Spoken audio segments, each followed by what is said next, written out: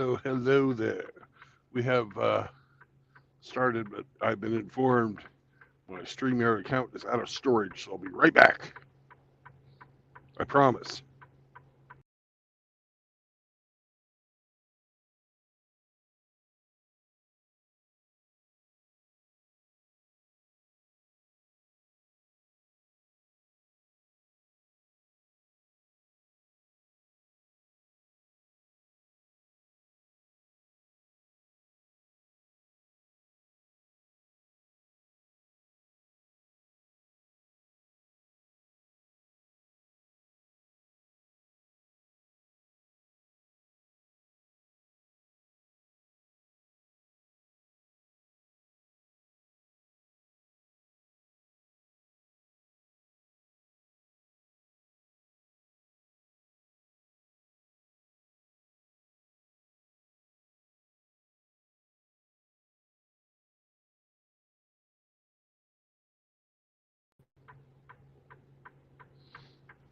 Right.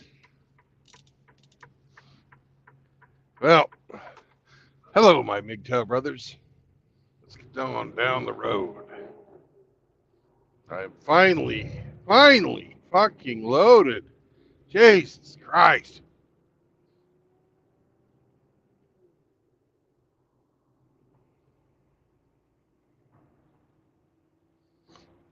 I think we're going to go as far as Hamsterland.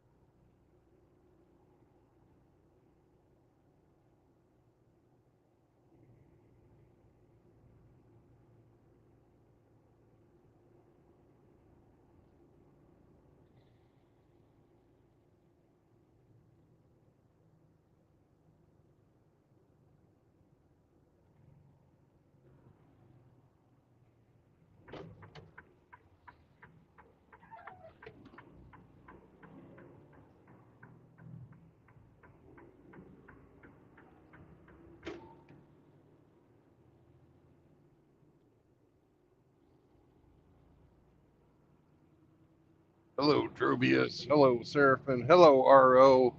Hello, Hanok.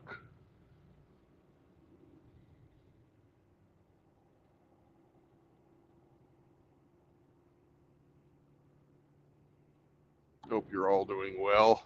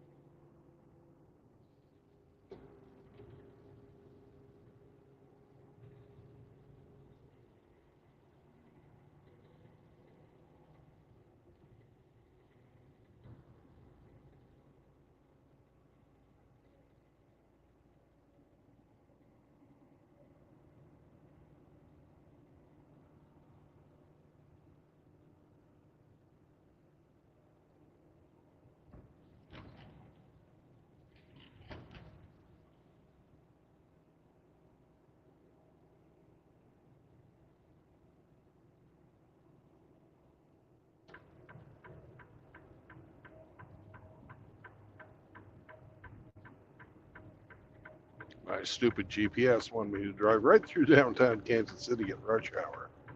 That's not going to happen.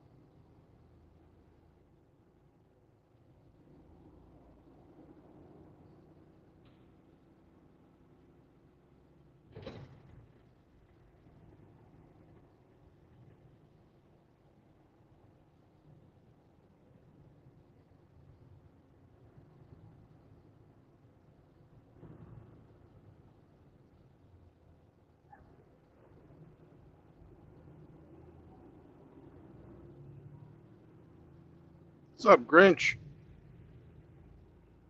Hey, Ramadi. Oh, everybody, Ramadi's got a Discord channel now.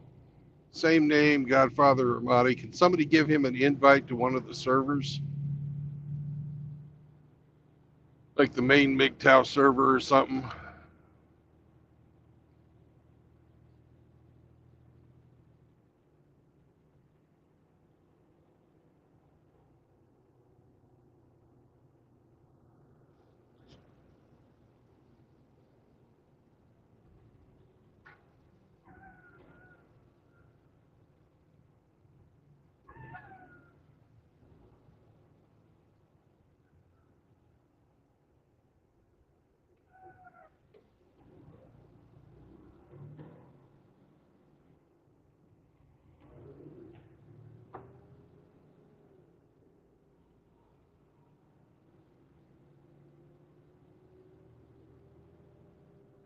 I tried to, but I couldn't find him.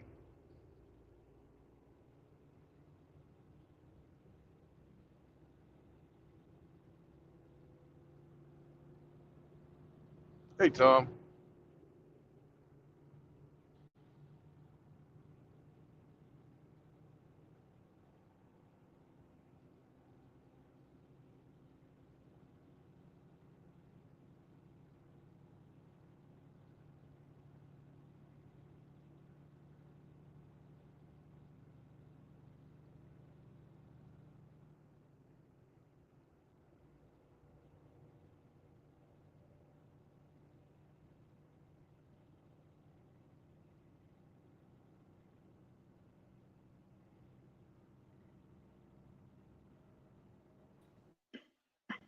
Godfather. Good How's the man? afternoon. How's the man who put echo in the echo chamber? Hey, I put the bop in the bop, shabop, shabop. I'm good, brother. Uh, you got her going on double strong today. So, hold on. So it sounds like you had a long weekend. I did. I had a nice weekend. Celebrated my parents' 60th wedding anniversary, That's awesome. and took care of some business. Got my old van moved out of my brother's place up to my homestead. I never should have parked at my brother's place anyway to begin with, but they Yeah. convinced me, oh, it'll be safer down there. Yeah, I remember my grandparents. I was on my first enlistment, and I got a letter in the mail, and it was photos of my grandparents' 60th wedding anniversary that Nice. I wasn't able to make it back for. So I missed out on a lot of significant and important events being in the military. But I mean, that's kind of the price you pay sometimes. Yeah.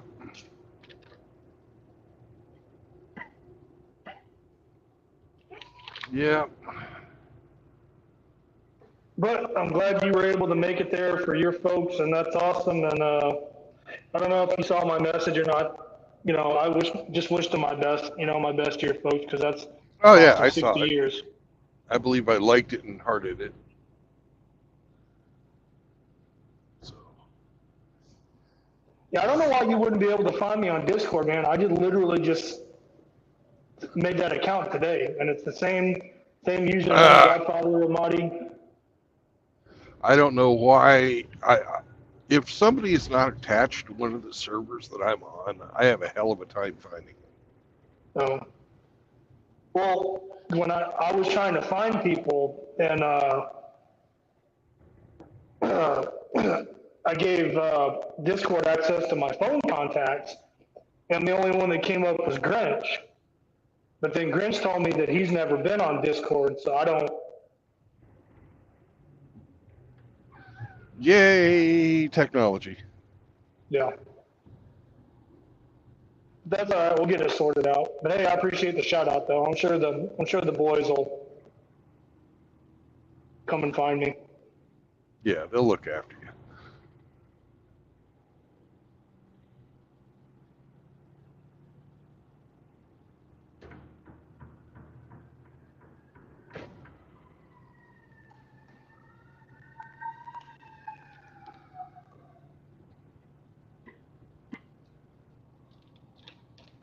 I do believe I need to rebalance the truck.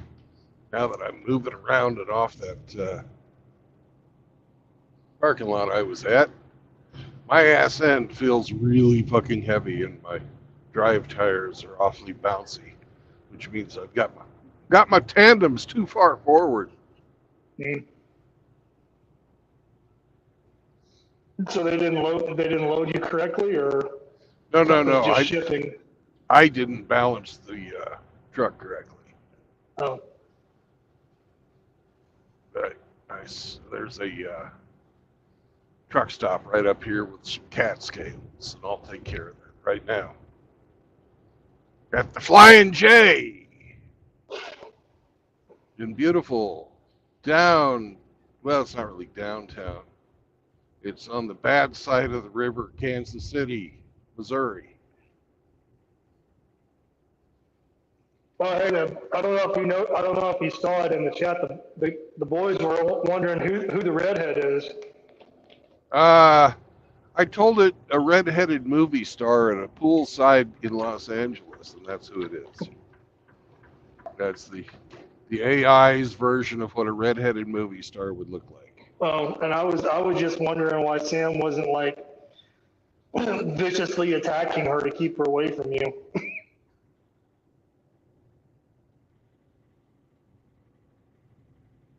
We were taking a selfie, Metaphorically man. speaking, of course. Would you like to see Sam attack women? I don't know. Wouldn't want to see Sam attack anybody. I'm just being a smartass.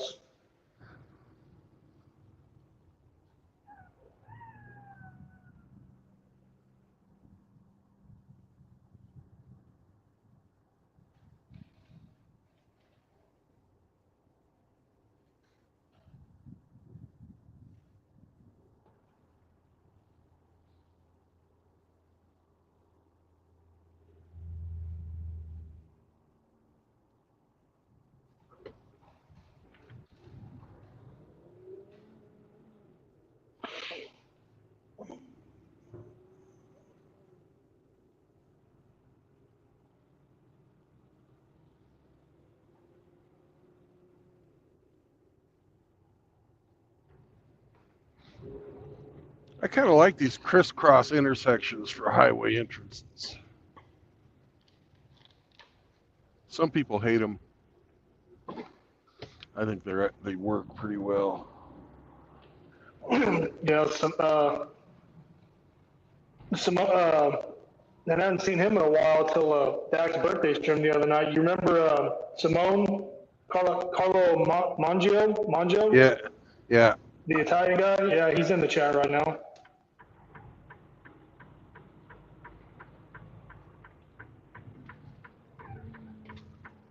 Sorry, I'm navigating. I kind of have to pay attention when I'm going around corners of this big motherfucker.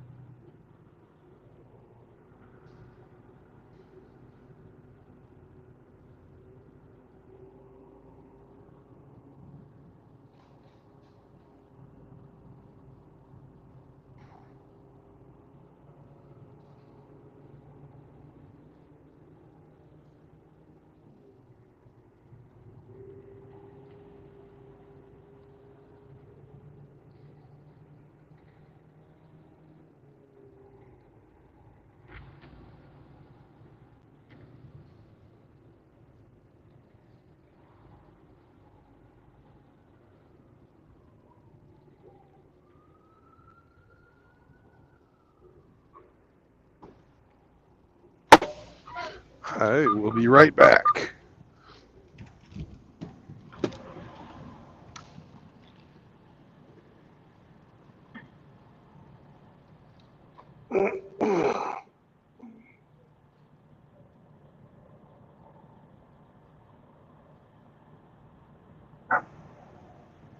Yeah, Seraphim, if this is the same Simone, Simon Simone from Italy, he's okay.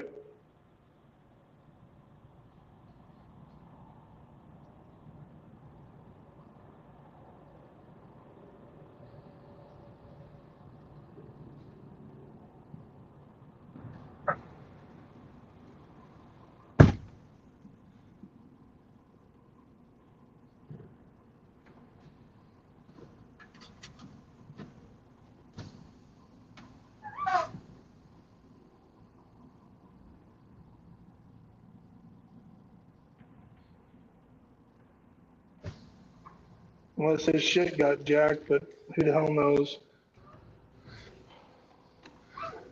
All right. Let's go up here and weigh. Move the tandems about 3 feet. See if that takes care of it.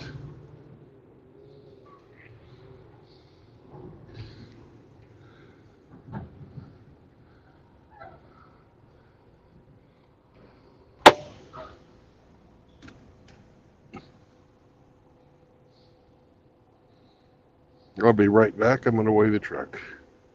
All right, man.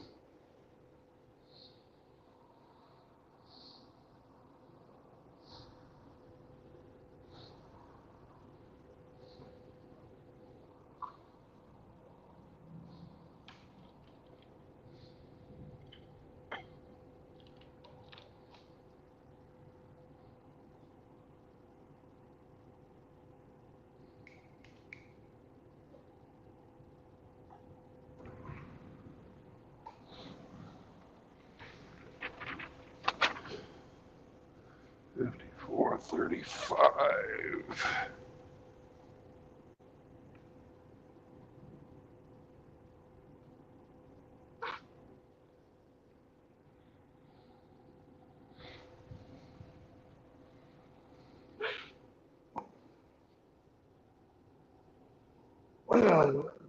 Drew Buick, Sanok, Tom Laundry. Good to see everybody. K-Plan. It's good to finally talk to you on Backstream.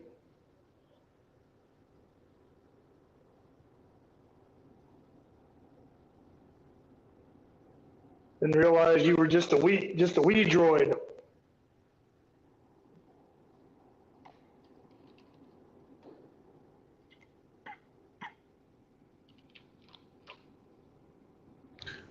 Chihuahua. Chihuahua. Well, hey there, buddy. Well, hey there, little buddy. See, you didn't get the windshield fixed. Nope. They sent me to Kansas City, you well know. Instead of Joplin, now I'm going to Georgia.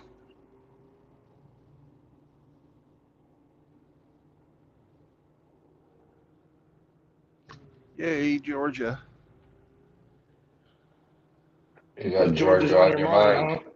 Huh? Jinx. You owe me a Coke, buddy.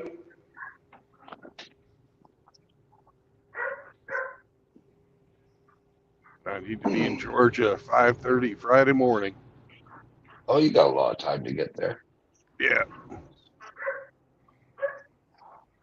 It's a little over 850 miles or so.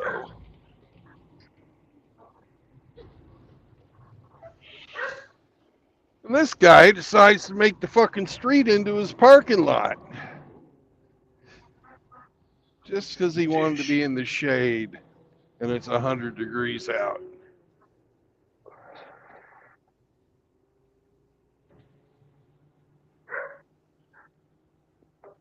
So you're Joplin now, you said? Or Kansas? You're Kansas City Yeah. to Georgia? Okay. Just got loaded. Do you remember where it is you're going in Georgia? Oak Grove, I believe. Oh, Oak Grove? Okay. Or, Rad, what's up, brother? How you guys doing? Hey, Figured what's I'd going on, Rad? jump on your stream here and say hello. how you doing, brother? Doing good. Just end of the summer here. It's cooling down in the morning. Good to see everybody in the chat. Where are you headed? I am going to Georgia. Georgia in 2024. Yeah. What's the discussion on today, guys? We haven't really started yet. What do you want to talk about? Anything on your mind? I just got off the phone with a guy that's watched my channel. He reached out to me. Then he called me. I talk to guys on the phone all the time. Yeah. Just give me a lowdown, and calls me, and he's 35, 36, 3 kids. Been divorced for 6 years. The oldest is 11, 8, and 6 are the ages. Anyhow, Right. the ex-wife's going nuts again.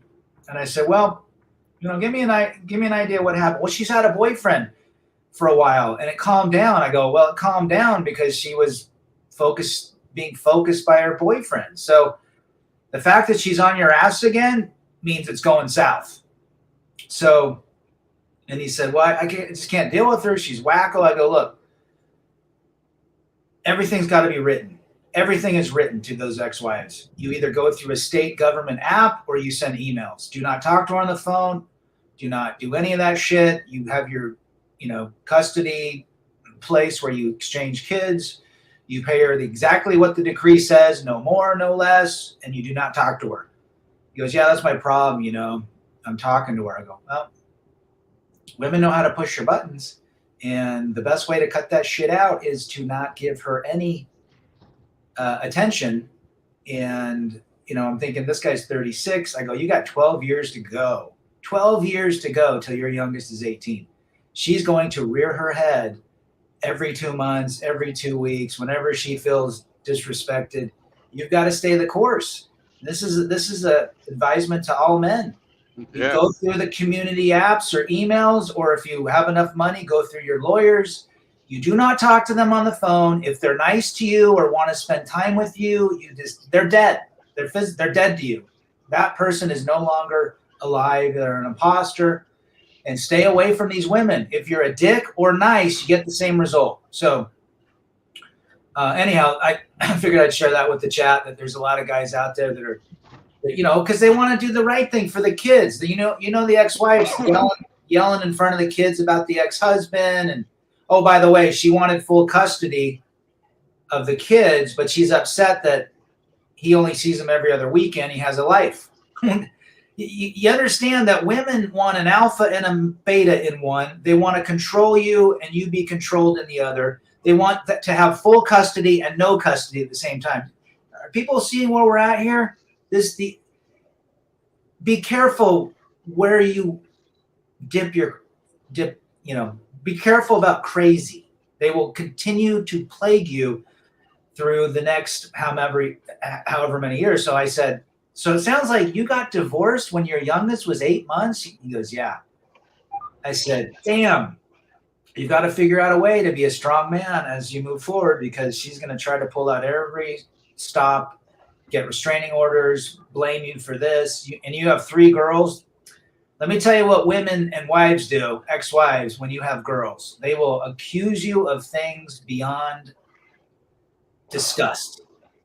So just be careful out there, gents.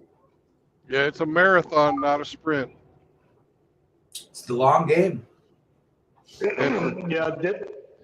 Never, ever, ever give them any information about anything. If it doesn't have to do with the kids directly. Yep. Yeah,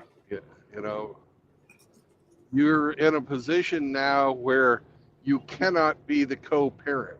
She will always be the senior, since you do not have full custody and that type of thing. And even like in my case, I had joint custody, but one of us was listed as the primary fucking custodial parent, and you guessed it, it wasn't dad. And that's almost always the case. Yep. My attorney said she'll be custodial. It really doesn't mean anything. You got 50-50, no alimony. It just, someone's got to be. It's typically the woman. But guys, we win in the end. We win in the end. I go, ex-wives are typically mad at the ex-husbands because they're just unbearable creatures to begin with. Number 2, they're always unhappy. But number 3, she gave me her best vagina years from the age of 23 to 43. She's mad about that. She can't ever get it back. We as men can give our schlongs till we drop dead, right? They get mad about that. They're very upset. It's a subconscious thing. They know that they're not the body that they can give like they once did. And so they're angry about that. And trust me, she holds the same anger versus your children that she does to you, even if she won't admit it out loud. Absolutely. No, because every time she looks at that child, she sees you. Well, not only that. It's just a constant reminder. Every time she looks in the mirror naked. Drew says, I would tell her, thank you for your cervix. That's perfect. That's fucking funny. But I mean, at the end of the day, these channels are all about to advise men of stay clear of these women. They can turn your life upside down. very, very quickly. Yeah, sticking your dick in, speaking from my own personal experience twice, sticking your dick is crazy, and sticking your dick in crazy is fun until it's not. It's only good the first time. Because you know what you're getting. It's like when you go and get that, you want to try that burger joint. They're rated the #1 burger joint in the U.S. and you have it, and then you want to go back, but you already know that, you know half of the mystery. So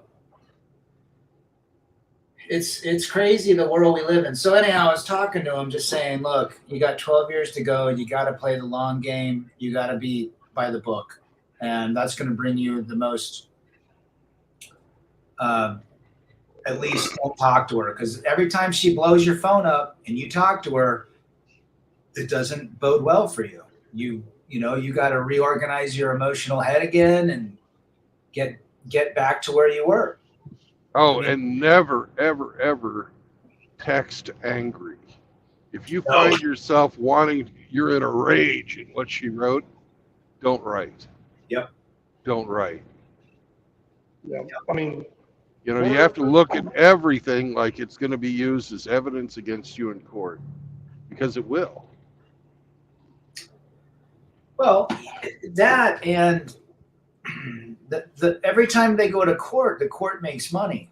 There's emotion. You got to file shit. There's attorneys involved. It keeps the court in business. They want men coming back over and over again because it keeps the wheels of the economy turning for these non-standing courts. Family court and traffic court are the same thing. There's no standing either in the civil or the criminal side. That's fucked up if you think about it. Yeah. But good luck finding the right judge to believe your Title 4D. Yeah. There are, guys out there that will let that, that precedence. Yep. Go, but not a lot of them. So we're doing, me and John are doing, I talked to him the other day, gone with John. We're going to do a show on Saturday about alienated kids that are toxic. And he's dealing with a kid of his that's, and how to deal with kids like that. And I think it'll be a good show. Because I deal with it. I think, Brandon, don't you deal with that? Don't you have a kid that doesn't talk to you or is very... Two of them. You should get on the panel too. Or at least listen in. Are you talking about because of parental alienation? Yeah. That your child is turned against you? Or disrespects you and because they saw a disrespectful wife. Yeah, and how do you deal with it, right? I'll share how I dealt with it and how I still deal with it, but I'm a believer that toxicity should be removed, whether it's upstream with your parents or downstream with your own kids. Well, children, they can only go off the example that they see on a daily basis. And I'm not saying in my current state, in my current situation, in my current state of mind, that I would be a good example to stand in front of my child and say, hey, you need to do this and not do this, and you should be doing this better, and tighten this up. I can't do that because I don't have my own shit together. So, but I know that the example that my child is seeing on a daily basis where they're at right now is not good for them. Yeah, and this is more for probably older kids, junior, senior year old kids, and my kid who's 25, but she's been like this since she was 13. So how do you deal with it? Yeah, well, mine just started their junior year in high school this month. So yeah, literally for girls it starts when they hit the period and they become a young woman, Mhm. But just John's dealing with how he's trying to deal with it, and there's certain things that we can do and what we should do. But it's something that men struggle with when kids don't talk to you. I haven't talked to my daughter in 15 months. No text, no Merry Christmas, no Happy Birthday, nothing. So, and it's you just have to learn how to deal with it. You play the long game, as Brandon talks about. Maybe someday we'll have a relationship. Most likely not. She's head-bedded up. She's been allowed to be a 304, unfortunately, but I'm a realist. So she's got tattoos. Her mother put her on head meds, anxiety. She drinks alcohol. She's messed around with multiple dudes. It's, she's a damaged girl, unfortunately. Right. Yeah. When did you say that is, John or Brad? Saturday? Yeah, Saturday at 11 Eastern, 8 Pacific. No, Okay. 8 Pacific. You're talking the evening then. Morning. Morning. Oh, okay. That's gonna cut into Brandon's D&D time. That's all right. Well, at my parents' 60th, I saw my son who doesn't talk to me. I haven't seen him for years, and he tried to call me Bill, which is my real name. Yeah. What'd you say about that? I said, "You don't call me Bill." He said, "It's your name, isn't it?" I said, "Do you call him Bob?" Which is my dad's name, and I've said all these online before, so everybody knows who I'm talking about. He says, "No, that's Grandpa." And I said, "Do you call that woman there? Do you call her Grandma?" He said, "No, that's Grandma." And I said, "How are you related to them?" And you shut up. And we didn't say another fucking word to each other. Mm. But you can't let that slide either. You have to let them know that you're not going to just sit there and be disrespected because everybody else in the family enables it. I don't know how it was for Rad, but my whole family turned on me when I got divorced, and nobody said a word to me about it. But a lot of people were giving me the stink eye when I was correcting the situation. I kept calm about it. Yeah. Well, we're fathers. We're not friends to kids, and my boys don't disrespect their dad. We've had a couple of disagreements, which were raised voices on both ends, but we still we apologize to one another, and we were able to see clearly what each person was thinking, and we move forward. But when it comes to daughters and disrespectful kids, you still have to be a father. No, I don't call my dad by his name, and I'm 52 years old. He's my father. Whether I like him or not, he's my dad. I'm your father. You have my blood in you. Do I need to tell you how you came into this world? I raised you. I nursed you. I washed your, changed your diapers. You don't respect. I can't hear you. Oh my God. Can you hear us now, Roden? I can hear you now. Oh my God. Rebel against defeat is in the building. Hello, sir. Hey, hamster. What's happening, brother? No, Red, I 100% agree, because last year when I moved into the place that I'm in now, and my daughter contacted me, and we opened up a line of communication, and she got mad, and she got emotional, and she said some things and got some things off her chest, and I said, all right, that's cool, and I understand. I said, but here's the thing, and I want you to remember this. I said, you can get mad, and you can vent, and you can bitch and moan and complain, like, all you want. I was like, but at the end of the day, good, bad, right or wrong or indifferent, I said, I am still your father and you will show me that respect. Mm. Dude, if I even did that to my dad had a stick and a belt. Damn. All right. And I still respect him. He kicked our ass. Yeah. But, you can't do that today. You can't discipline your kids. Or the popo's coming. You're going to be put behind bars for set, and then you'll have to go through visitation, all this bullshit. But at the end of the day, I'll tell you, lastly, my daughter is so disrespectful and mouthy. I just said, you know what? I told her one last time, I'm your father.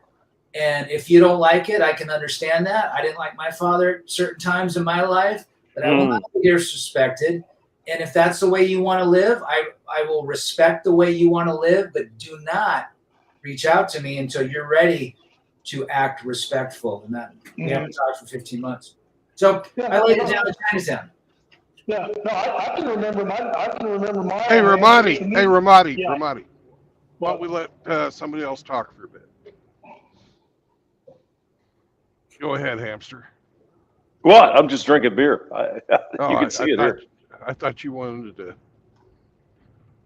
say something. No, I'm just happy to be here. So always great to hear from the boys. So Rebel Against the Feet. I'm not sure I know who you are, but I like it. I like you. He's a great content creator, hamster. Cool. I'm gonna have to look up your channel.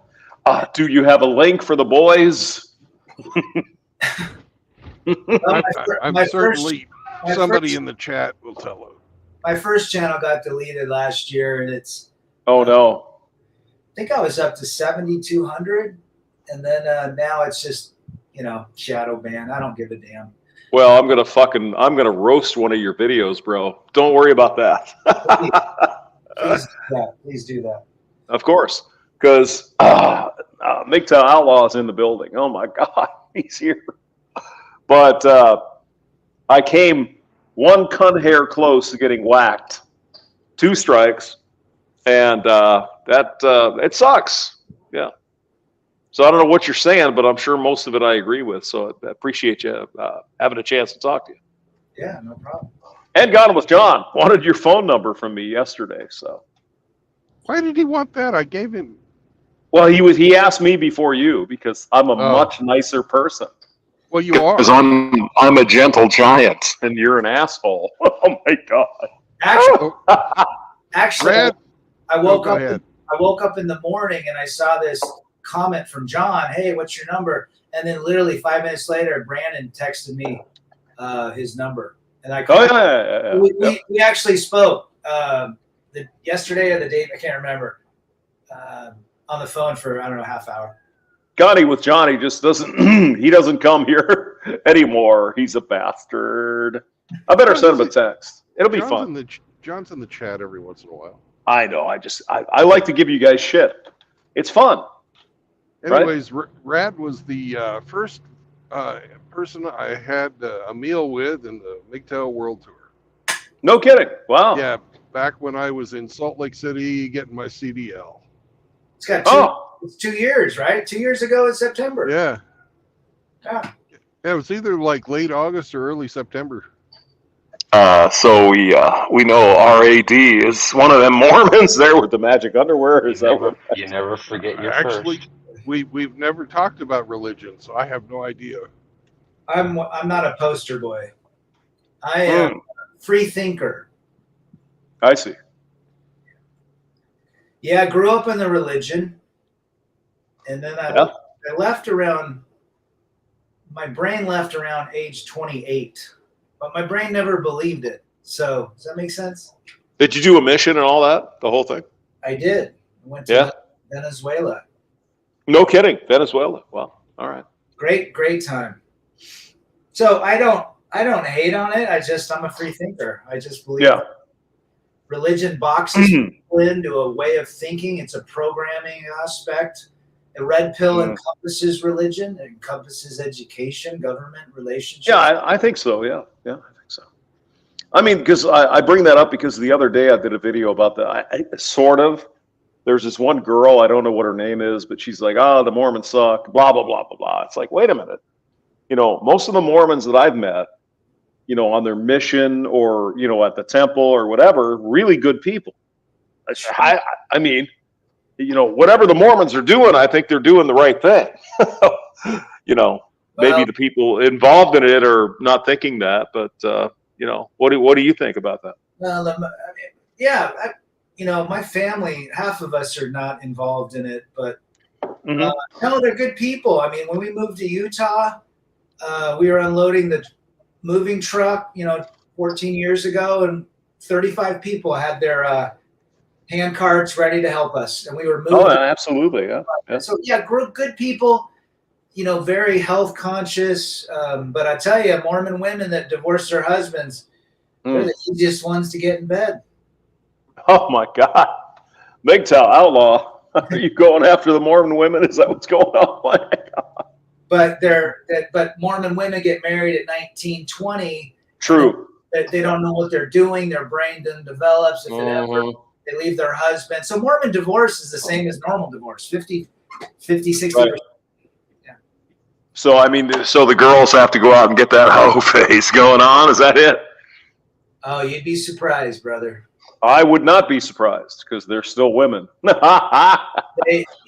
women that hide behind, their religion. But at the end of the day, they act just like normal women that grew up in their modern day women. Yeah. I mean, it's the same in the Catholic Church. I think the Jewish people, still got that under control a little bit, but I know the Catholics and Orthodox Jews. Yeah. But I mean, the Catholics, the Lutherans, the Protestants, the Mormons. Yeah. Damn, well, if God can't get you straight, what the hell, man? We have no chance. As far as religious and non-religious groups go, the highest divorce rate is in reborn Christians. That makes sense. Is that right? Like the born again stuff? Even more than atheists, yeah. Wow. I've never understood that whole born again thing, though. I mean, I kind of get it. You're dedicating your life to Jesus and all that, but this water comes on me and suddenly I've got God, and maybe you guys can explain it. I don't know. MGTOW Outlaw is probably a Southern Baptist, so he could probably go for it. He doesn't even want to talk now. I guess I'm here. Maybe I should leave. Oh my God. No. Who is really hardcore Catholic is Red Pill Men's Health, Gregory, that just remarried for the third time. Oh, yeah. I used to watch his stuff. Never did like him all that much, to be honest. I wasn't a fan of him. I mean, he had good content. He had, 30,000 subscribers. He was all about freedom, not need them, go monk, don't get married. And now he's married to a woman with stepkid. Yeah. I don't understand it. It's like knowing your parents are Santa Claus and then trying to sing 1,000 Christmas carols, and then you go back to believing Santa Claus is real. Yeah, I've never quite understood that guy. I mean, he seems all right, but yeah, I don't know. I think he went back because he's very Catholic and he wanted to be chaste and follow the Catholic principles of morality. That's my personal thought.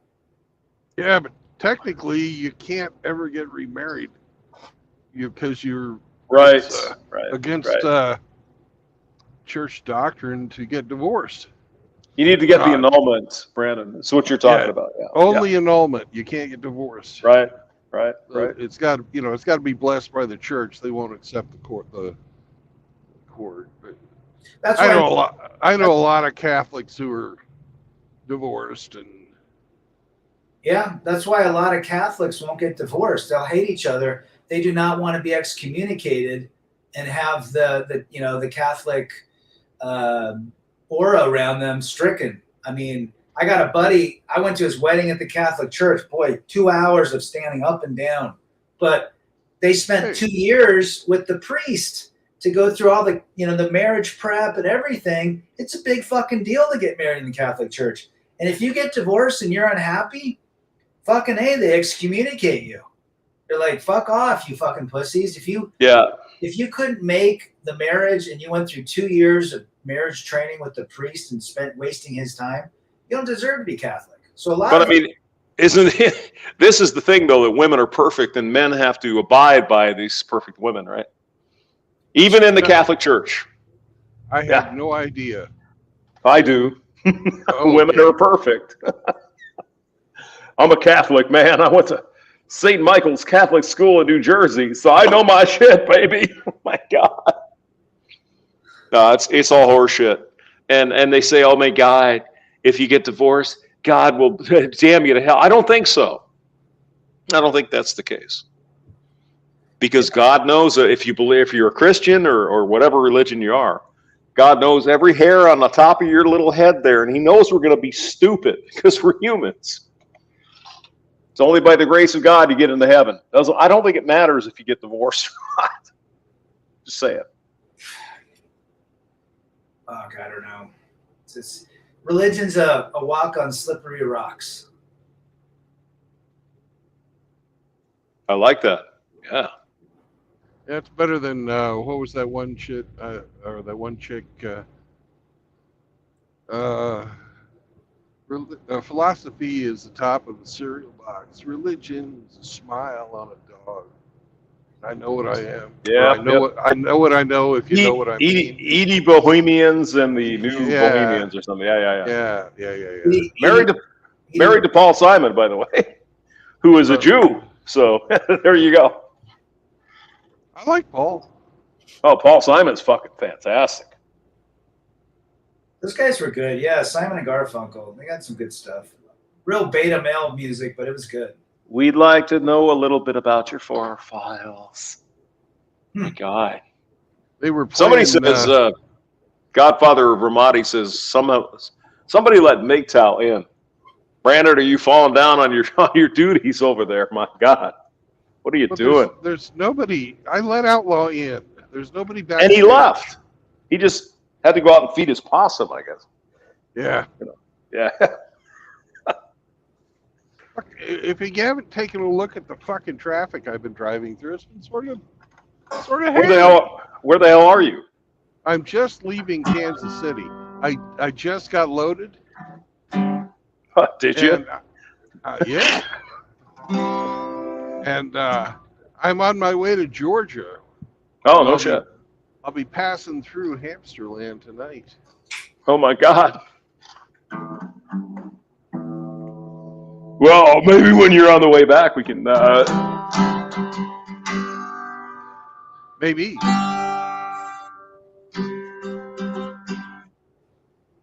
Kind of looking forward to another stop at the at Lenny's, man. That was... Oh, man, Lenny's is great. It's so much better. Mm-hmm. I actually think Cracker Barrel was better than that first place we went to, the Wagon Wheel or whatever the fuck it was. No, the only problem I had with the Cracker Barrel is it's good food, but they don't give you enough of it, I think. Yeah. They were really chintzy on the fucking cheesy hash browns. Oh, yeah. Yep. Here, you can have an ice cream scoop of this stuff in this own little bowl. Shit, it was more like a spoonful. Oh my God, it was terrible.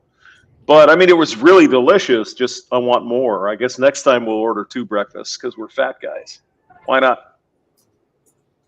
Yeah. And it's my turn to buy, so eat up. God damn it! I want a snake.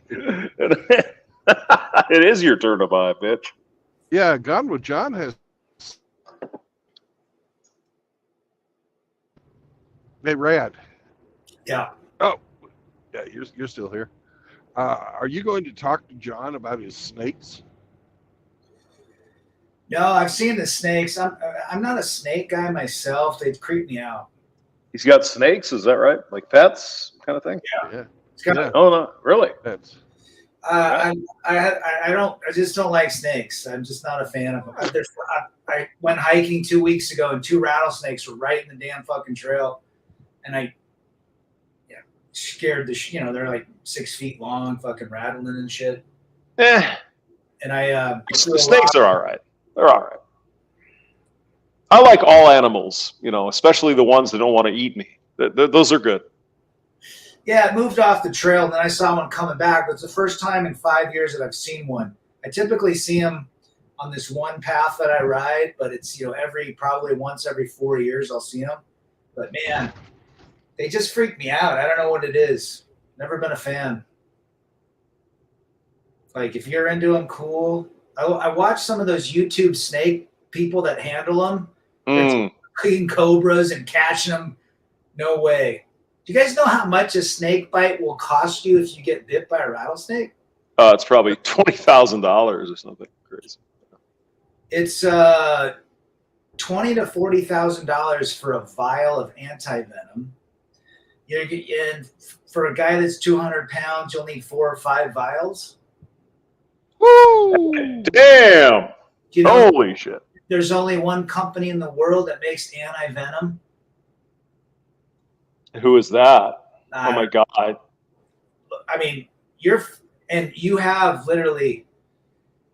If you get bit, I mean, and snake bites, there's not a ton of them, but there are, out here probably 1 a year, 1 or 2 a year. But yeah, this one guy was in my county. He got bit. He didn't have insurance, so he tried to use ibuprofen. He was dead the next day. You got to go get that shit. I mean, you got to be at least 6 hours or less to a hospital, or it goes fucking nuts. I had to go get rabies shots. Yeah. Now that was a couple $1,000 right there. Oh yeah. Here's a tip. If you wear pants and there's a rattlesnake, you have 70% chance of, well, you could be bit, but 70% chance that venom will not get through your leg because the pant will block it. So wear pants when you're hiking.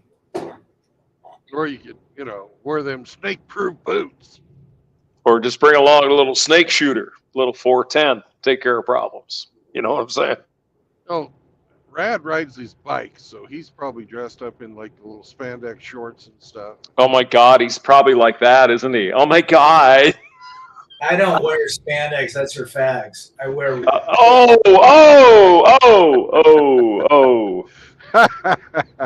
He just lets his big old monster just hang there. He's naked. Oh my God.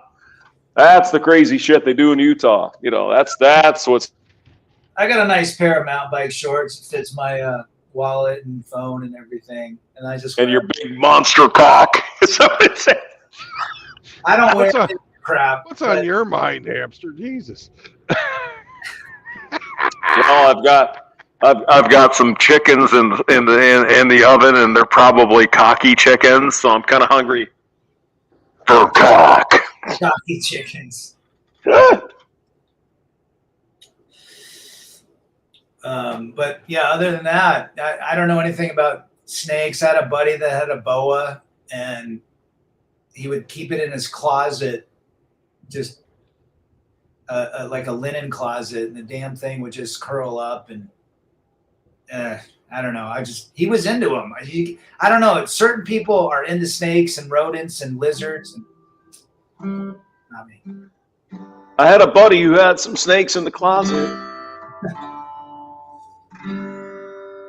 He was in the closet too. And Muhammad said no.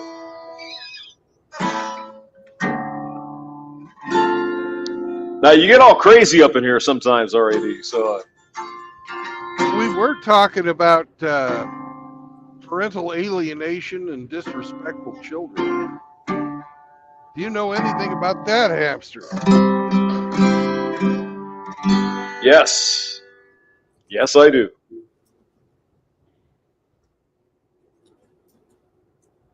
Would you care to share with us or leave that scab unpicked? Nah, we're just going to leave that alone. Yeah. Been too many years, bro.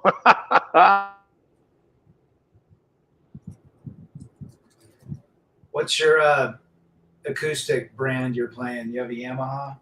It's the cheapest fucking thing I can get at the Guitar Center. It's a Mitchell. Oh, yeah. I got a Yamaha. I never play. I always play my Fender. I have Fenders, yes. I do have a pickup, though. I have a Dean Markley pickup. Ooh. Stick. All right.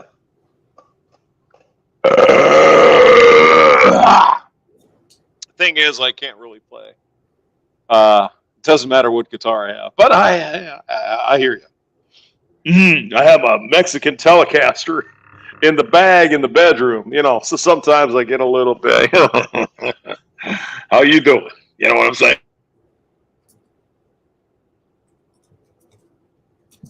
Oh, and my Ibanez, and, the Stratocaster. Yeah, I have a couple things. I just bought a Black Star amp last year. Looks like a toaster, but it pumps out. Man, I can't. I had a crate, 20-inch crate, and this thing, it's so small. It can run on batteries. I can take it out and play outside, and it's great. Cheap.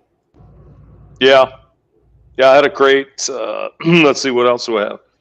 I got a Vox AC-15. I've got a Vox modeling amp. I've got a Fender Bronco modeling amp. And probably somewhere else I got something else. But and a keyboard. And I know, Brandon, you're very fond of that. So I'll have to pull that out for you. We got a couple of we got some guys that play in bands. Scotty Side's a drummer for this 70s, 80s. Oh, he's a drummer? Iron Maiden. Explains a lot right there. I didn't know that. Yeah, He's great. They got a good. he beats it. He beats it. He beats the drums. He's got a good band. Do. There's Travis. He's got a band called Curious Syndicate. They've cut some records. There's some good folks that we got in our cats. I'm getting passed by Grandma in her Buick. I let her on the highway.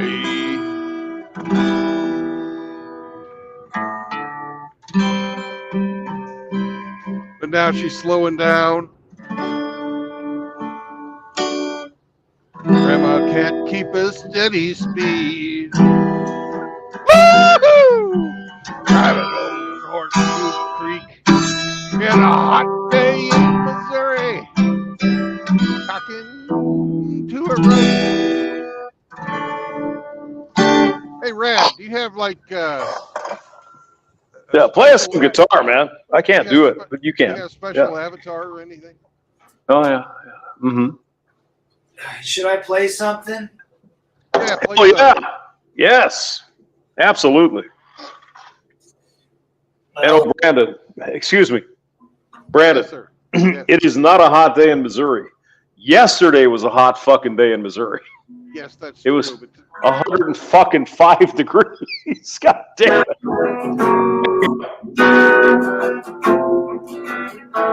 Does this come through? Yeah, we hear it. Yeah, a little bit.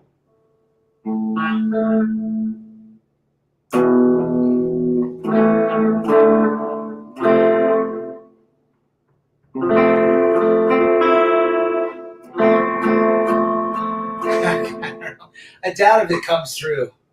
No, we hear it. Hey, you got a strat there. Yeah, that's good. I see it. And you got a fucking hat with your name on it, man. That's cool. I like that. Just the only one.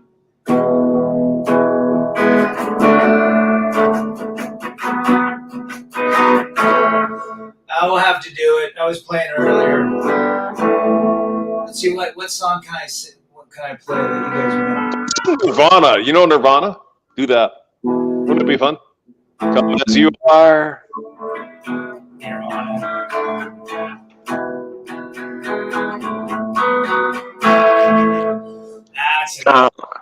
As you are in my underwear, you sicky motherfucker.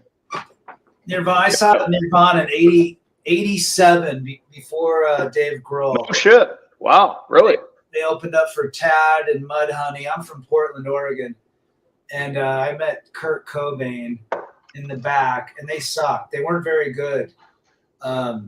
And he was Kurt, I mean, was he an asshole or was he like just cool or whatever? Coolest guy ever. Like I went in the back. I said, "Hey, you're that band that opened up, Nirvana." He goes, "Oh yeah, where are you from?" I was wearing my Santa Cruz T-shirt, skateboard T-shirt, and he said, "You skateboard?" I go, "Yeah." He goes, "Oh, so do I." And I talked to him for 15 minutes. The nicest guy ever. No way he killed himself. Nicest guy ever. Yeah. Well, he was involved with that. That skank. I'm sorry. We know what happened. You got some Yingling? Oh, yeah. Is that what I'm Lots of seeing? it. Oh yeah, lots of it. Yes, sir. Oh my God. Some Sasquatch, Salt Lake City beer.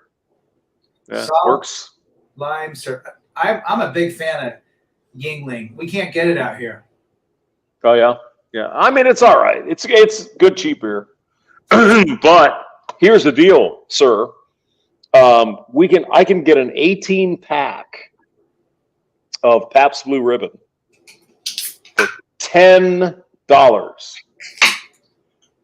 in St. Louis, because I mean it's brewed here, right? It's Anheuser-Busch, whatever. But damn, that's a lot of beer for like a little money. I like it. Yeah, I bought some PBR last weekend. It was $4.99 for 6 tall boys. That's not bad. That's not bad. Yeah.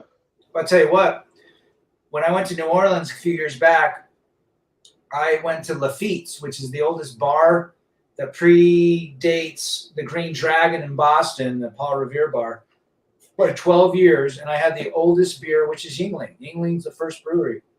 Yeah. Yep. I drank the oldest beer at the oldest bar, and I felt like I arrived. It says here, born in, I don't know, 18 something. Yeah. So cool. Yeah, Yingling is good stuff. Every time I find a Yingling, I've actually had the Yingling Light. It was in Vegas. I think they had Yingling in Vegas. I can't remember though. Or was it San Antonio? It was San Antonio. San Antonio had it, but it's very difficult to get it out here. Oh, I destroyed a 24 pack of Yingling Light the other. Oops. It happened. Hey, who is the penis whisperer, by the way? The piss jug That man. would be Mr. Hemi. Mr. Hemi 4-speed, who relies on the Dodge to fail all the time, up there in Canada. We have a ghost in the panel sometimes. Who? I don't Yeah. know. It's a ghost. Sometimes the ghost whispers words to us. And You one of guys the words- see that they're, hey, Brandon, shut Yeah. the fuck up for a minute. All right. God damn it. Did you see they're bringing back Beetlejuice, the new one, like 30 years later? I saw that. Actually, looks pretty good. Yeah. Winona Ryder's in there and Michael Keaton, and I would go see it. Winona Forever. Another one that they're bringing back that they shouldn't have is Fight Club, but it's going to be all women. Oh, fuck that. Not just all women, all lesbian women. Oh my God. You Women. know it. And Dolph Lundgren. Dolph Lundgren is the guy in there. I thought he was dead. Didn't he die? I guess not. I guess he's still in the movies. Okay. All right. He needs money. I thought he passed away, to be honest. But okay. No, he has. I think he's got stage 3 or stage 4 colon cancer or something like that. He was the guy in Rocky who was like, I destroy you now, or whatever, right? Russian guy. Yeah. Yeah, he was in Expendables. I like the guy, and he's got a 26-year-old hot girlfriend. He's 66 or 67 or something, but just goes to show the value of men. Apparently, not Schwarzenegger. Who's the other guy? Rocky. The Rocky guy. Stallone. He and this guy are best friends. Even though I think Stallone stole his wife away, that tall chick, the redhead, whatever her name was. Remember that? Their wife swapped. Oh, Yes. no, that was Schwarzenegger. The chick that played Red Sonja. Yeah, Red Sonja, but that. I don't think it was Schwarzenegger. I think it was Stallone. Yeah, she was Schwarzenegger's girlfriend, and he didn't want her anymore, so he fucking gave her to Sly. Sly wound up wifing her up. Oh yeah, yep. It was the Red Sonja girl. Yeah, yep. Who, if you haven't seen that movie, there's some titties in that movie. You know what I'm saying? My God. And they're not plastic. They are tiny, and I like those. Oh my God. The itty bitty titty committee. Hell, I mean, give me that. I don't care. She looks good. Yeah, Red Sonja. She's like a 6'3" woman, though. She's pretty big. Yeah. And so you're gonna have a handful there. Not a big guy. Stallone? Yeah, he's not tall at all. He's like 5'7", 5'8". Yeah, he's an average guy. Yeah. I respect the guy. I mean, he went out and wrote Rocky. In the 60s, he was in a movie with Henry Winkler and Harrison Ford. I can't remember the name of it. And the acting agent said, dude, you're retarded. You're never going to be successful. And he went and started, he wrote and directed and produced Rocky, which I watched all the Rockies with my boys. And if you have boys, if anybody has boys listening, watch the Rockies and the Rambos with your boys. It's a great bonding experience. But you got to respect the guy. I think he wrote the first Rambo too. Yeah. Yeah, he's a big writer. Yeah. But I mean, respect him. The guy was like worth nothing. They told him hey, yo, Adrian. He couldn't speak. He's got nothing. Yeah. He had that palsy. He's got that weird. He's got some sort of palsy, the disability with his eye and his lip.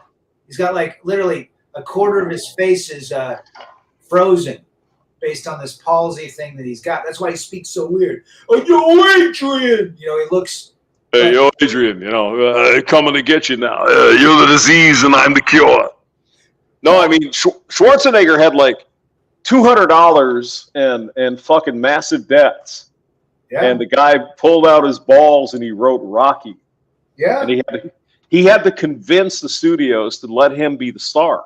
Yes. Do you know that? Yes, that's what I'm talking about. And he, the other thing is, he put Paulie in. And Paulie was his manager. Yeah. Remember what Paulie said? The biggest red pill moment ever. Women weaken legs. Women weaken legs. That was Burt, whatever. What was his name? Burgess Meredith. Yeah. Burgess Meredith. No. Okay. Well, the brother-in-law was what was his name? Burt something. That was a great fucking movie. That's like one of the classic American movies. There's just no way to get around that. It's great. Yeah, if you have nothing to do on the weekend, watch all the Rockies, 1 through 5. Even if I have something to do, I'll watch Rocky 1. Even Creed, without question. The first 2 Creeds were good too. I mean, and they're not as good as the original 3 Rockies. But remember when he fought Mr. T? And yeah. That Rocky with Tommy Gunn was terrible. Which one? That big guy. What was his name? Tommy Guns or something like that. Here comes the poutine master. Okay. That was awful. He's finally here. The guy that fucking died of AIDS. He was all like anti-gay, and then it turns out he's a Peter Puffer. It's like the guy in Ferris Bueller Day Off. The principal turned out to be a friggin' PDF. Yeah. But that first Rocky, man, that's a classic. There's unquestionably a classic. Same with Rambo, First Blood. The first one, right? He goes to that small town up in Oregon or whatever, and they give him shit. And that's fucking great stuff. I love it.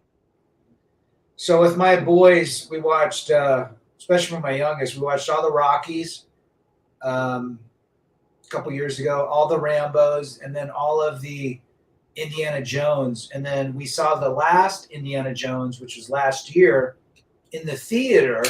And he was 17 when we saw it.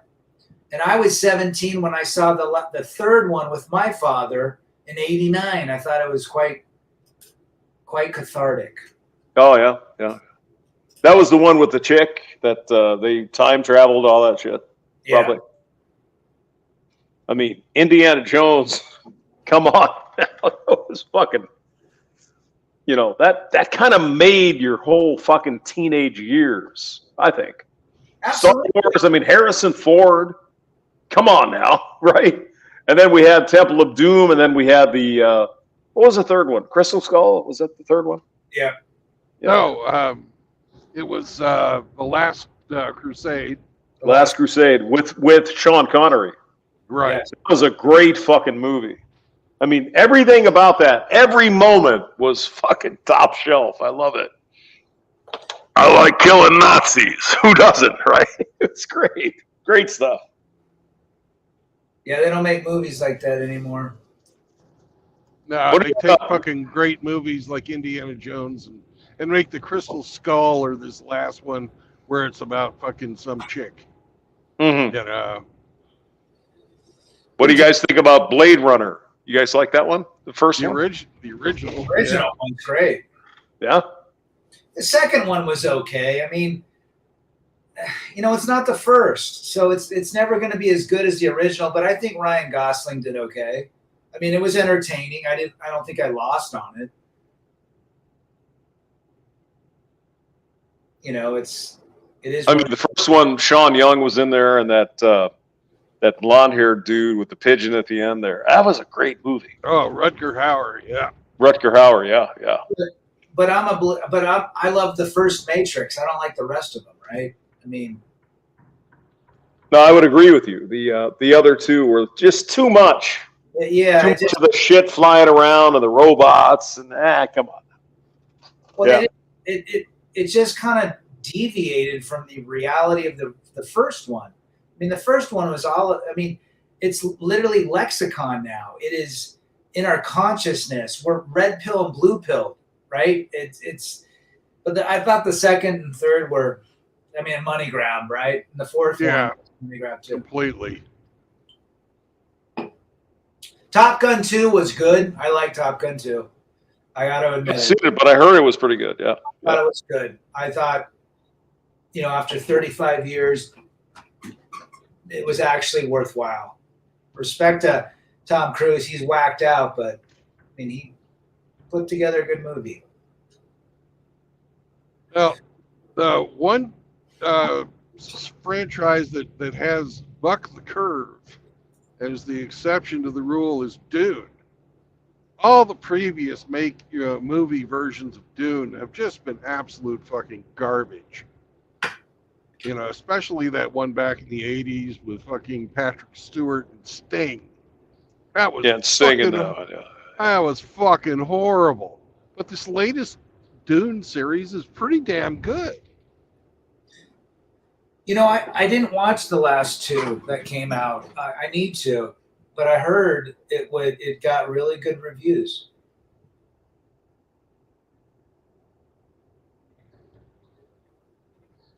Oh, it didn't. You know, another one that they fucked around with, and the first couple of versions were horrible, but the latest, even though it's not really latest, is the Lord of the Rings and The Hobbit. You know, Peter Jackson just did an excellent job making those movies. Yeah, absolutely. Did you see Peter Jackson's version of the Beatles stuff? That was No. fucking amazing. No, I haven't seen that. Oh, it's really good.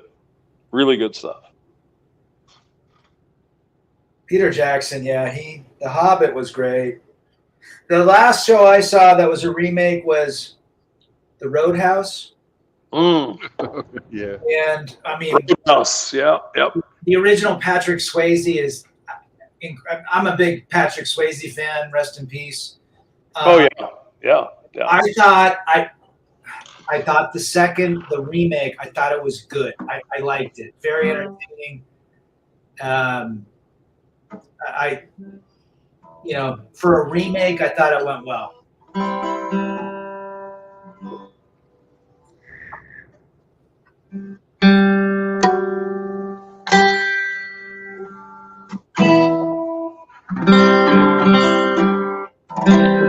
Whatever that song. It's Jeff Healey, right? Who also passed away, right? Jeff Yeah. Healey.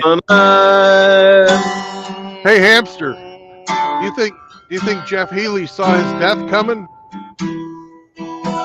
No, he didn't. Can't win your love. Whoops. Probably A minor. All on it. Something like that, right? Yeah. Good song, though. That was a fucking Jeff Healey was really good. And he couldn't see. God Yeah, damn. wasn't he You're blind? so evil. Oh, my God. Brandon, why? Why are you like this? Oh, my God. Yes, he was blind, which is That's why I right. made the bad joke. He was blind in love. Oh, my God. Blinded by the perfume and the red hair. Oh, my God. I've been there. Oh, my God. Stop it. That was a pretty good song, though. I like that. Yeah.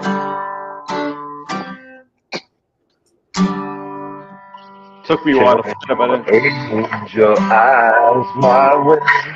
girl, you're looking so fine tonight. Oh, yeah, he goes up to that. God damn it. Run around. Hamster, why can't you play the song? Because I'm fucking drunk. There you go. All right, Hey, gents, hamster. jump off. I got to do some things, but I'll keep listening. Thanks for having me, Brandon. Oh my God, Hey, Brad. Rebel. Thanks for Don't popping leave on. us, man. Great to see you, Rad. Sorry I can't Go. join you on Saturday, brother. Oh my God. You guys are going to get together and have some breakfast? Why are you being a slut for me? You I'm terrible just a- man, you. I'm just a slut. That's all there is to it.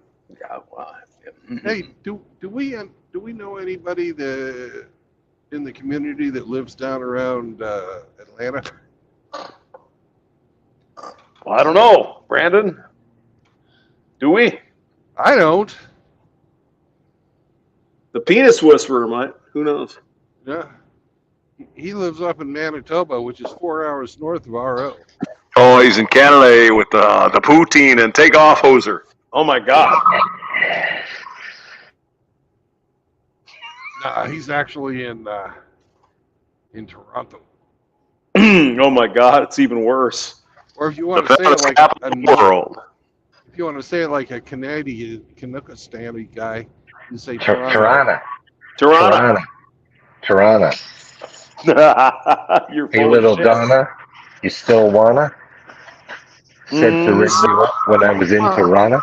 That's a good song, yeah. Yeah, because he smokes lots of marijuana.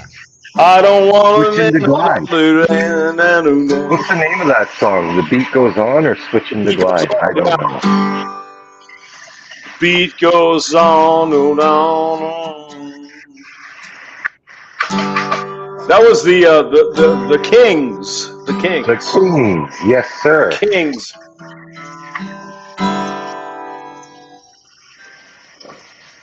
I have a bunch of friends that I can call at any time. There you go.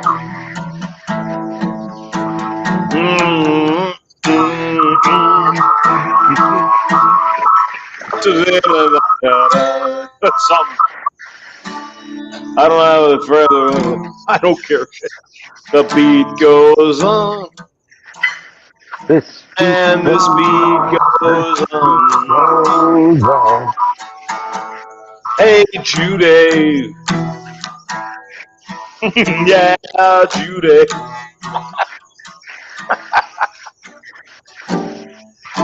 That's a good song. I don't. Wait. I don't give a damn. We got the idea anyway. Mercedes. Yeah.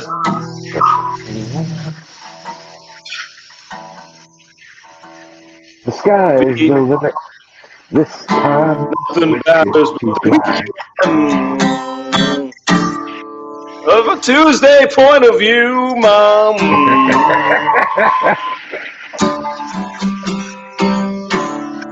The beat goes on. Beat goes on. Oh yeah, great song. Yeah. You The Kings. crazy. You crazy. Oh my God, do we have to find that song? Oh yeah. Because you in the Mercedes. 80s. Wah, wah, wah. I'm a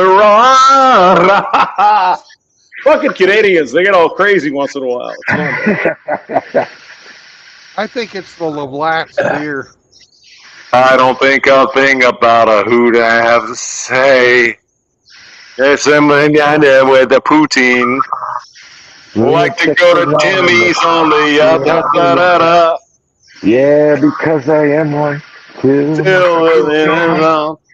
And this beat goes on Did you ever play that on the and radio? on and on. I'm sorry, what? Did you ever play that on the radio?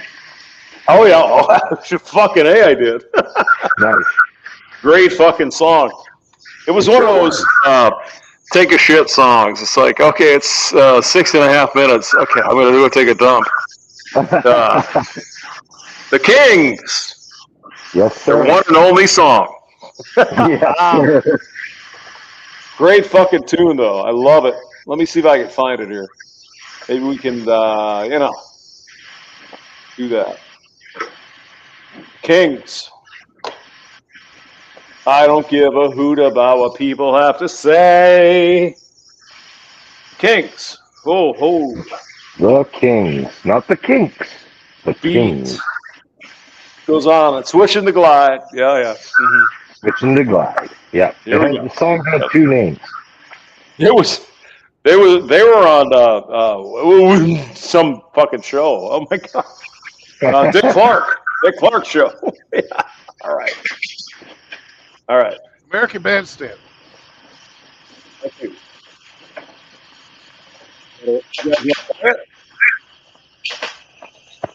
Hey, at least there's no shit. There's no fucking no stories coming out of American Bandstand like there was out of fucking Top of the Pops.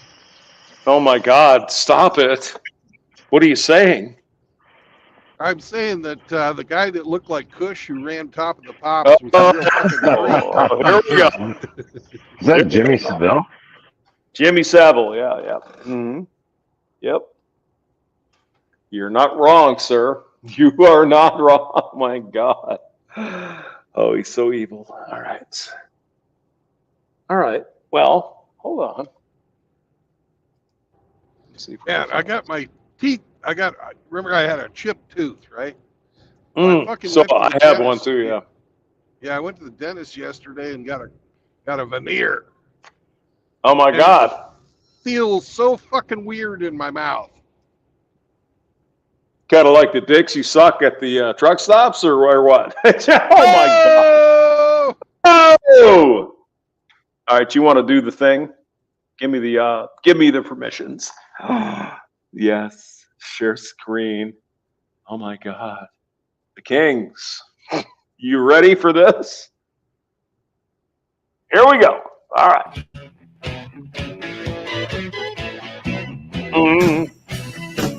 You're not going to give me a fucking copyright strike, are you? Yes, we are. Yeah, hey, I mean, you know, Hemi is all worked up about the song, It's but Canadian. No one will recognize it. Don't worry. It says Diamond Publishing BMI, so it's US. There we go. Judy. Judy. You said to call you up and I was feeling moody. Hey, little Donna.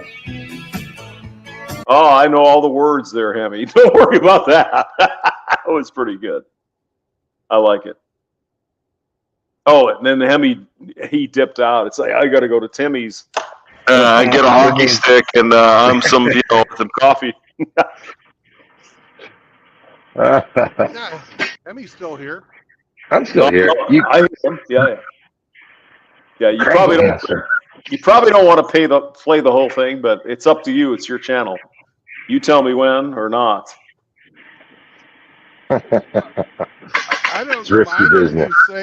if you say anything, but you can say all the forbidden YouTube words. I don't care, but I don't want to get a hit for fucking something stupid because we've got haters.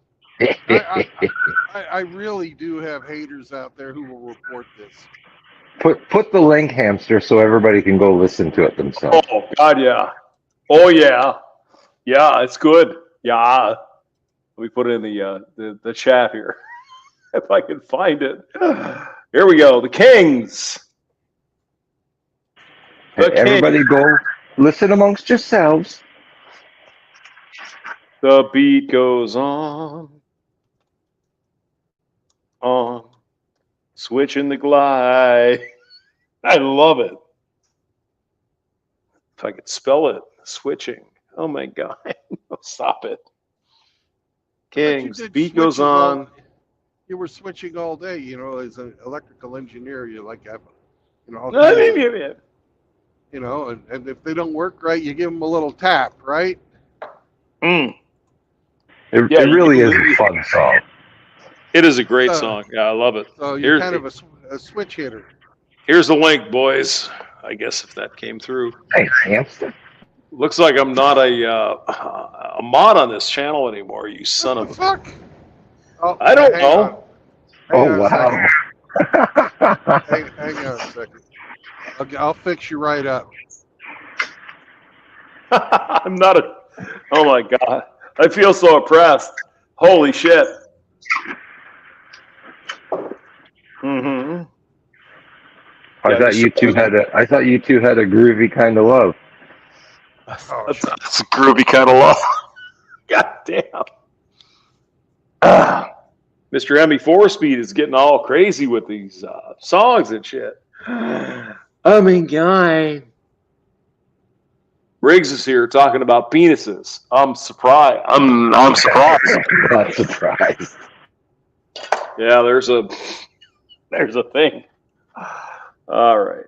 Let's post this thing and then we'll go. Yes, Mr.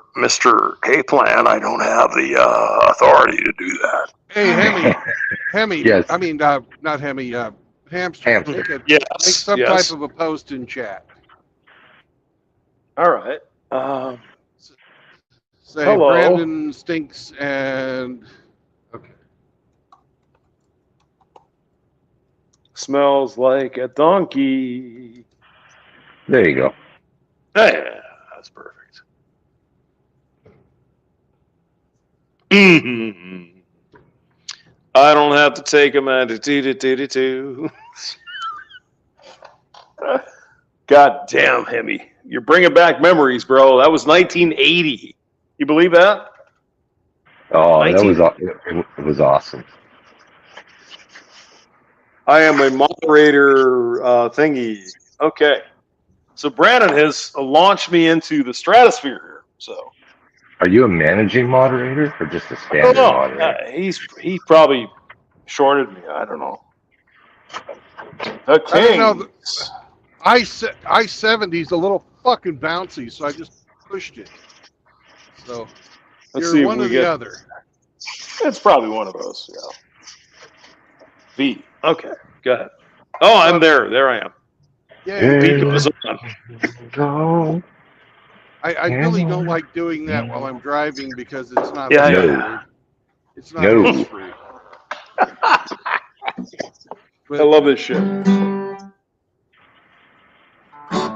I don't have to. But the link is there for you, boys. So if you want to listen to the song. Thank you. I'm going to go rock out. And toke up another tube. Rock out with my cock out. Oh, my God. It's Canadian talk for a Saturday night. There you go, boys. There you go. It's hump day again. Hemi ain't got nobody. But he's got his hands, so he might get laid. Oh my God. He's got a Dodge now. And it don't run, but it's okay, because he's got his cock out in his underwear. Rock out, cook out. I'm a Canadian.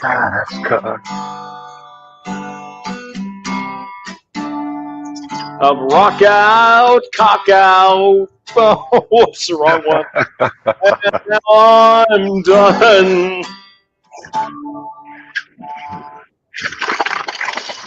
We can dig deep into the April wine and all that stuff. Oh, April wine is one of Grinch's favorites. And Loverboy.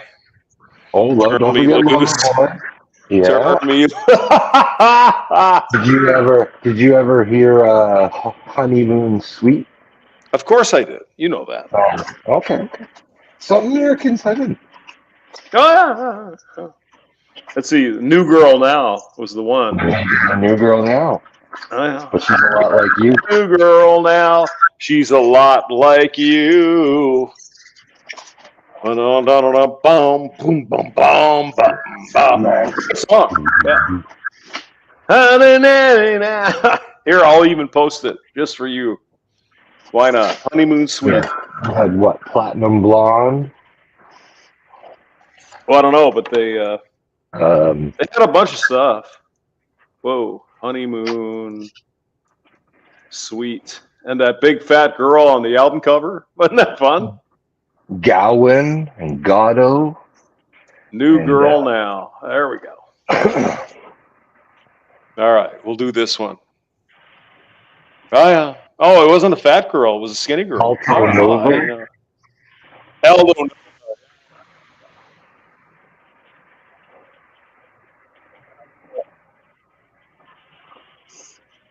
Mm-hmm.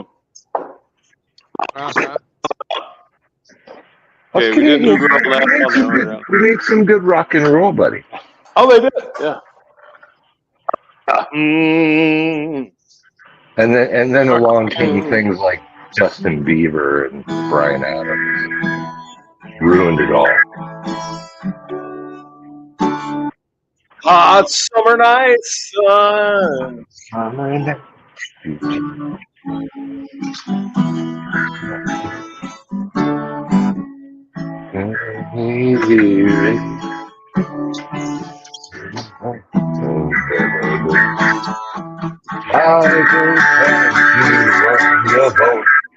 Don't you play good girl with me? Oh, you play good girl with me. Why must I always seem to Say it again. I got a new girl.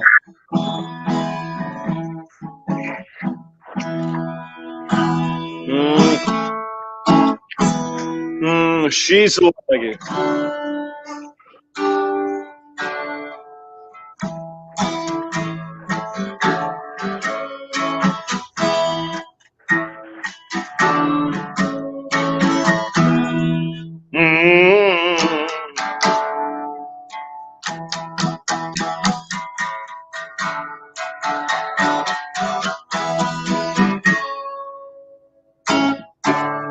Something like that.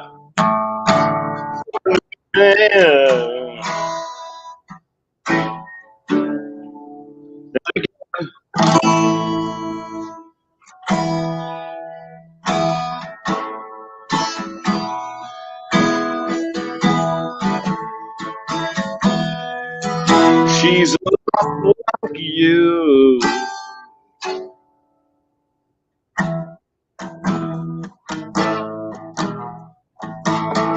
Something like that. If you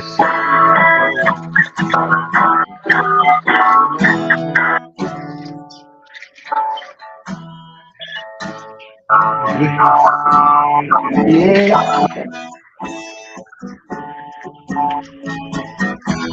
Cow World Tour karaoke.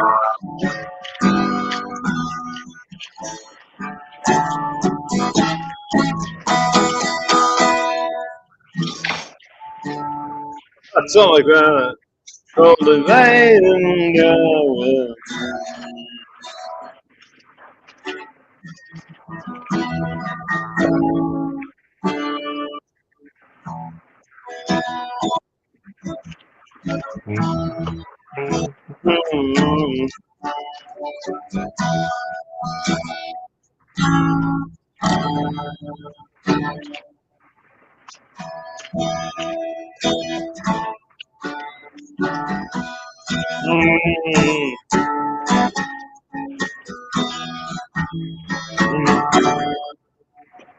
Lots like you.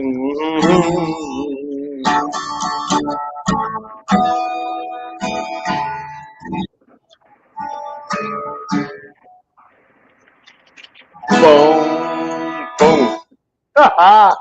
There you go, Rosa. Hey! Yeah.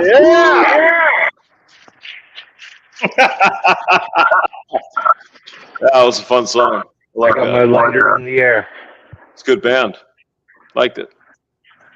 I also like the what is it? What does it take or something? Not what's it take. What is it? There was another one that I liked. So I almost fucking played it too. That was fun. Almost. What does it take? I think was one of their songs, but it was this other one. God damn it! One of them, but it was the other one. Got it. The other one, yeah. Honeymoon Suite. Let me see if I can find them. They're Canadians there. Let's see here. Well, they had this love song, right? This love song they had. So, the two of us are one of a kind. Remember that one? The combination is easy to find. Oh, Feel It Again. I like that one better. I feel it again. Feel it again. Feel it. My heart would never mend. Exactly. Feel it. I know. This is the day.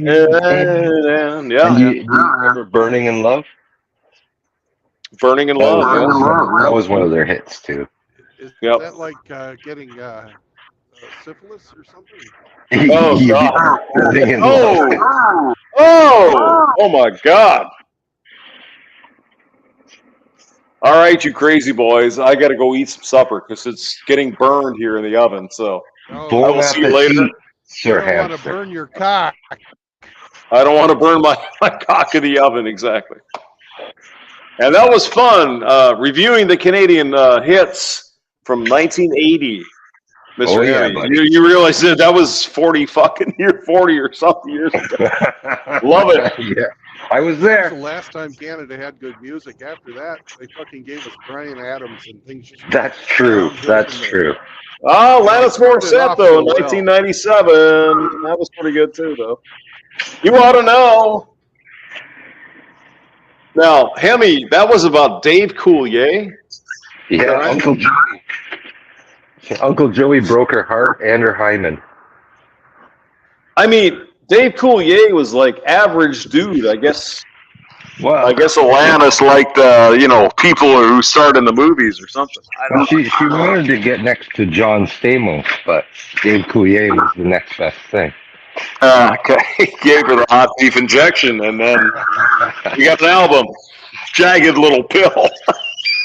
That is a great album, though. I love it. She really did a nice job on that. I understand her pain to some degree. I thought it was Peter Gabriel, though, that she was all getting pissed off about in the movie theater and all that. No, that was Dave Coulier. It was Dave Coulier the whole time. Okay. Yeah. She was, Taylor Swift has perfected the breakup song, but I guess Alanis was the OG. The breakup song, wasn't that a Canadian band as well? Great Kin Oh, band? that's Greg Kinvan. Yeah. Pa, pa, pa, pa, pa, pa, pa, pa. Oh. I want to know now. So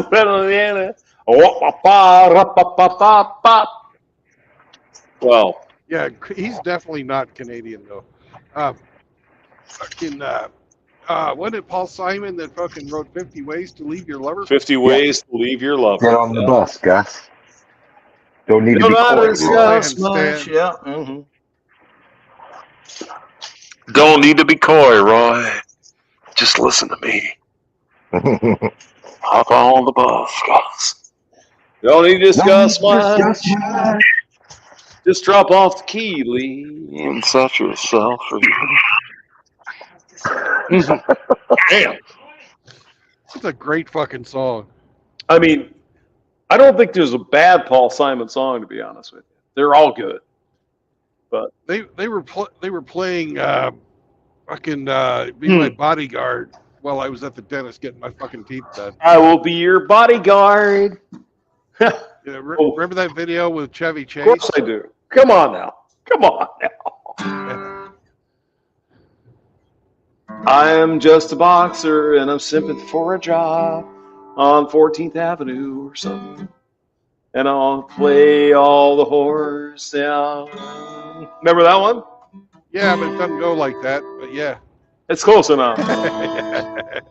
I am just a boxer and fuck you, Brandon, all night long. Yeah, there we go. Well, we're gonna have to tackle that one later, but that's a great song. Simon and Garfunkel again. There is just no other way to say it except this was really fucking great stuff. These guys are going into the fucking archives, man. That was good. Mrs. Robinson, do. Yep. We'd like to know a little bit about it for the cuckoo. And then Art Garfunkel. Did you guys see him in the movie where he pulled out his and fucked the girl? Oh yeah. He had his ass up there in the air, just like Anyone remind us? Oh my God, Father Saunders. oh my God. He was reliving fucking Cecilia. Cecilia, breaking my heart. Yeah. Confidence, baby. That's also a great scene. Cecilia, I'm down on my knees. I'm begging you, please, to come home. It's so fucking Come cuck. home. It's That's so a fucking cuck. yeah. That's a It's cuck song. terribly simped. It's more than Making simp. love in the afternoon with Cecilia up in my bedroom. You guys know that you don't need I get up to wash my face. I come back and someone I was taking taking my place. place, Cecilia. You're breaking my heart. You're breaking my confidence. Lately, Oh my God. Well, it's shaking my confidence. Cecilia, Is it that shaking was me? a hell of a fart. Mm. You What the make key it is that? Probably can't play that one.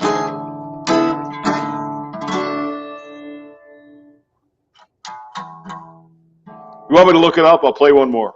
How's that? You better check on your dinner. I already You said it was burning. great.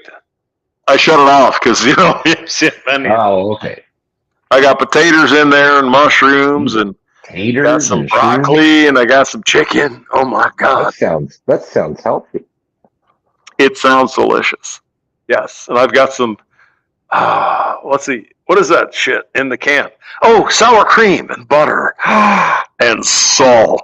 It's not just. I know. And I know Brandon is going, oh my God. Content. Do it. Keep going. You fucking asshole. I don't care about content. I fucking drive here with the Cecilia. fucking camera going, not Let's fucking see. saying a word. for Simon. hours. There we go. All right. Hold on. Maybe we can do just a little bit of it here. Okay. Can we get the chords? Probably not. Chords. Hold on. You're Hey, breaking my nobody's confidence, baby. Yeah, nobody's watching this shit right now. Hammer's going on. Okay. Oh, come on now. What the hell is this? It's all in G? Jesus. Come on. They can't be right, man. No. Celia, you're making my heart.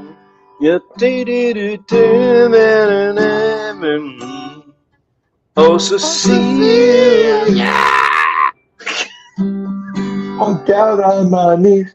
I'm begging you, please, to come home. home. Making love in the afternoon. I like that one. Making love in the afternoon. That's probably not it. But what the hell? Let's see if we can find it. Yeah, what the hell? What the fuck? Why not? How could it be that easy? It's not. No. Well, it's the fucking rhythm behind it that's a fucking bitch. Well, I mean, and the singing voices. Yeah. Well, yeah, but you didn't expect All right. to fucking match them on that, did you? No, of course not. Are you stopping to get gas, Brandon? How could you? Oh my God. I will be stopping to get fuel because I've already got gas. Oh, it comes in there. Just like that. Yeah. Okay. Cecilia Chords by Simon and Garfunkel. Really? You're breaking my heart. You're shaking my confidence daily. Oh, Oh, daily. Wow. We both fucked it up. I'm down on my knees. I'm begging you please to come home. Come on. Come on home. Cecilia, you're breaking my heart. Shaking my confidence. It can't be that easy. You know? Let's see where. Okay, it goes. It gets crazy. Here's the verse. Okay, I'm sorry. Making love in the afternoon with Cecilia in my bedroom. I got up to wash my face. Whoa. When I come home today, someone's taking my place. Yep. It literally is 3 chords. Oh my God. I didn't know that. That's good. Great fucking song, though. I love it. Fuck yeah. Celia, you're breaking my heart. You're shaking my Whoops.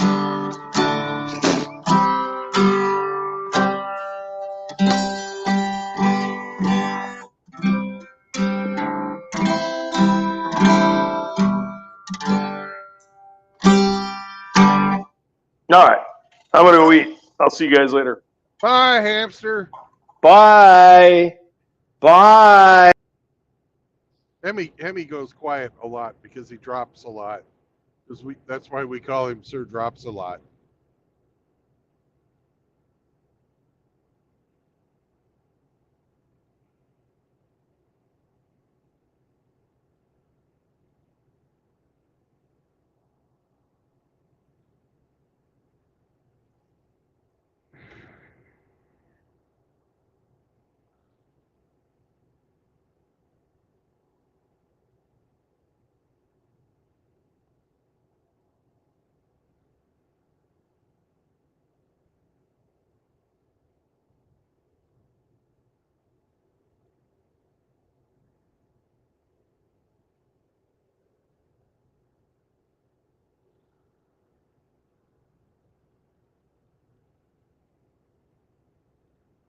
There goes the hamster.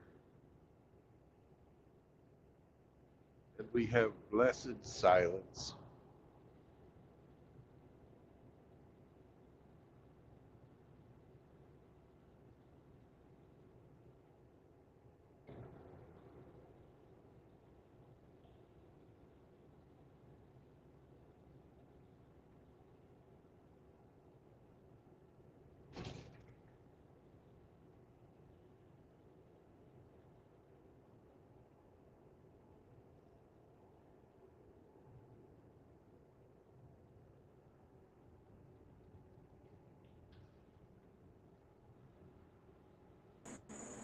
What's up, Grinch? Hello, sir. How are you? Chihuahua. I'm Chihuahua. I'm doing good. Great. How are you doing? Good. I've been listening. You Since still you've, improving health-wise? What's that? Your health still improving? It is. I still get very lightheaded and dizzy. I don't know what's causing that. So It's probably withdrawals from cherry Coke because I haven't had one in months. So, yeah, it's probably my sugar level. But everything else is good. Start my immunotherapy next week, so I'm looking forward to getting that started. So, yep. Did you do that website that doesn't exist? I started it. As you can imagine, there's quite a bit to it, Mm-hmm. and I'm not going to be able to get over for this guy. So, sorry, Mr. Eric, dude.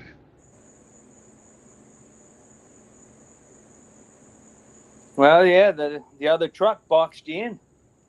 Yep. He saw him too, but when you're getting passed by people who are in rental trucks, they really don't care. They had an accident on the highway that's by my house, and some woman in a Charger was heading southbound. It's a 4-lane road, and it has the wire Jersey barriers. Right. Just like I've got off to the left. Yes, sir. She was doing 100 miles an hour in rush hour traffic, tried to pass a truck, lost control of her car, flipped over the barrier into both, and landed on the roof of another car that went into the where all four got three got rear-ended by the fourth car. And as you can imagine, it didn't end well. No, that doesn't sound like something people live through. Okay. How are you? It is. Yeah, I lost my hair with the chemo. Yeah. Go back to the hospital next week for 11 days, but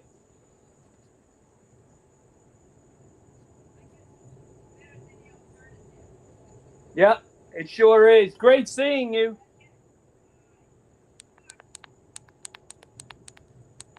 I'm sorry, Brandon. My neighbor stopped over, so I missed that. Word it all. So, yeah, because she was in a hurry, she ended up, she's no longer breathing, and the other 3 people are really effed up and in the hospital. Yeah.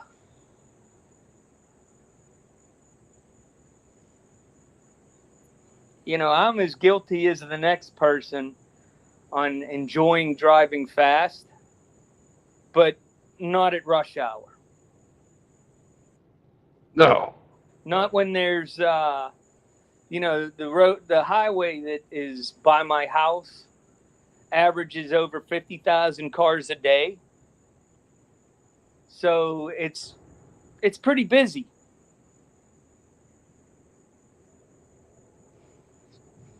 It's the main artery heading out of Pittsburgh north. So, you know, there's a lot of people that drive that road every day.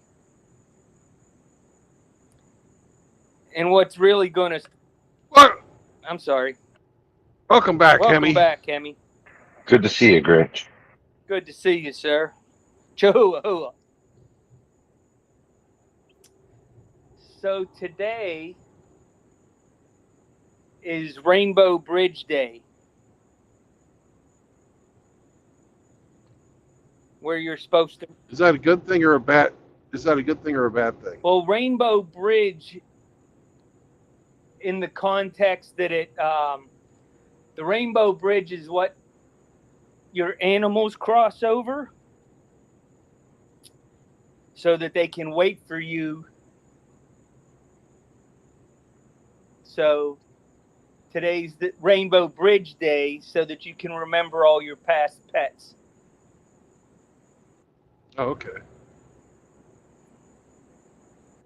Did you see that short I sent you? Let me see here. I know I did.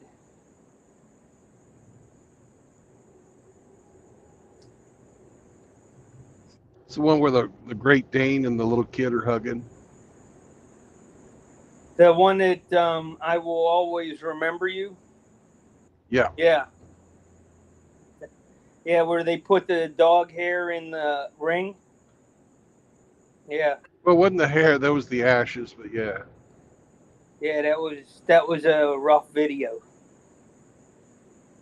Yeah.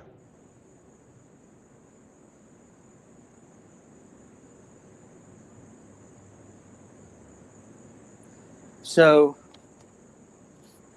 And a shout out to Saunders, who just had to put down one of his best friends. oh man. Yeah. Oh, that sucks. Yep. Yeah. Monday. Yeah, one right after the other, basically, for that guy. Hey, I'll be right back, guys. I got a phone call. Yeah. Hello. I drew him I Doing didn't. good. How are you? I made the, there we go.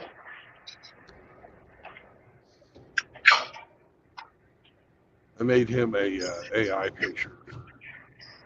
Bernardi. Nice. I don't know if I sent that to you, Hemi, but I didn't publish that one. No, you didn't send that to me. But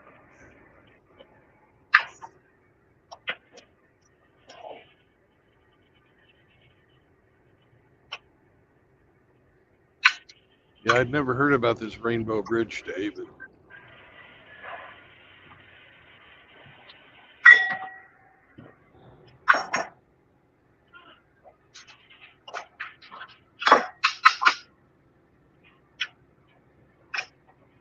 that's weird. It looked like they had a fucking ficus tree growing right on the side of the highway.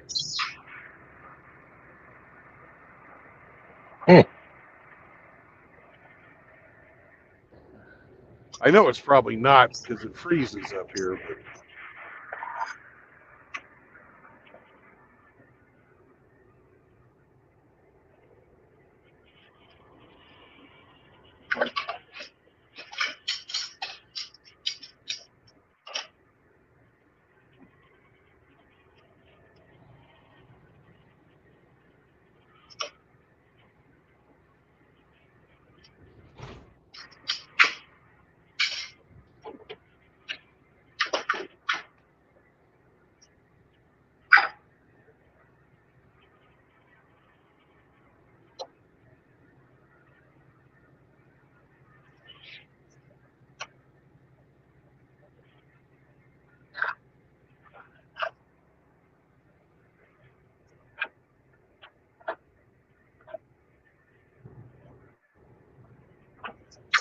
what's up, Cody?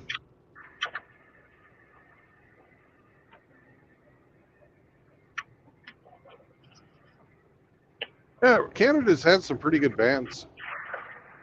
oh yeah, My favorite, of course, is Rush. they were great. It's a shame some of them didn't get the airplay down south of the border, but it is what it is. Well, I heard all of those songs you guys were talking about today. Played in the early '80s and stuff. Right on.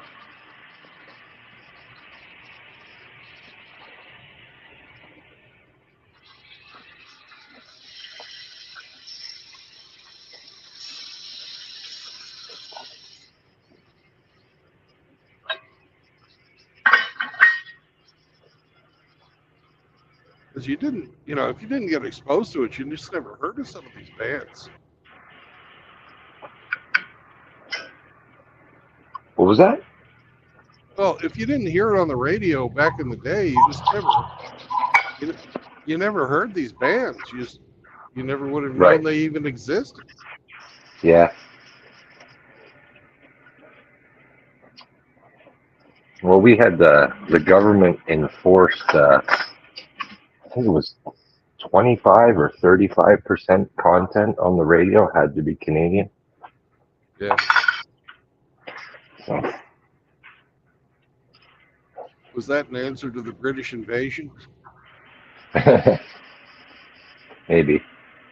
or Elvis?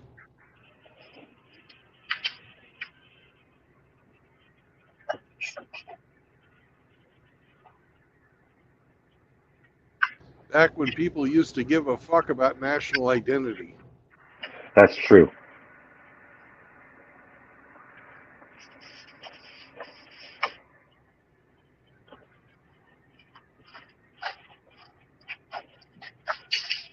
Now they're actively teaching the kids in school to hate their own countries, That's true too.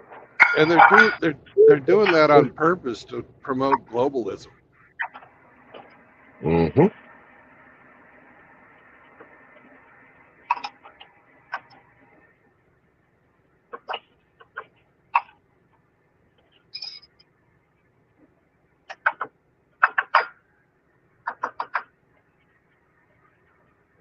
There's a Love's up ahead of me. I'm going to stop there and fill up the truck, de-water the dog, and get myself some iced tea. Oh yeah.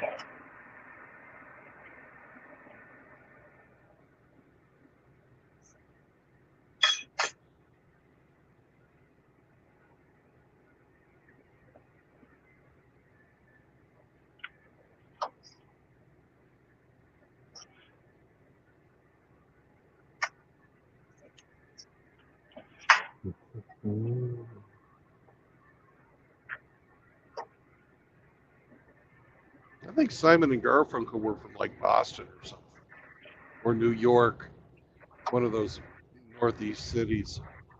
Yep.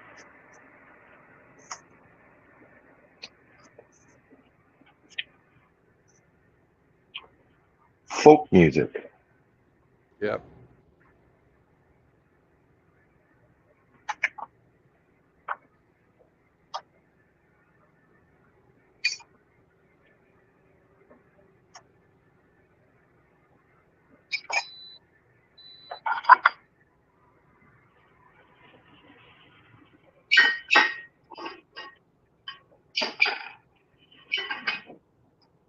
What you cooking? Fajitas. Fajita. Nice. Fajita.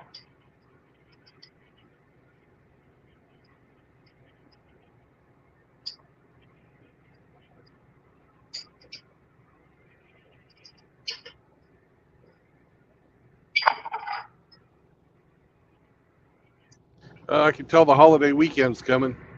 Prices of fuel is going up. Yeah.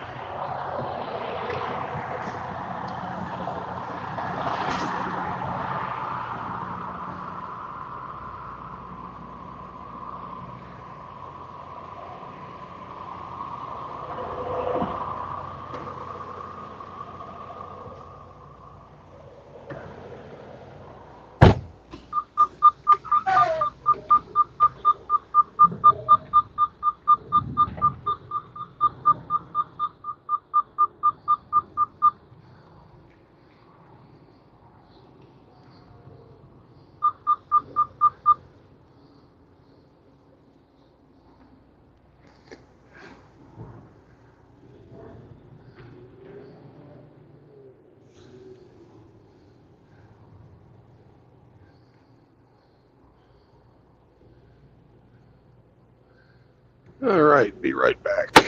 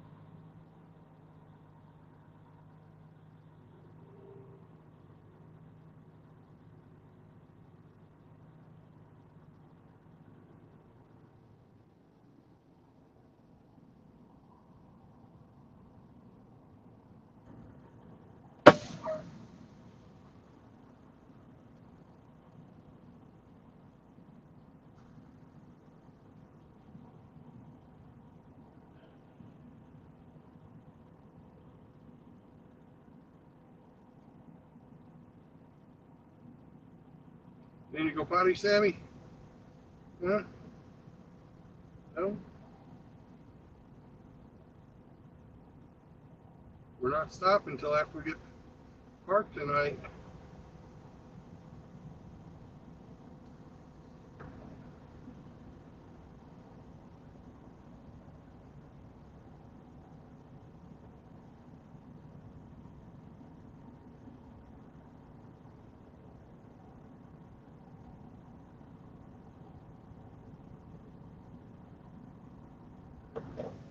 All right.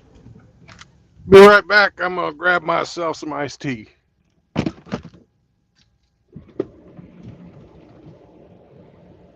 You run back there, that's your own fault.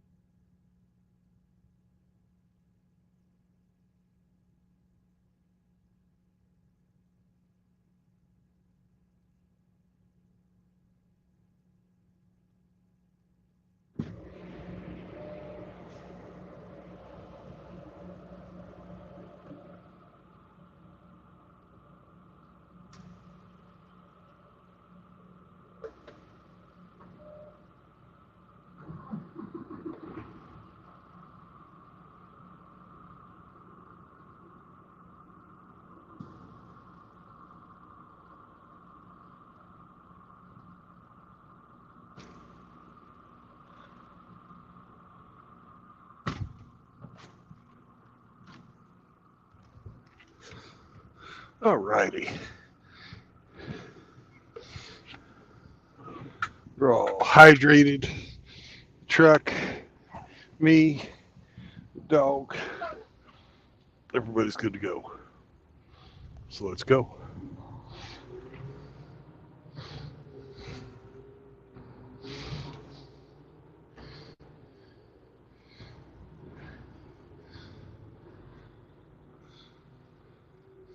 Here it is, fucking 7:10, and it's still 101 degrees. Holy fuck!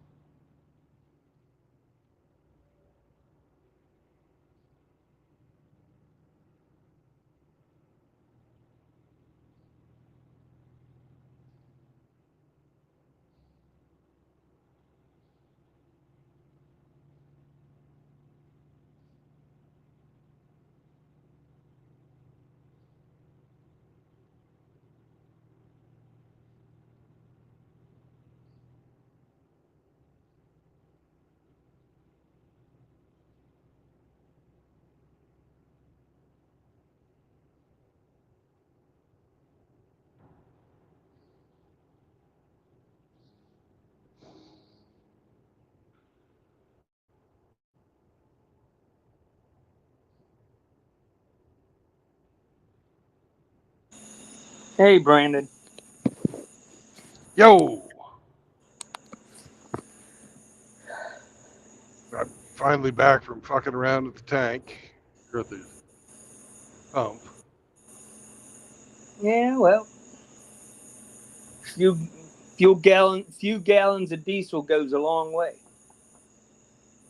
Yeah, a gallon goes, or lasts me 7.2 miles on today's drive.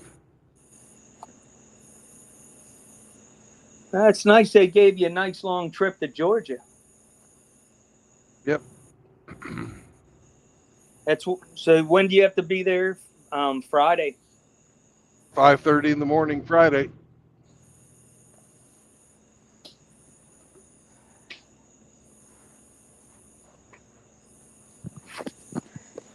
That's only 1,000 miles. Well, no, I forgot about today. I'm sorry. It's not even 1,000. It's It's not. like 800. Nah, from where I was in Kansas City, it's about 850. Oh, so you'll have no problem making it then. Nah, no problem at all. I'm gonna get to Hamster Land tonight. and I'll be there, or I'll probably get to maybe like Chattanooga or something tomorrow. Is it by Atlanta? It's fairly close. I hate going around Atlanta. Yeah, it's on the other side. Oh, it's on the far side, on the Yeah, coast side. Oh, Yeah. yeah. But I'm gonna make that drive early in the fucking morning, so yeah. at least that part of it'll be easier than usual. Well, hopefully they'll unload you quickly so you can get to your next pickup point Yeah, before hopefully rush hour. That's gonna happen. Because I'll get there, I figure they'll start at, you know, I'll probably be the first load in the door. Everybody will still be busy drinking their coffee. I probably won't get out of there till 7. Oh, Then who knows where the hell my pickup's going to be. So yeah.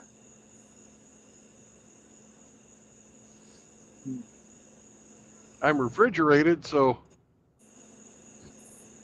I can even go to the coast and get some fish. So when did you get a refrigerated trailer? This morning, or not this morning, this afternoon, when I got this job.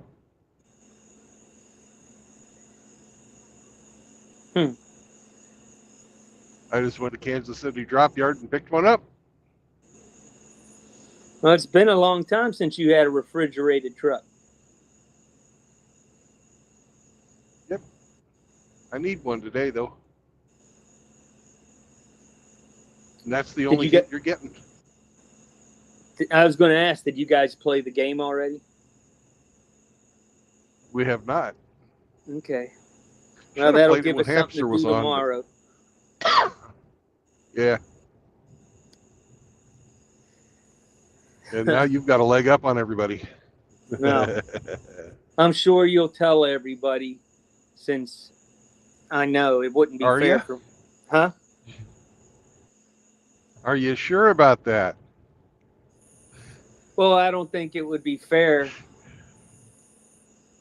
Well, I ask the same question every time, so I guess it doesn't matter. Yeah. Yeah. It's still in the 80s here, and the sun just set. Yeah. The sun's setting here, but it hasn't gone down yet. And it was 100 degrees when I looked at the temperature a few minutes ago. It was 93 here 100 today. Yeah. I'm going to take a little mini vacation here in September or October. And I haven't Nice. decided where to go.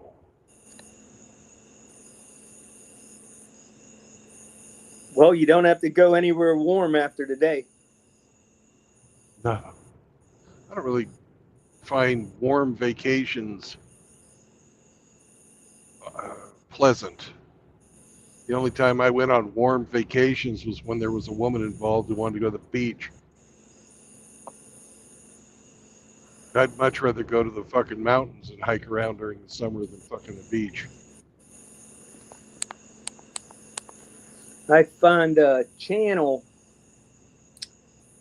The guy walks around the Philippines, all the cities in the Philippines. Yeah. And he just did one last week of Olongapo. Oh, God. I'm sure it's changed. Oh, yeah. Well, you figure I haven't been back to Olongapo since 1988. It's been almost 40 years. Holy shit. Yeah. Last time I was there was because we went to Subic, my first fucking Westpac, but then we never went back Mm-hmm. because they closed the base.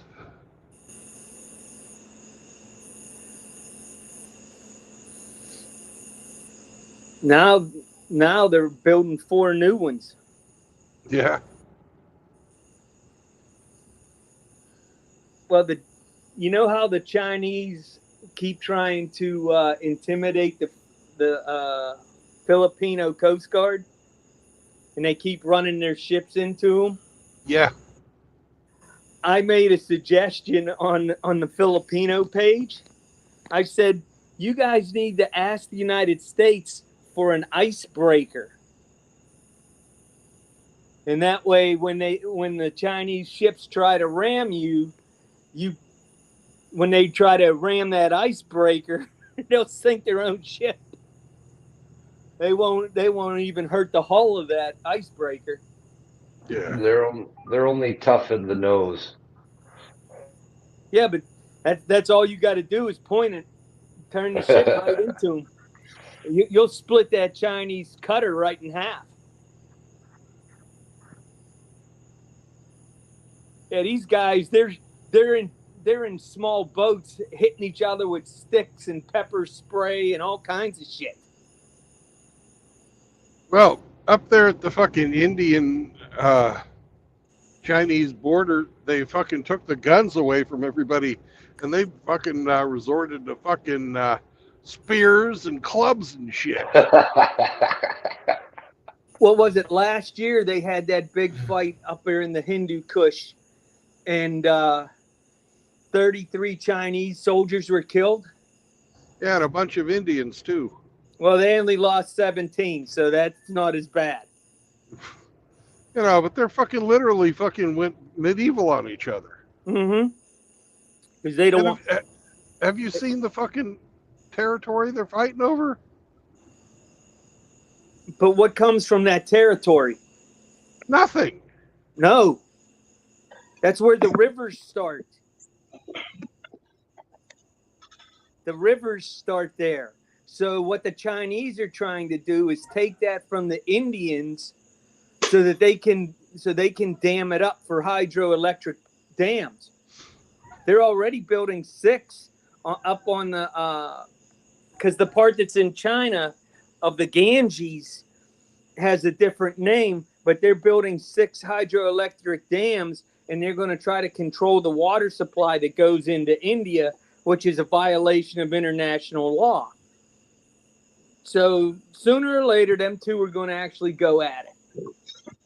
Well, the last couple of times they've gone at it, China won. But that was in the 1950s. Yeah, I don't think China's going to win this time. I don't know, man. But hey, as long as them two are fighting, I don't have to worry about us having to fight them. They'll be too preoccupied. No, we got a fucking major oopsie over here on the other side of the road. Or it's in the median, so I guess everybody's going to get to see it. Hopefully it's not too bad. No rubbernecking. Keep going. Well, we all have to merge into one lane.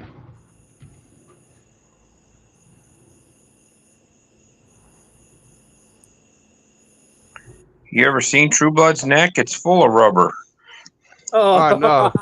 That ain't rubber, man. That's blubber. Oh, Get it right, man. no blubber necking. No rubbernecking. Oh, geez. What's up, Abe? Not too much. About 94 degrees here right now, and we're an hour away from sunset. It got up to 97, 98 today. It's hot. And I got to take a piss test along with 17 other people today. Yay! You didn't hold everybody's, did you? Well, they told me this morning, and right after they told me, he said, well, it's going to be a while, so you don't have to go. So I said, okay. So I just went down, got out of my meeting, went downstairs and took a piss. Well, then it wasn't until 1:30 this afternoon that I actually got in there, 1:45. So they give you a breathalyzer and a piss test. Wow. Yeah. Yeah, they're fucking pulling a guy out with a gurney. They got the fucking saw out and they chopped part of the fucking cab But- open to get to him. Well, that's not good. Don't be still in- blubbernecking. He's still in there too. So at least he's alive. Now they took the jaws of life inside the cab. Damn, man. I hate to We see had shit. We had a guy that I've been trying to find it on the news, and I've only found one article on it. This guy that worked where I work, and he's an electrician, and he's only worked there probably 10 years, 12 years, something like that. He used to work a shit ton of overtime because he was really in debt. He had a failed business, and he was like $250,000 in debt, and he paid it off in 2.5 years. Oh, shit. Yeah.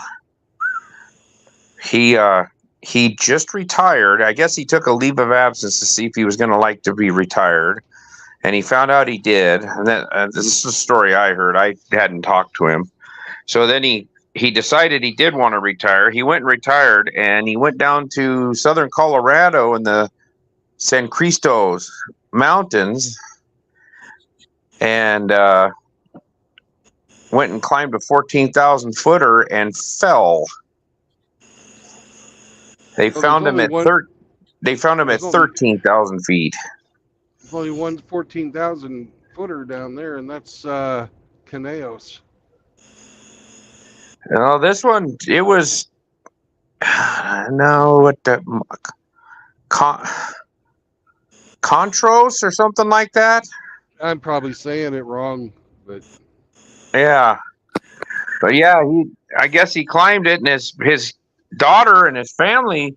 He's 66. His daughter was following him. He had a Garmin GPS, one of the satellite deals that you could they can track like every so often. It'll send a ping, and it tracked him all the way up to the top of the hill. And then they didn't get any pings for a couple hours, so they called somebody, and they sent out a rescue crew at like 3:00 in the morning, like 10 climbers, and then they had a helicopter out the next morning and everything, and he looks like he had fallen about 1,000 feet.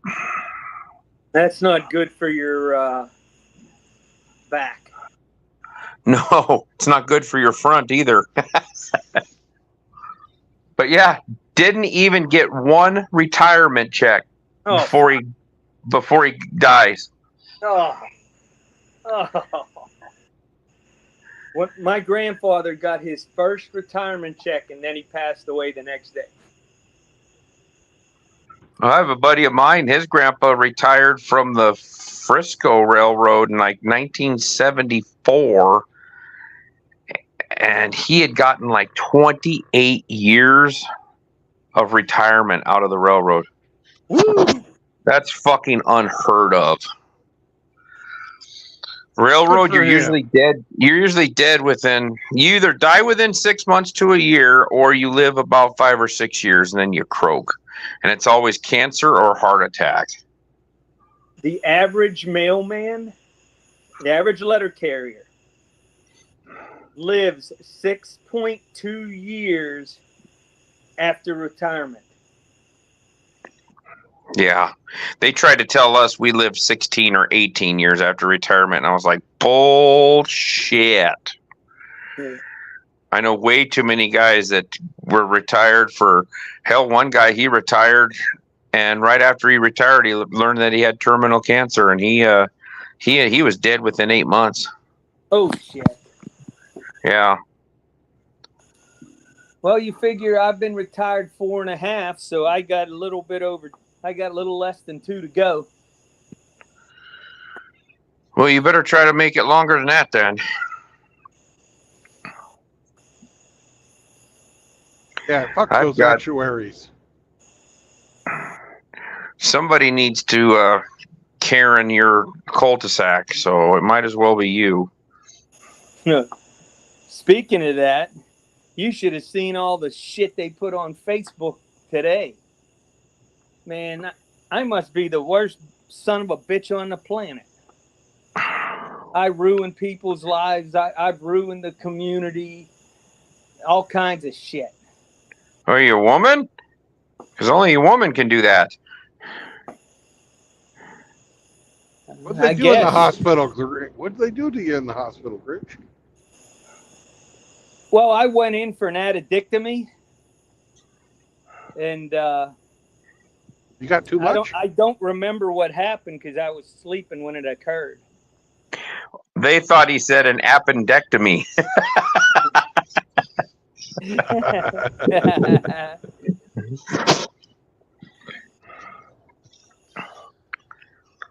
Oh, so now you got the whole community pissed off at you, huh? Yeah. Well, the guy that started it is a fucking renter. He's not even a member of the community. And so he called me a fat fuck before I hung up on him.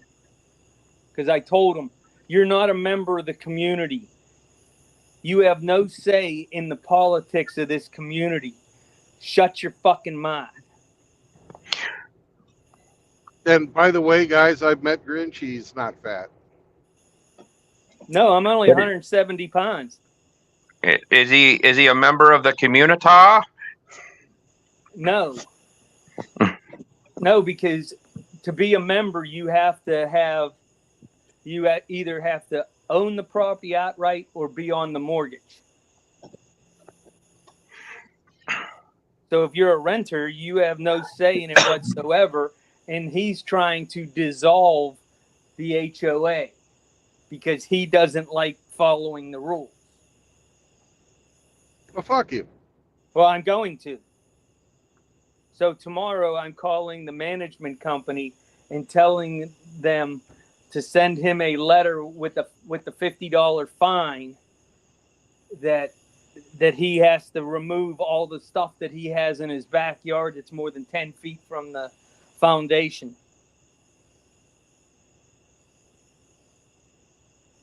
Yep. You're not allowed to build in the green space. He put down concrete pavers and all kinds of shit. Well, he must be stopped at any cost. Well, the cost will be to him. So, so you're bad mouthing the HOA. So I called him and I said, hey, I seen your post. When did I do all this stuff to you? What do you mean you did all this stuff to me? Well, I'm the president of the HOA. When did I do all this stuff to you and your family? Well, you didn't do anything to us. I said, then why are you posting shit about the board when I am the board? I said, and that's when I told him, I said, you're not a member. You don't have any say in the community. And then he got all fucking pissed off at me, motherfucked me, so I blocked him. He only lives 3 doors up from me. He's lucky I have the fucking 3 ports in my chest. Because he wouldn't be the first redheaded bastard I've drugged to hell and left there. Well, they've got no souls anyways. I don't know if they can go to hell. Hey now, easy on that. Well, you ain't a fucking redhead. No, but he banged one once. Ah, I'm a red beard. no, that don't count. That just comes from eating the ladies when they're in the wrong time. Oh. No, yuck. No. Although I noticed every day I'm getting more of a gray beard. Yeah, that happens with time. Hey, I got somebody putting.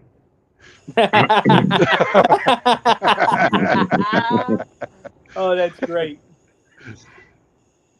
Oh, that's great. That's the best part of my job. Fucking with golfers. Hey, Ape, it could be worse than having a gray beard. I don't Yeah. have any hair on my head. My mustache is gone and my goatee's gone. Chemo took it all. You ain't got a hair on your balls, son. Well, you don't know that. I haven't let you see them. I'm pretty sure the chemo took them too. Well, you're right. I look like a fucking naked mole rat. So you're smooth like a swimmer. He's built for speed now. That's not a Bronco, but that is a little nice little fucking Cairo. You mean that boat that Bronco's towing? Yeah, the boat that the Bronco's towing with the little, the long fucking propeller, or the propeller on the really long shaft. Wasn't he a writer? I think they call that a Cairo or a Cairo or something like that. It's for hanging out in swamps and shit. Where are you at, anyways? I'm just about getting to Columbia, Missouri. Oh hell! Oh, Hey, with go the say hi to Tigers. Larry. Go say hi to Larry Potterfield for me, Okay. and stop by Midway USA and pick me up a couple of cases of ammunition. Hey, I'm going to drive right by Midway here in a bit. You're talking about the town Midway? Well, it's the town Midway. There's a fucking truck stop Midway. Well, this is I've drove near the factory, and it's right there in town there. I don't think it's in Midway, but they call it Midway USA. Well, there's a town on I-70 that's about halfway between Kansas City and St. Louis that's called Midway. Yeah, that's a different meaning for that one. Oh, Larry Potterfield named Midway USA because he figured he was pretty much in the middle of the country or close to it. so he'd have been. I in thought Kansas that was then. Kansas had the halfway point. Yeah, of the continental United States. Yeah. That's I'm not out near too far off of it. Yeah, that's out near Russell. Home of Senator Bob Dole. Bob Dole doesn't appreciate stiff arm jokes. Bob Dole doesn't think that's funny. Yeah. They asked Bob Dole, do you like boxers or briefs? And you know what he said? No. Depends.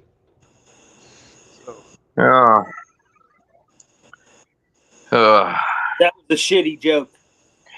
yeah. Bob Dole says you need to try harder. Yeah. Well, have him raise his hand if he wants me to. I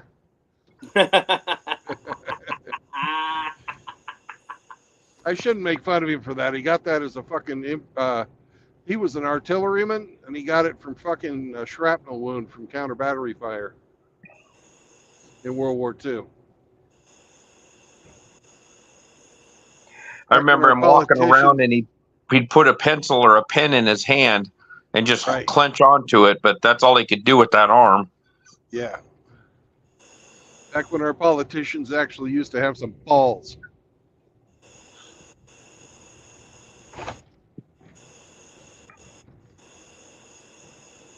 So where are you heading then? I'm going to Oak Grove, Georgia. Oak Grove, Georgia. It's basically Atlanta. Oh, you poor guy. Yeah. Hot Atlanta, the dirty South. Yeah.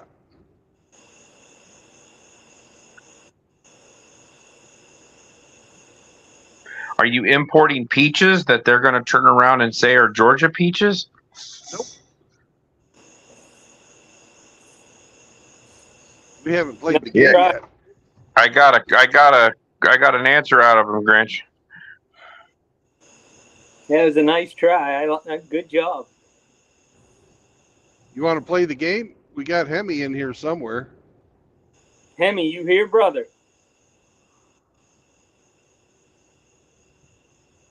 Oh well, Sir Drops a lot dropped.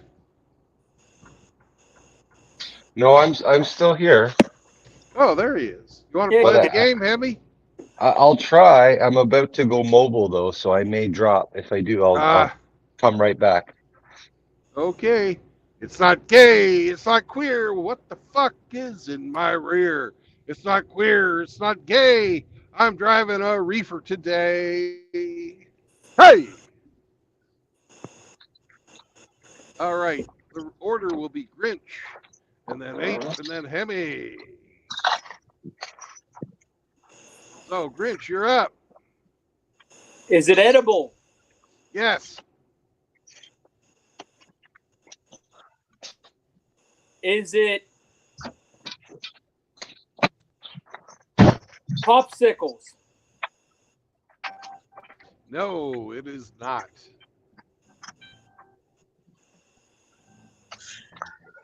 Okay. Are the food products segregated into their own little spaces? What the hell does that even mean? Are they Lunchables? No. Okay, that's my fucking guess then. All right.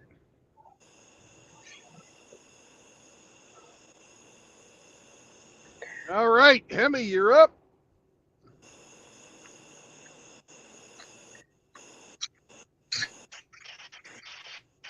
He was about to go mobile. Oh, Hemi. Hemi force feed.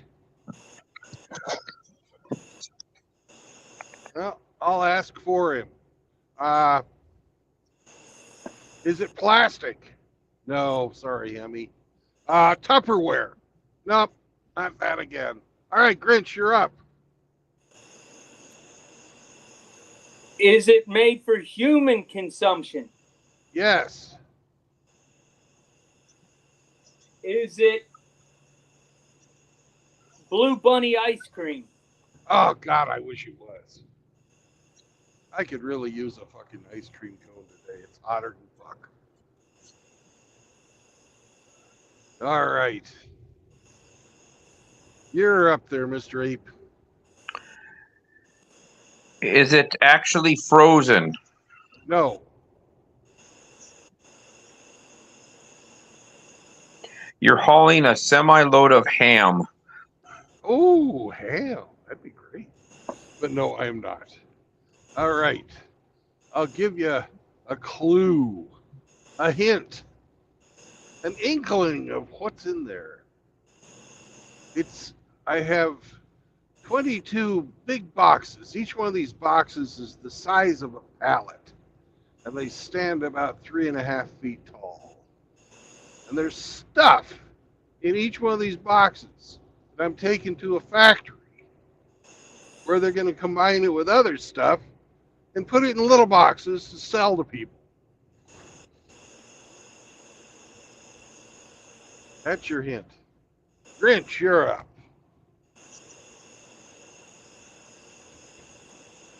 Are you hauling schmelz? Am I hauling schmutz? No. Schmelz. Oh, no, I'm not hauling milk.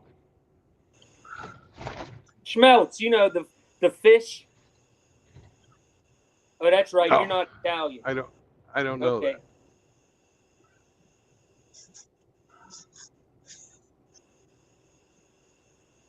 Does this product come from a bovine? A small portion of it does.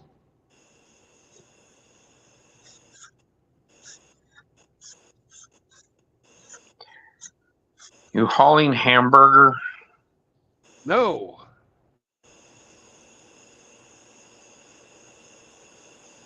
All right. The second clue, because you guys need some clues. Homer Simpson. Second clue is Homer Simpson. Grinch, you're up. Well, that doesn't do me any good. I didn't watch that show. Well, tough shit for you. Yeah. Is it something that I promised Hemi that I would get him when I go to Toronto? I don't think so. You're I hauling wasn't privy donuts. to your pillow talk. You're hauling donuts. No, I am not hauling. I'm not hauling donuts. Sorry.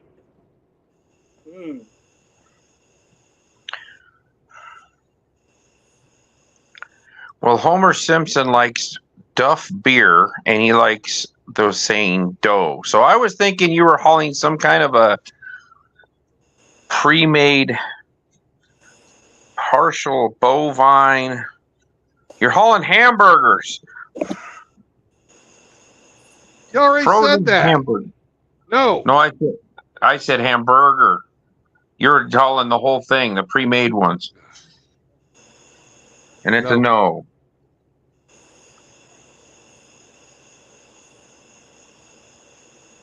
All right. Back to you, Grinch.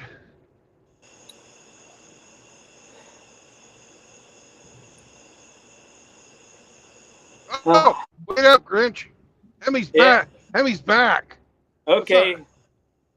Your guess, Hemi. You're hauling ice. You're breaking up.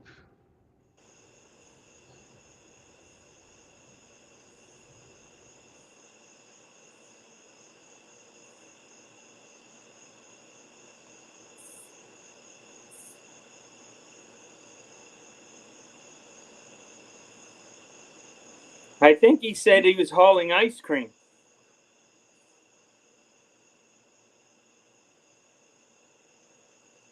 Uh-oh, he fat-fingered his way out of his own stream. 3.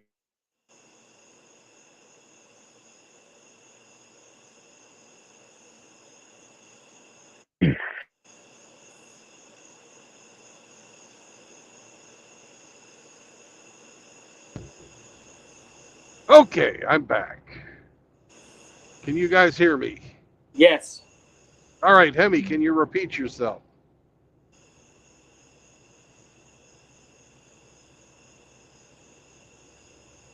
Oh, Mr. Hemi.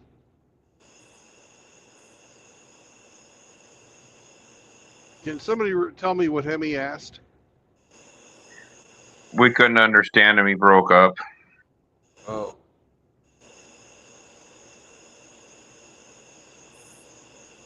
Well, he's muted now. So.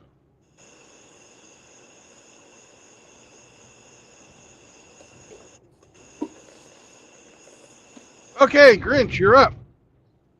He dropped. Are you hauling frozen piss jugs? Nope, I am not.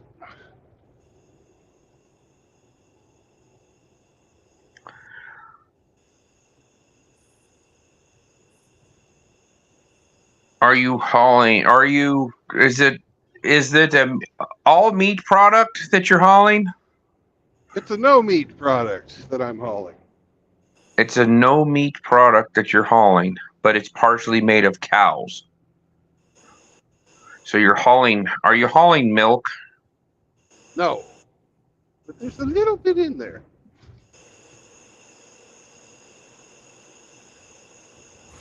All right, Grinch, you're up. Are you hauling cheese? No. No cheese. You've got a semi-load of sour cream. Nope. I know what he's carrying. He's carrying a bunch of large containers of cottage cheese. Nope. I give up. Okay. You had it. You had it. You said it, but you went the other way. He always goes the other way. So you're hauling curds on way? No. Remember Homer Simpson. What are the two things you said about Homer Simpson? Duff beer and dough. Right. So you're hauling beer, No, it's the other way. dough. Yay! Ding, ding, ding, ding, ding, ding, ding. I have fucking 44,000 pounds of fucking unrisen, because they haven't put the yeast in yet, fucking pizza dough. What are you taking it to Papa John's? I don't know who the fuck I'm taking it to. I know the address, though.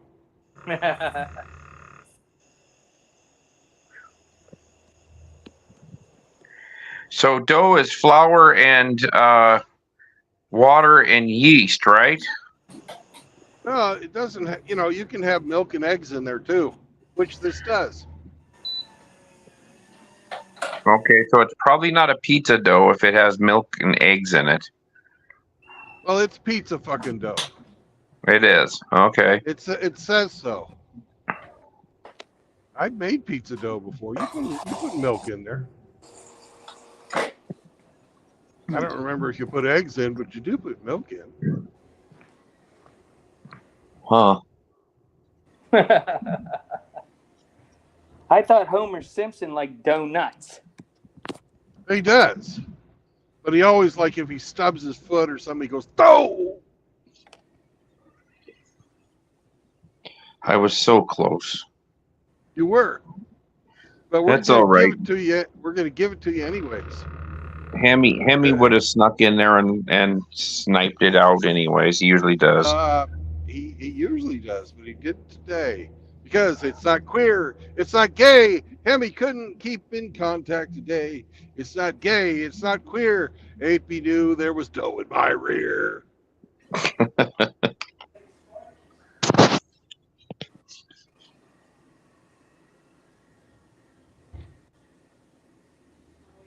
So how far are you going to get tonight then? Another 6.5 hours? No, I'm going to stop in Hamsterland. Hamsterland. Yeah. Oh boy. But I'm not going to see the hamster because he's got to go to work tomorrow. Oh, he actually has to show up? Yeah. Oh, poor guy. They cut it. They made him fucking stop working from home. They probably listened to a few of his streams. Yeah.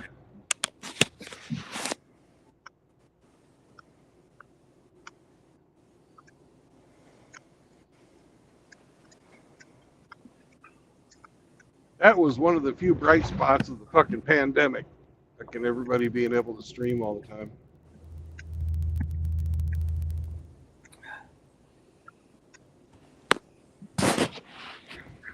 Oh, don't worry. There's going to be another one coming right before the election.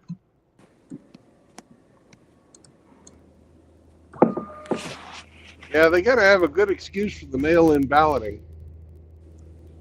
Well, last 40 years, it seems like every election cycle, there's always a pandemic or something bad that's happening right before the election.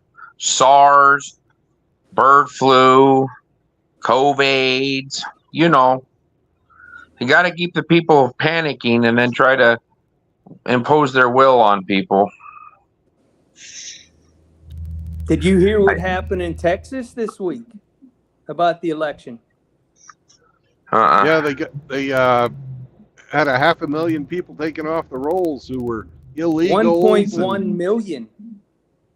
Yeah, but 500,000 of them were fucking illegals.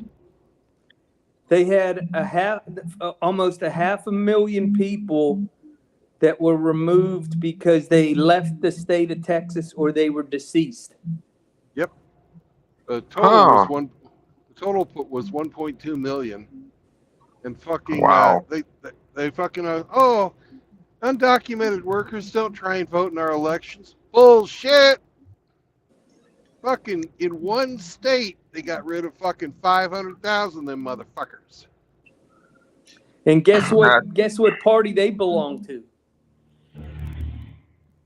The dumbass party? Yeah, pretty damn close. Doesn't surprise me. They're gonna try to figure out a way to get that stupid bitch in there. I want to know what they're going to do with the 90 million mail-in ballots that they printed up for Joe Biden. What are they going to do with all that? They'll just go and cross Joe Biden's name in there and pencil hers in. Well, isn't it there are only 2 states that he has to be on the ballot? All the other states, they fucking can change it. That was, I don't know what they're trying to sue Kennedy and keep him on the ballots in a bunch of states. The Democrats have filed a lawsuit against Kennedy. Yeah. They're trying to disrupt some votes. Get the independents, to go vote for him so it takes away from Trump. I saw see today that the first person that breached the Capitol, in that big terrorist deal that they had on January 6th, the first person to get through into the building got sentenced either today or yesterday to 4 years in prison. He's already been in fucking jail for 4 years. 3.5 years.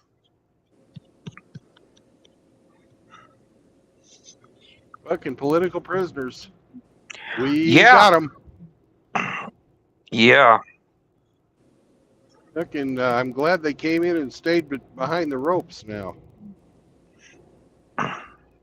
Well, and they were so violent.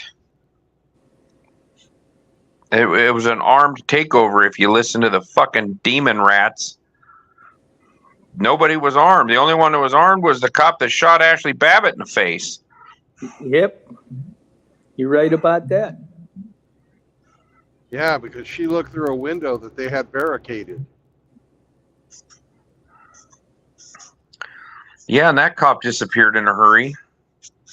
And then they brought him out. Turns out that fucking guy was the same one who fucking a couple of years before had left his service revolver in a bathroom, public access bathroom, by the way. I'm surprised he wasn't on the Secret Service SWAT team in Butler.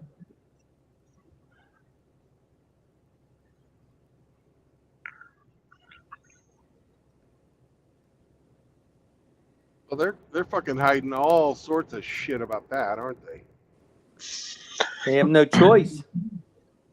That's Well, not a if you- that's not a pickup. That's a Santa Cruz. That's a car with a bed. Yeah, Subaru did it way back in the 70s. Oh, fucking El And Ford and Camino. Chevy did it way before that. El Camino and Ranchero. Hell, I used to own a Ranchero. That was my first car. What'd you have, the 289 or the 302? 289. 250 straight six. No, yeah. It was a straight 6. Yeah, I can't remember the size. It wasn't over 300. Yeah, it was probably a Ford Ranchero where they make 232s and 250s, I think, something like that. Yeah, it was. Mean buzzing half dozen. Yeah, it was enough engine for the car. It didn't go very fast. 1964.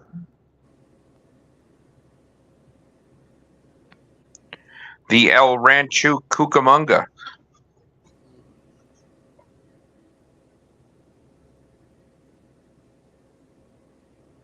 I worked hay one summer, bought it out of a junkyard. My dad gave me a fucking full set of Craftsman tools. Then I spent that fall getting it to run, and then the following spring fixing all the fucking bodywork. By the next summer, I had a car.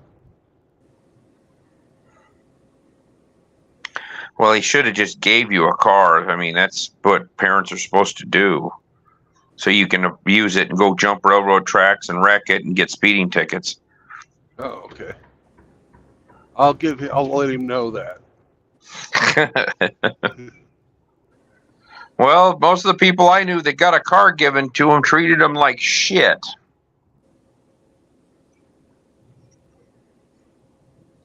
And drove the shit out of them and beat them up and never took care of them. I drove the shit out of mine too, but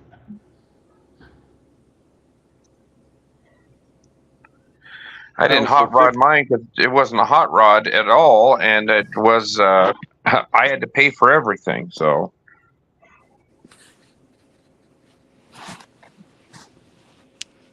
yeah, I fucking decided to fucking drive mine where I shouldn't have tried to drive it and bent the fucking unibody.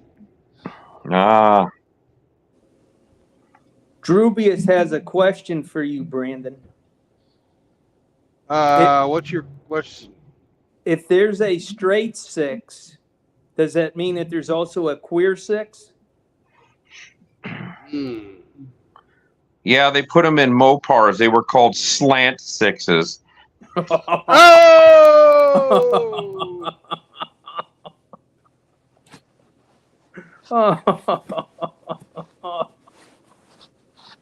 Well, there's your answer, Drubius. Oh. Oh. You know what sucks, Ape? My first car was a Dodge Dart GT with a slant six. I had a 67 Dart, but it was a 4-door, and it had the 225 with an automatic. You talk about a dog. I had a 63 with a push-button transmission. Yeah, mine was a 67. And the Dodge on the back, the letter was broke, so it said Lodge Dart. So I had a 67 sky blue Lodge Dart.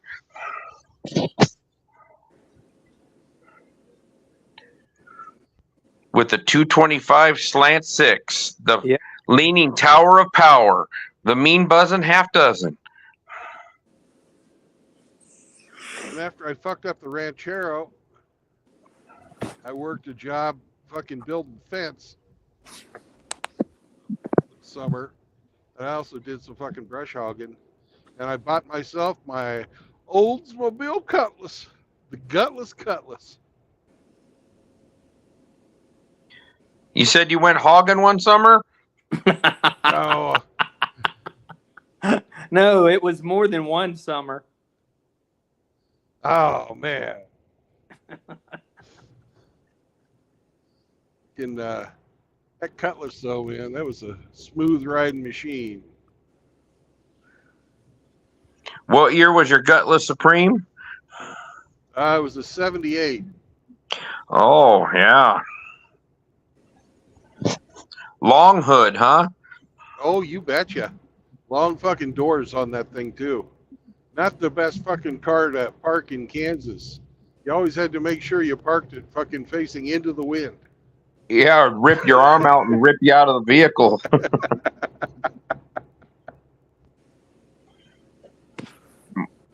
My first car was a Monte Carlo. What year? 81. Not bad, not bad. Yeah, my grandparents bought it new, and I bought it from them for $600 in 1990, 91. So it was 10 years old when I bought it. It had a 229 Chevy V6 in it, the 3.8 liter. And they had put two engines into it. They put a 3.8 229 Chevy, and they put a 3.8 231 Buick. And the Buick was the motor that they had all the hot rod aftermarket parts for, because that 3.8 Buick, I think, was what they put in the Grand National. Like the 86, 87, those Grand Nationals that were super fast for being in the mid 80s. Yeah. But they were turbocharged, either turbocharged or supercharged 3.8s.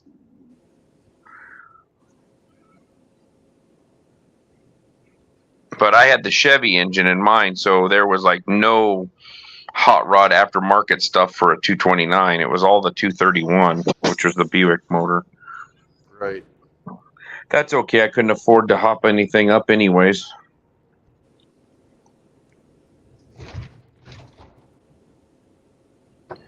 I got a dog here that's just pestering me really bad. She wants to go out and play. Yeah, you do.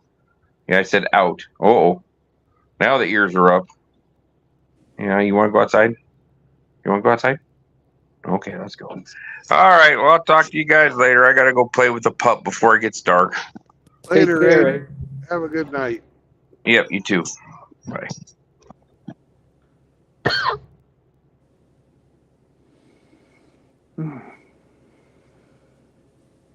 Old Sammy, he had a bit of a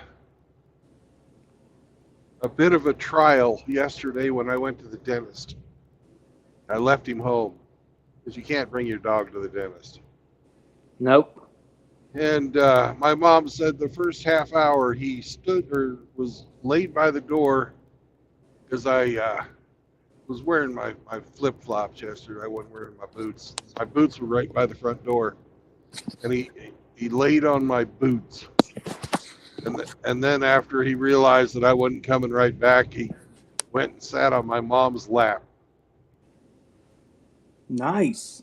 So she and my dog bonded yesterday, so that was kind of cool to see. That's good.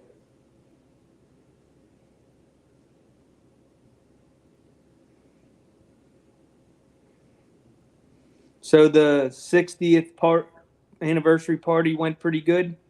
Yeah, pretty good. Except for my son being a little shithead, but other than that.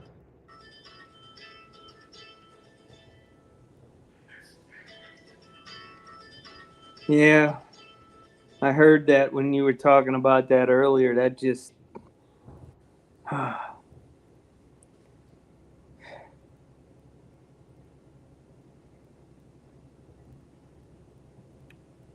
My friend had that. His son lives in Florida. Yeah. And he's a police officer here. Yeah. Well, he called and told his dad that he was going to hurt himself. He was going to his baby mama's work, and he was going to do it in front of her and all kinds of shit. Oh God! So he had to call the sheriff's department. Now, he used to be a police officer down in Florida where that sheriff in that county. So right. He knows some of the deputies and the officers down there. And so they sent a car. The car waited across the street. Just like clockwork, he showed up. They 302'd him, took him to the nut house. But they can only hold him for 72 hours. Right. But it's the same. He's so obsessed with this woman that he spent years in jail because he won't leave her alone when she gets these PFAs. And the judge is like, you still keep going to see her. I don't care if she's your baby mama. You can't go see her. So he spent like 5 years of his life locked up in jail because he won't leave this woman alone, and she don't even ask for child support or anything. I'm like, damn, man. She's giving you the green light to leave her alone, to get the hell out of her life.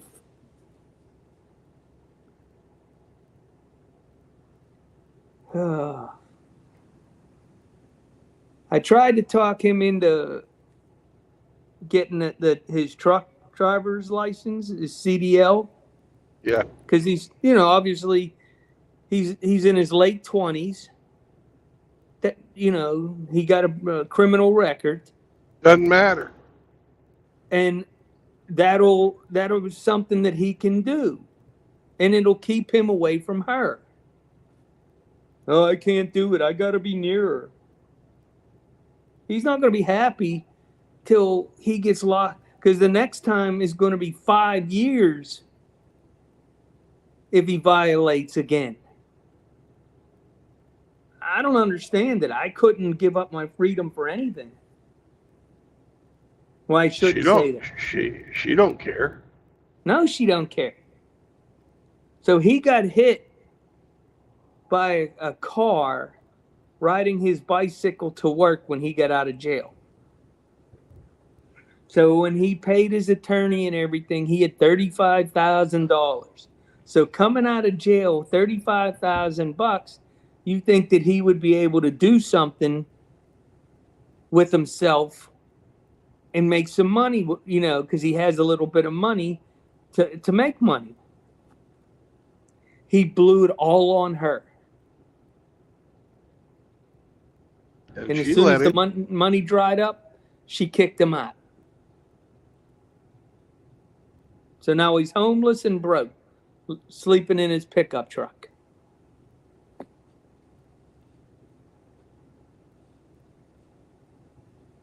Probably going to lose his job because he didn't go to work.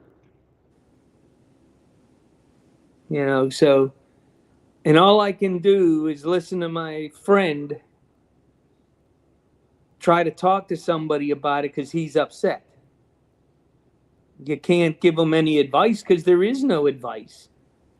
Yeah. You can't have him move in with you because the 2 times that he was up here before, it didn't work out. So you're not going to do that again.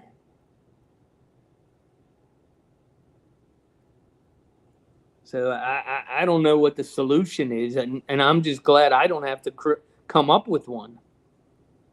Yeah. But I feel bad, my friend, we've been friends for 40 years. And all I can do is listen to him. Well, Grinch, sometimes that's all you need to do. He's a grown-ass man. He can figure stuff out on his own. If there was a solution, I'm sure he's given it a hell of a lot more thought than you have.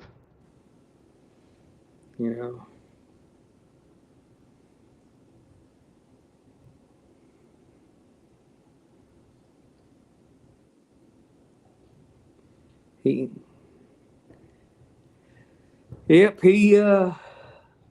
59 years old, and he's afraid to be alone. You say 59 or 29? 59, my friend. Oh, your friend, yeah. Yeah. Yeah. We were roommates in the Marine Corps. Been friends ever since. Yep. He's good dude, but I don't know how he always finds his way into this shitty situations. He has no ability to pick a woman to save his soul. Your friend? Yep. He's on his 5th marriage. Holy fuck. I told you he can't be alone. And this one's the worst of all 5 of them. Jesus. Each one is progressively worse than the one before.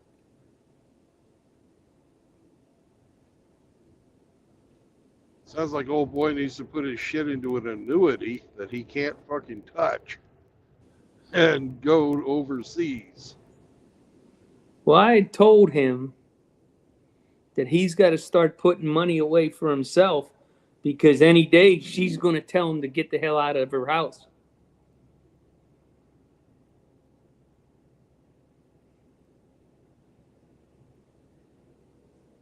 She started He's got- drinking real heavily. Oh shit. So now they got into it last night, and she told him that she hates him and she's going to end up divorcing him. Man, I would have cleaned that damn bank account out and poof, I'd have been like Puff the Magic Dragon. I wouldn't have gave her the chance. This is how selfish his wife is. On their wedding night, she kept giving him drinks so that he would drink with everybody, have a shot with everybody. He was so drunk that he passed out on the couch at the hotel. She left to go on the honeymoon without him. I'd have gotten it annulled. That's what I said. Man, I would have woke up next and went right down to the courthouse and got it annulled. Well, but first I would have emptied out the house because you were now married to her. I would have sold every fucking thing in the house while she's down in Mexico for 2 weeks. And then went and got it annulled.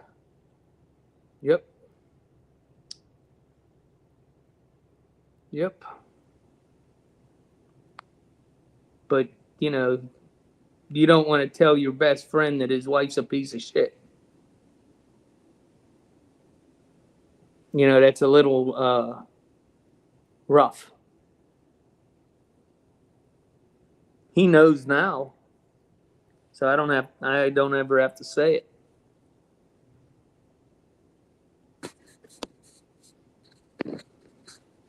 There, but for the grace of God, go I. Thank God for MGTOW. He needs. I try to teach him the tenets, and he just rejects it. Well, MGTOW doesn't recruit. You know, Well, he hasn't in his brain. He doesn't fucking put 2 and 2 together. You come up with 4 like we do. You know, I'm trying to prepare him for when she throws his ass out. Because the home is in her name because she had it for 25 years before they got married. Okay, that's fucking fair. It's her home. Yes. But all the overtime that he works, she takes that money and uses it to remodel the house. Typical. And I told him that money should go into a savings account in his name only. And he pays his share of the bills. She pays the other parts of the bills. And be done with it. Because he's not prepared for her to just throw him out.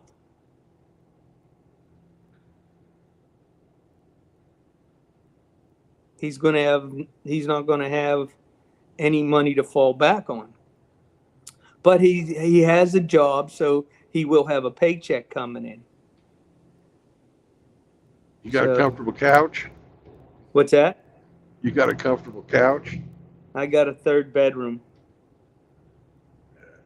I got a bedroom for him. Wouldn't be the first time.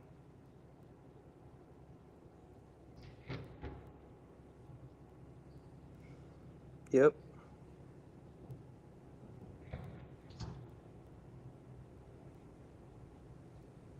I don't know. I don't think I could ever do it again. It just wouldn't work. You know, after learning all the MGTOW stuff, it just wouldn't work. No. Jeez. You know, I'm just very fortunate that I have a wife that puts up with my insanity, has the same goals as I do, and is stuck by my side through all the illnesses. You know, most women today, they're not hanging around. They're out the door. They're selling all your shit while you're in the hospital. I've heard of that happening for sure. Especially Yeah, it happened to some of what's the his Service name? Brothers. Didn't that happen to the one that was the cop in New York City? Zombro? Easy. Yeah. Disgusting.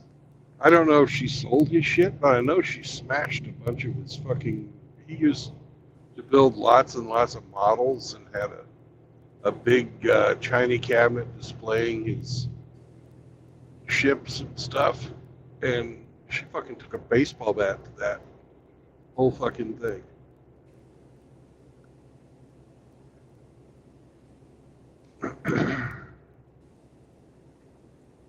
Yeah, his family did him dirty too.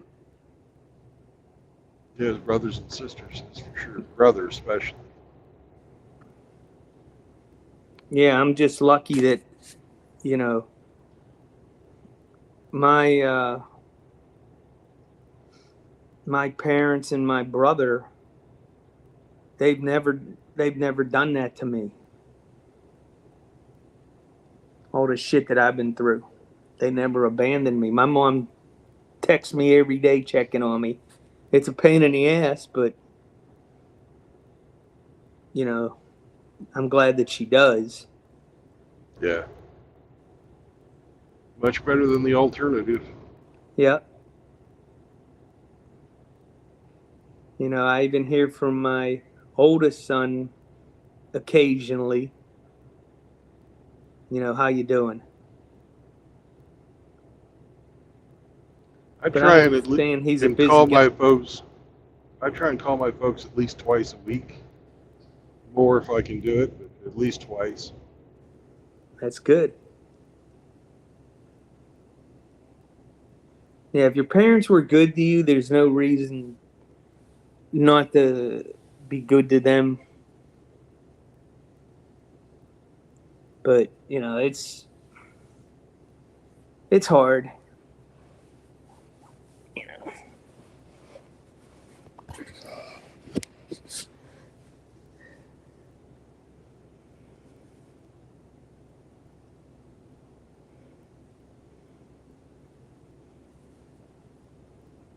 You know, even when I was in the hospital, Cindy was taking my dad to the VA to make sure he made his appointments.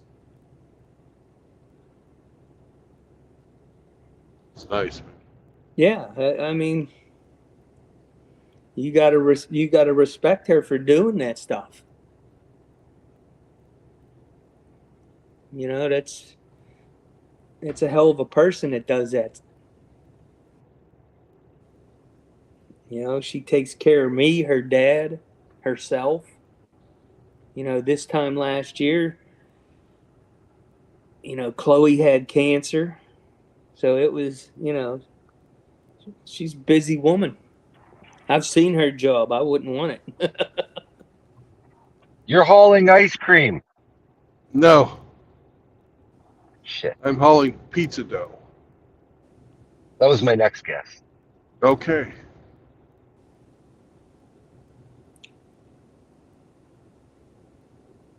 I wasn't even close.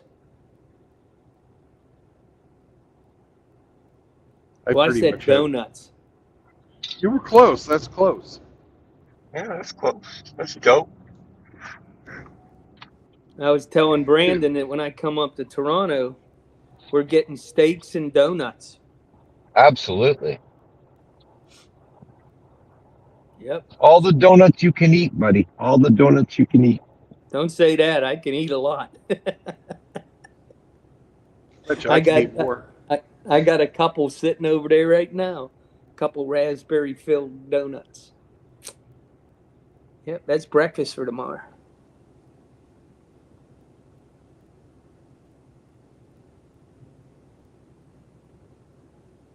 Yeah, I had a good time on your channel on your last stream there, Hemi. Right? Yeah. I don't understand it, but okay. I just watch it and We I'm like, try. what the hell's he doing? I have no idea. I don't play video games, so I have no idea. I try. I don't really play them either. I just try. When you were flying the helicopter, I was laughing my ass off. I'm like, who the hell flies a helicopter into a telephone pole? Me. Me. I was laughing. It was so funny. How come your character is an ape? I don't know. I just thought it was fitting. I didn't know if there was something. It's just a monkey mask, actually, but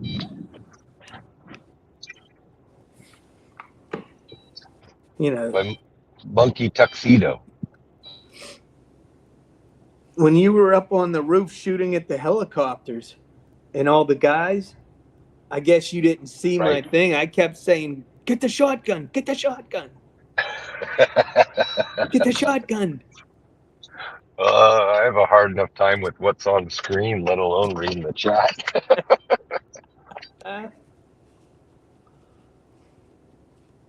Yeah, the last time I watched it, you were in the submarine in South America or some shit. Stay out of the stairwells. Yeah. Stairwells are death traps. Anybody in the military or a cop will tell you stairwells are death traps.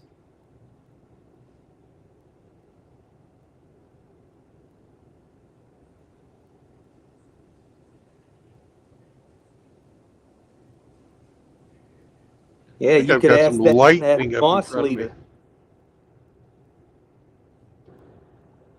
I'm sorry, Brandon. I said, I think I've got some lightning up in front of me, but when I checked the weather, there was fucking nothing. So that's weird. Heat lightning. Yeah. We had that a couple nights ago.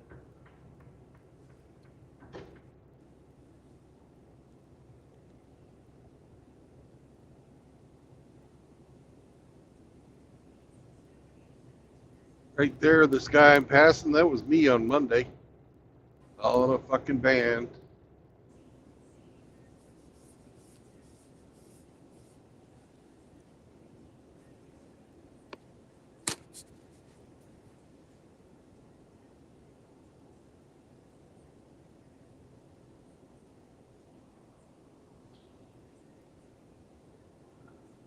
I had this truck that I wanted to rent. It was just a little fucking Toyota Tundra or something like that. 2-door.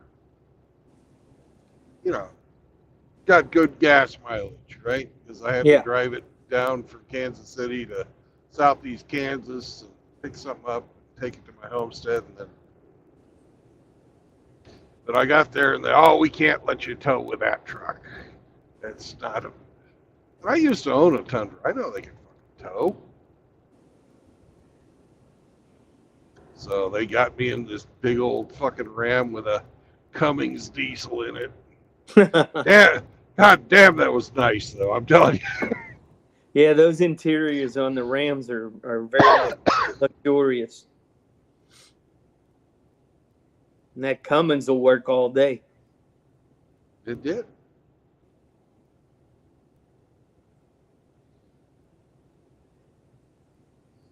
When I was, I had to back the trailer down my driveway at my homestead. And my driveway at my homestead's about a half mile long. Because I got my little shed dominium about as far close to the lake as I could take it. And everything's all overgrown. It's almost like I haven't mowed it in 2 years. Because I haven't. I had to fucking back my feel. You know. Parts of it were gravel underneath, part weren't. Whenever I felt it get a little loose, you'd straighten her out, get back on the gravel part. So did you cut the grass? No, hell no.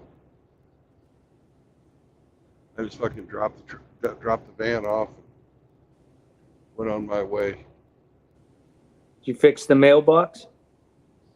That's the other thing. Somebody fixed it for me. Oh, that's nice. Yeah, I went there and I was driving down the road and I see it and I stop. It's white now instead of black. It's awful nice of them. Yeah. So apparently they must have felt bad after fucking taking it out.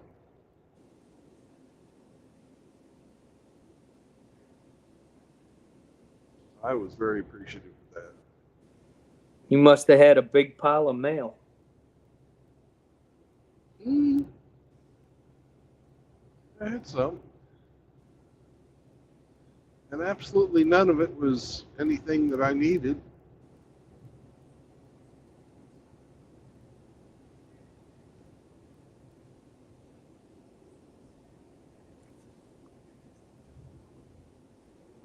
Although I did look through the Harbor Freight catalog. That was pretty cool.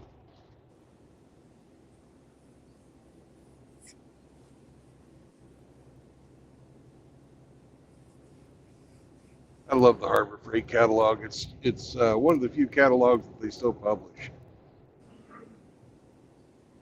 It's like the old Sears and Roebuck catalog guys. I belong to the membership, but I don't get the catalog. I get it on text message or email. Yeah.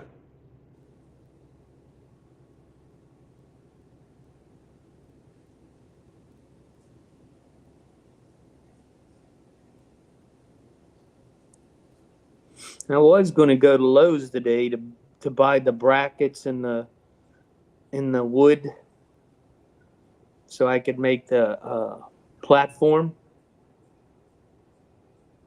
But it was so hot at 93 degrees, I just didn't have the energy for it. Right.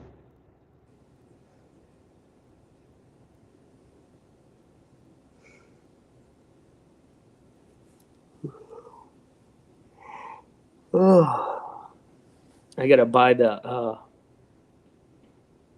paint so I can spray paint the 6x6s.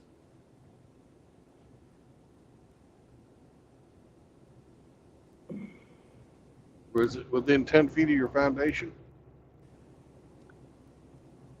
It will be 2 feet from my foundation. Well, there you go, man.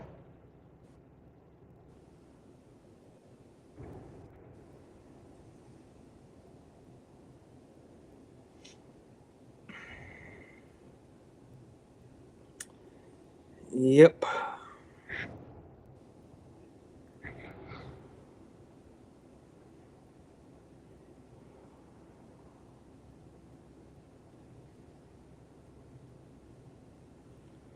Yep.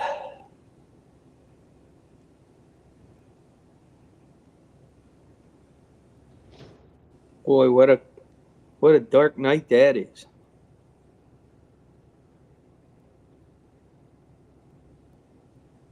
Yep. Get away from the city. Even here, there's, last week was the full moon, so it's trying to hide. It's overcast here. It is here too.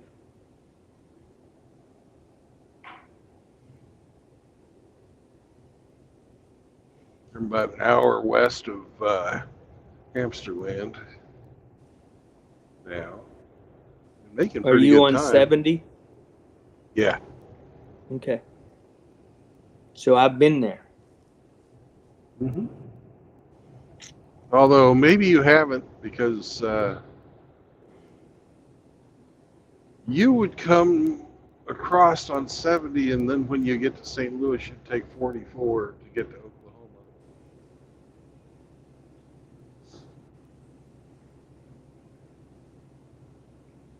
Well, we stay on 70 all the way into Oklahoma to what, 35?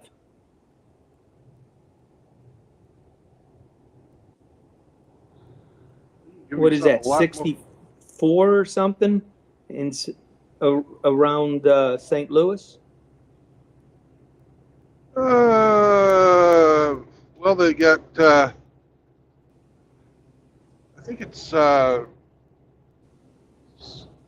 370 and 170 and 270 and all kinds of 70s.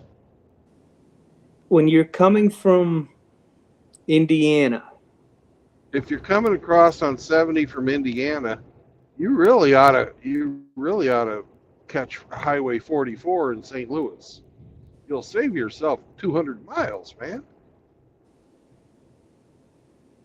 and where does that get off at? The 44-70 split is right downtown, but if you're coming in from the east, you ought to catch, I think it's 255 or 270, or I can't remember the name of it right off the top of my head.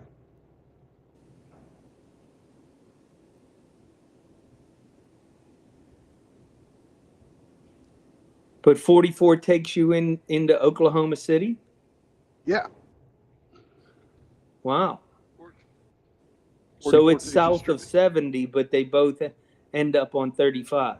No. Well, they both end up at 35 because 35 is a north-south road, Yeah. and they're both east-west roads. 44 basically follows the old Route 66.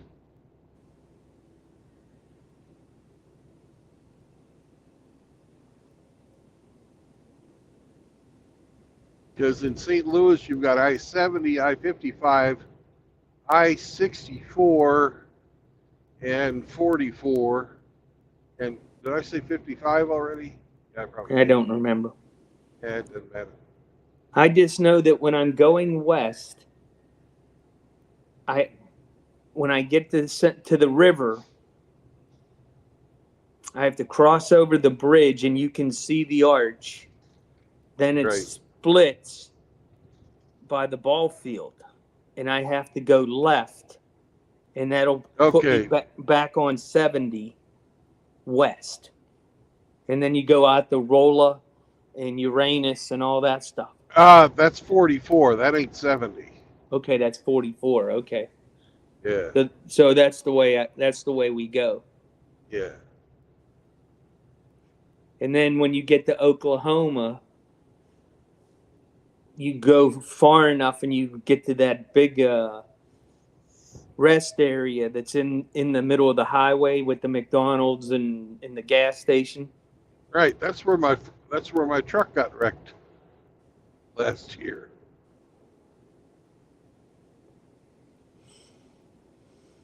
I don't remember that one. I remember the one in Philly. Yep. I had one in Oklahoma too. Was that the parking lot where you were parked? Yeah.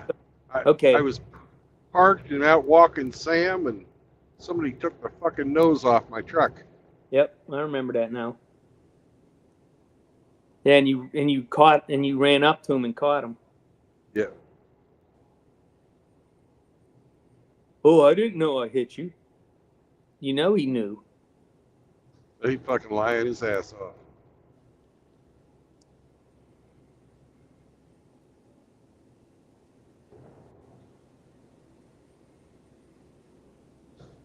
He thought he was going to get away. Nope. Fat man with the little dog ran you down. Fucking it freaked Sam out because I didn't say nothing. I just reached down, scooped him up, and he's like, yay, yay, yay.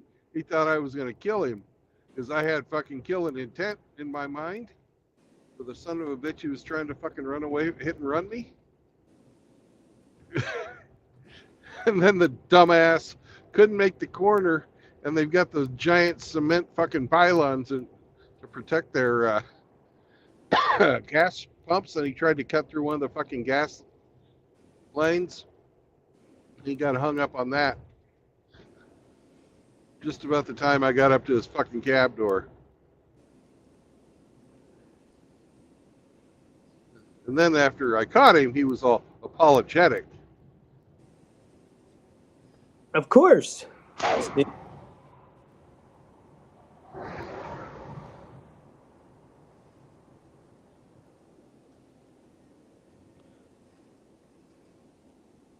That's when you wish you spoke Somalian, so that way you could tell him you didn't understand English.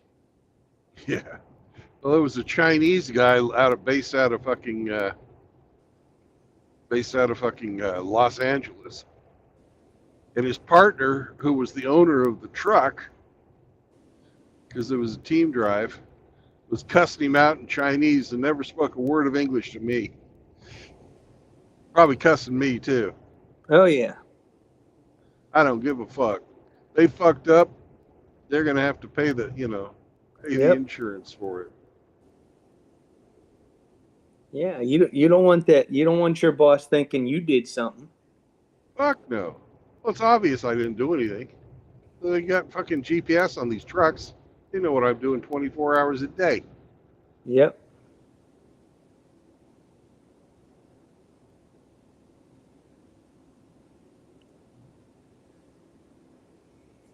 My electronic log was fucking on break.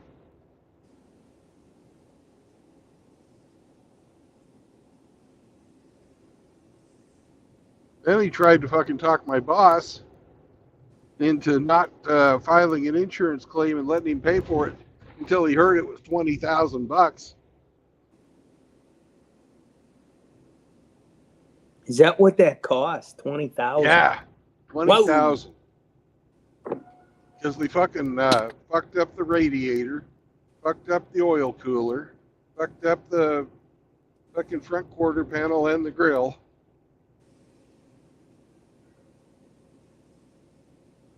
Fucked up the lights. It's $3,000 just for the lights. Ooh. Can you believe that? $3,000 for a fucking lighting package. Yeah. Bidenomics, brother.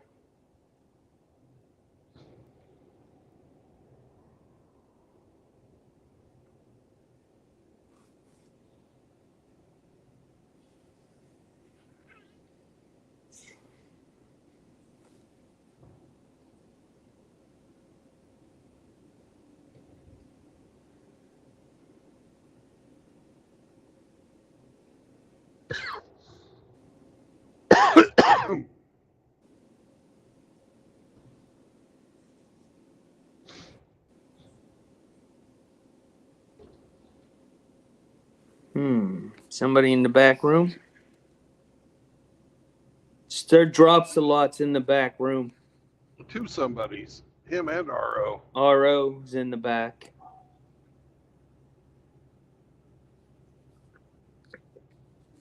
Woof woof.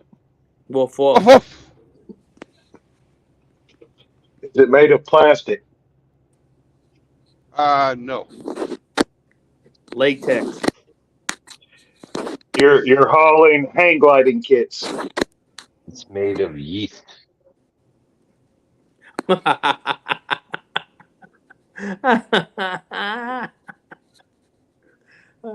Ew. Ooh. I've got dough in the back. I heard. What's up, RO? Man, I just getting home from work. Long day, huh, brother? Yeah, long day. He's hauling dough too. Yeah. Oh!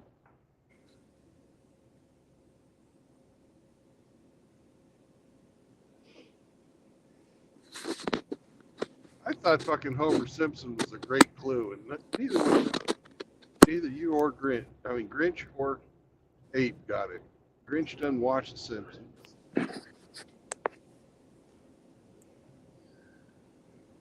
Abe could only think about beer.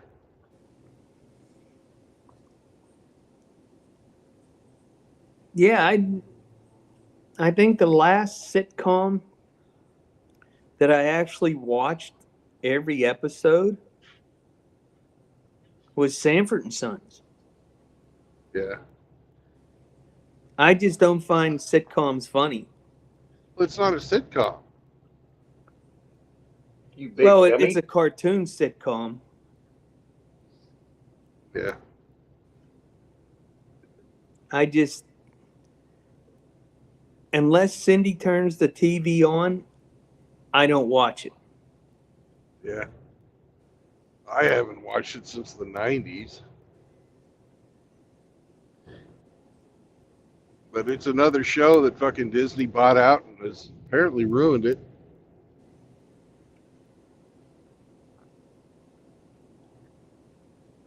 Sanford and Son? No, The Simpsons. The Simpsons. Oh. Oh. So that girl Gina, whatever her name is, that Disney fired, Gina Gershon? whatever her Or name is, Carrera? Something like that. Musk is helping her with the court costs with her fight against Disney, and the judge ruled that she can proceed with her case, that she has enough legal standing to proceed with her, with them unjustly firing her. So now the real case begins.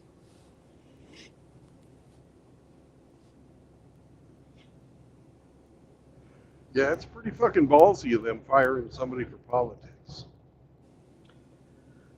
Yeah. And the funny thing is about a month ago or more that Mark Ruffalo said something equally or more egregious, but it was left leaning. And Gina called him out on it. And of course, nothing happened to him because he's on the right side of their politics, or I should say the left side. Well, he's an asshat anyways. Oh, yeah. Hey, Frost.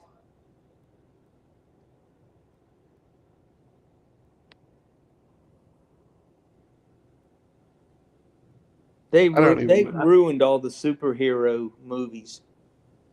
I don't even know who he is. He played the Hulk in He played Dr. Banner and voiced the Hulk. in a bunch of the movies.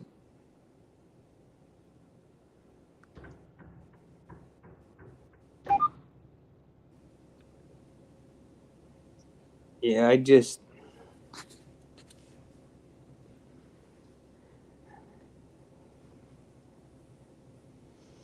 well, another 2 months or a month and a half, it'll be hockey season and everything will return to normal. I'll be able to watch the Penguin games and be happy.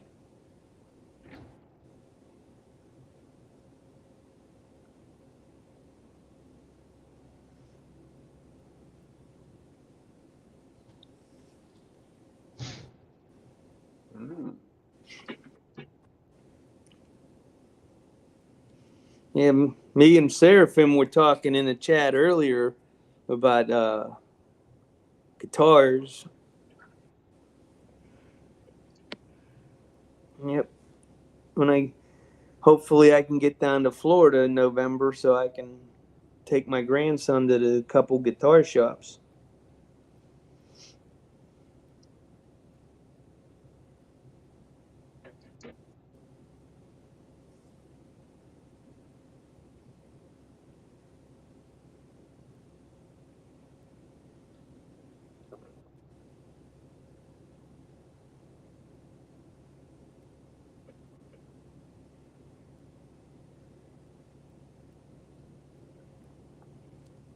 Is Hemi still here, or did we lose him again?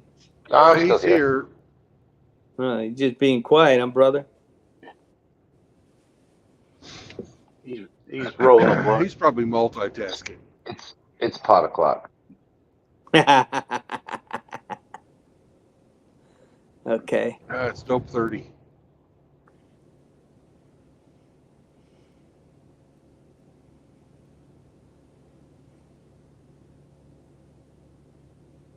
Has your appetite returned yet, Grinch?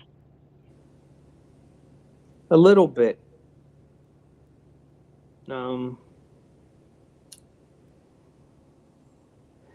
Sometimes I get real hungry, and other times I'm not.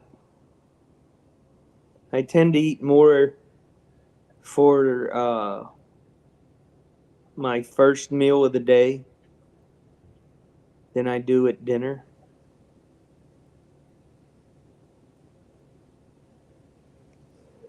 How about your And, energy level? Yeah, have they got all that sorted out? Your blood cells and stuff? My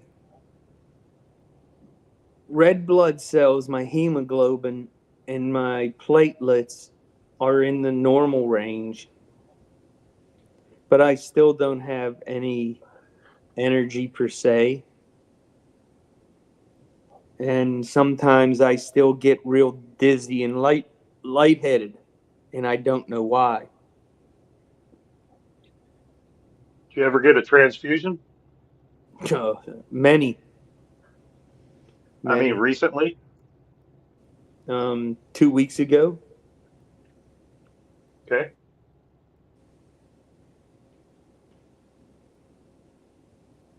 Yep.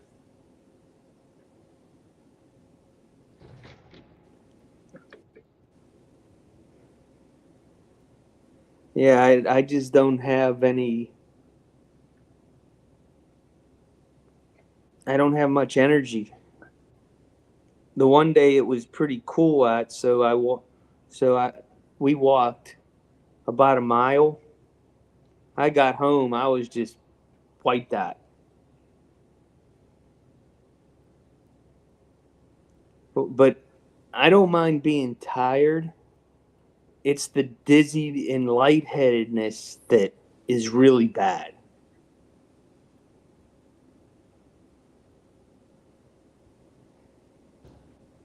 Because I don't want to pass out again. Right. I've done enough of that. So next Tuesday, I'm supposed to go back in the hospital, Tuesday or Wednesday. So I don't know what the immunotherapy is going to do. This is a new treatment for me. I've had everything else, the surgery, the radiation, the chemo, the pills. So this is something new. So they're going to give me this pump that I have to carry around with me. It's going to be plugged into my port. And for 28 days, I get this liquid pumped into my system continuously. So every 2 or 3 days, I have to go get another bag of this crap. Wonderful. So it's 28 days on, 14 days off. But when you first start it, the protocol is 11 days in the hospital to ensure that you don't have any reaction to the treatment.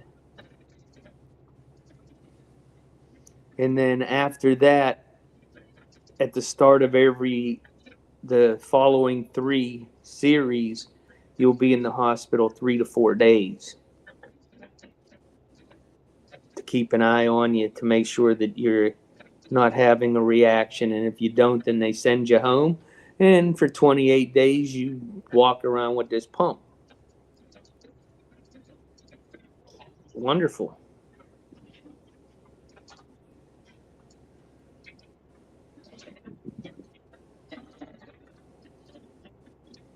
back to the same 7-day cycle of hospital food. Yeah. Some of it's not bad. They actually do a pretty good job with it. But I tend to eat a lot of hamburgers for lunch and dinner. Their spaghetti is horrible. I'm sure it is to an Italian guy. You know, I understand that they have to leave everything pretty bland because you don't know who you're feeding. So that's why I tend to go with the chicken breast sandwich or the hamburger, because you put, your ketchup, your mustard on your burger with the lettuce and tomato. It tastes like any other burger.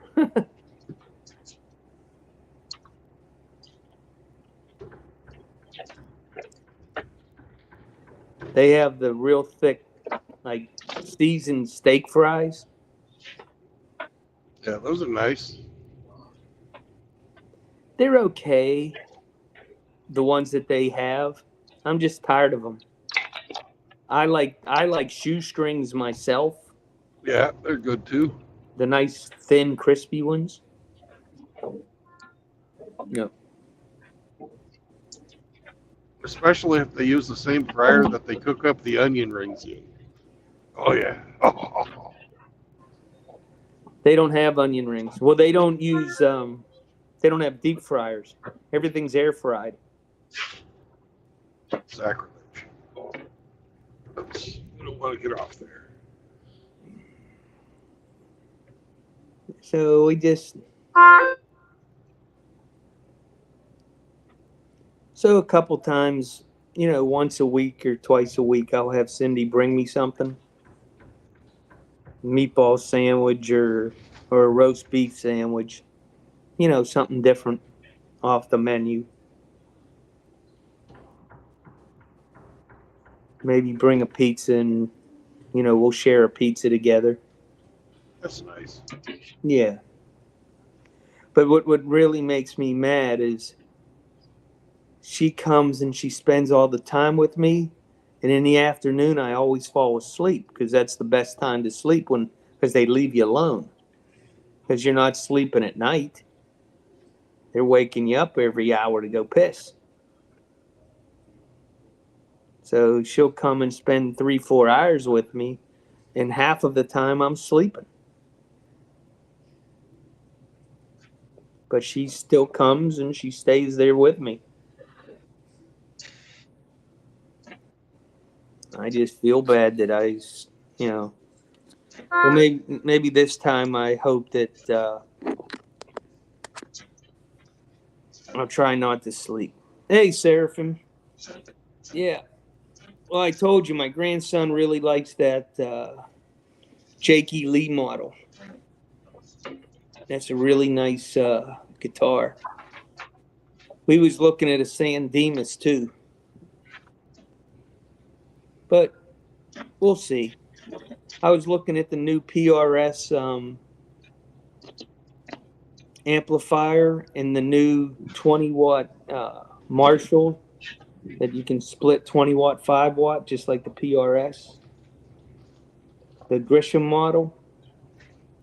But I think the Grisham model is more flexible, but the sound of that Marshall, boys, that thing just sound tremendous.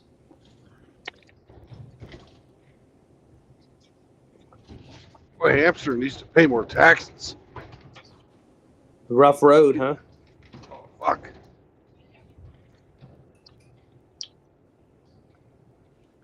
What's he say when you tell him that?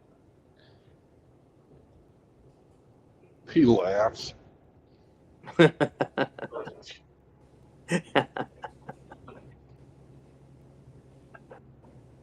He was in a good mood today. Yeah, he was fucking wasted. playing guitar and everything. Yep. I was going through my channels yesterday on YouTube, and I came across Frankie's channel. It's still up. Yeah.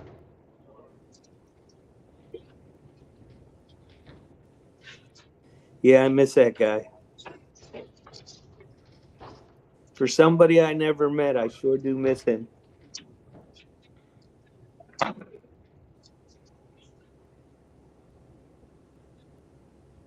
I need to re-up my subscription to his channel. Could you send me his links? To his? Yeah. All right, I'll send them to you tomorrow. Yeah.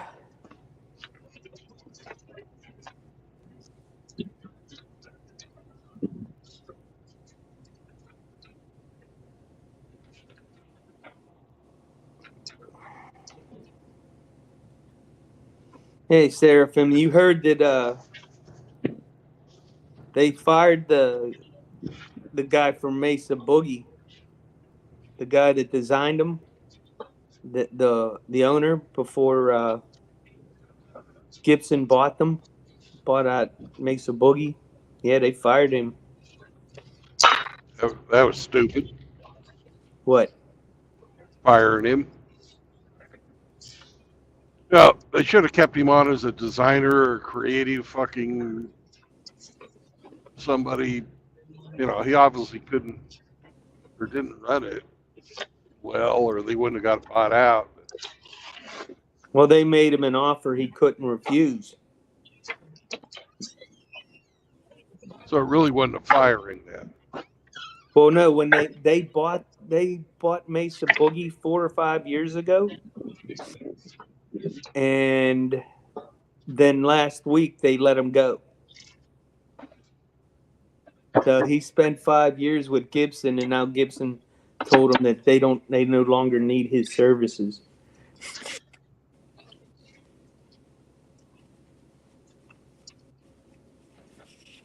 Well, they're going to need his services when they can't design an amp right. Being a subcontractor fucking pays real good. So what he'll do is, if he's smart, he'll go start making boutique amps again from zero again, and just all the things he couldn't do at Gibson, he'll be able to do on his own amps and just make them better than you made these ones.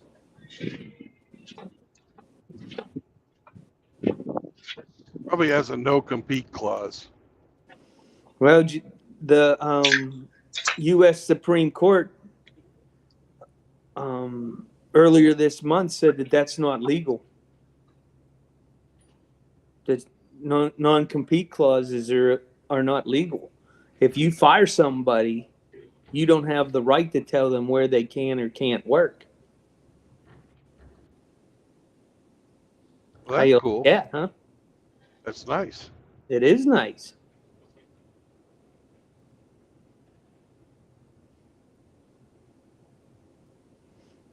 I think the only people that should have non-compete clauses are government employees.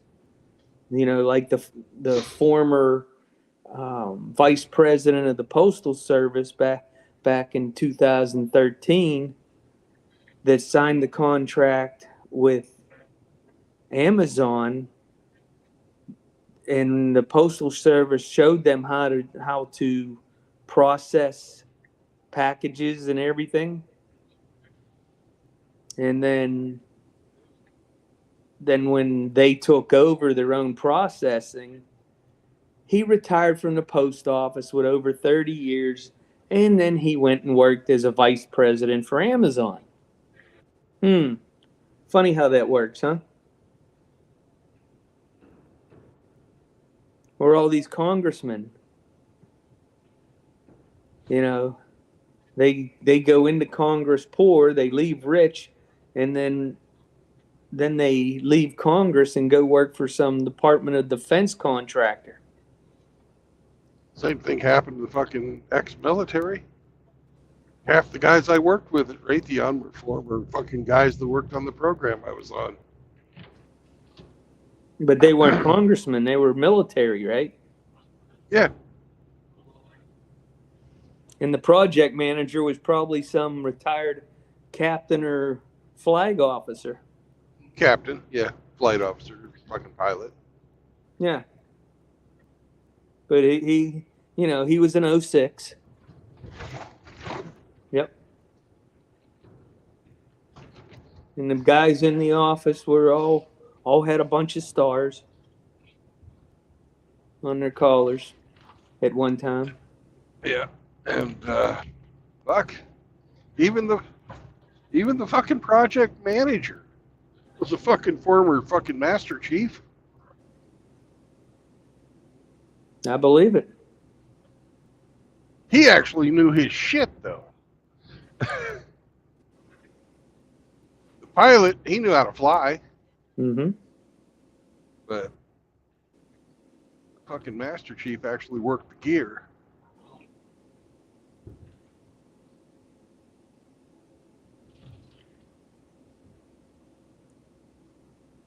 Well, you heard the story of that Marine Corps Lance Corporal this spring, didn't you? You know how the company in Oshkosh builds the LAVs for the Marine Corps and all their the military's light vehicles, their trucks and all that stuff? Yeah. Well, this kid graduated high school and just went straight in the Marine Corps. Well, come to find out, this kid's some mechanical freaking genius. And the LAVs, the Marines use for the sea assaults, the waterborne operations, weren't running very well. The new ones they couldn't get them to work properly. Yeah, BAE fucked that away. Yeah. So this kid, this 19-year-old kid, is like, no, you have to change this and change that. And he improved it. He saved the Marine Corps $2 billion with the changes they were making with the amount of equipment they had to purchase. So, so what they did was they sent this kid to work in Oshkosh, Wisconsin, on these vehicles for the rest of his tour. So you know what's going to happen at the end of his 4 years. Yeah, they're going to snatch him up. And Yeah. he's going to make fucking six figures, if not more. Yeah. Well, he apparently, this kid took a look at all the vehicles once he got there and streamlined their production and their drivetrain to make it more efficient and cost less to produce. 19 years old. Jeez. Nice. So, yeah, they promoted the kid to sergeant and sent him to Oshkosh and said, you stay here and work with these people and make sure that these vehicles are the best vehicles they can be. Okay. Well, at least the military was smart enough to recognize what the kid could actually do and didn't bury him, you know? That's usually what happens. I hope they gave him a minder because he doesn't have the horsepower to push through some of the shit. Not as a sergeant.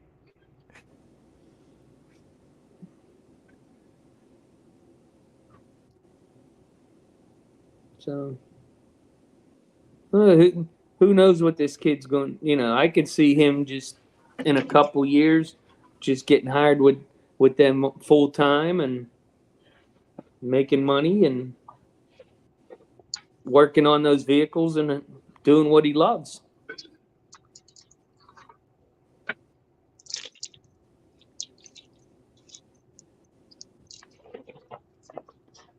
Welcome to the next state, motherfuckers. Not yet. We're not going to get into the next state until tomorrow. Hello, Grinch. Hello, everyone. Hello, How's it sir. going, How are you? Seraphin? Hey, look, I just take the opportunity to meet Grinch on the panel. It's first time, I guess. I think this is the first time I've ever got to actually talk to you, my brother.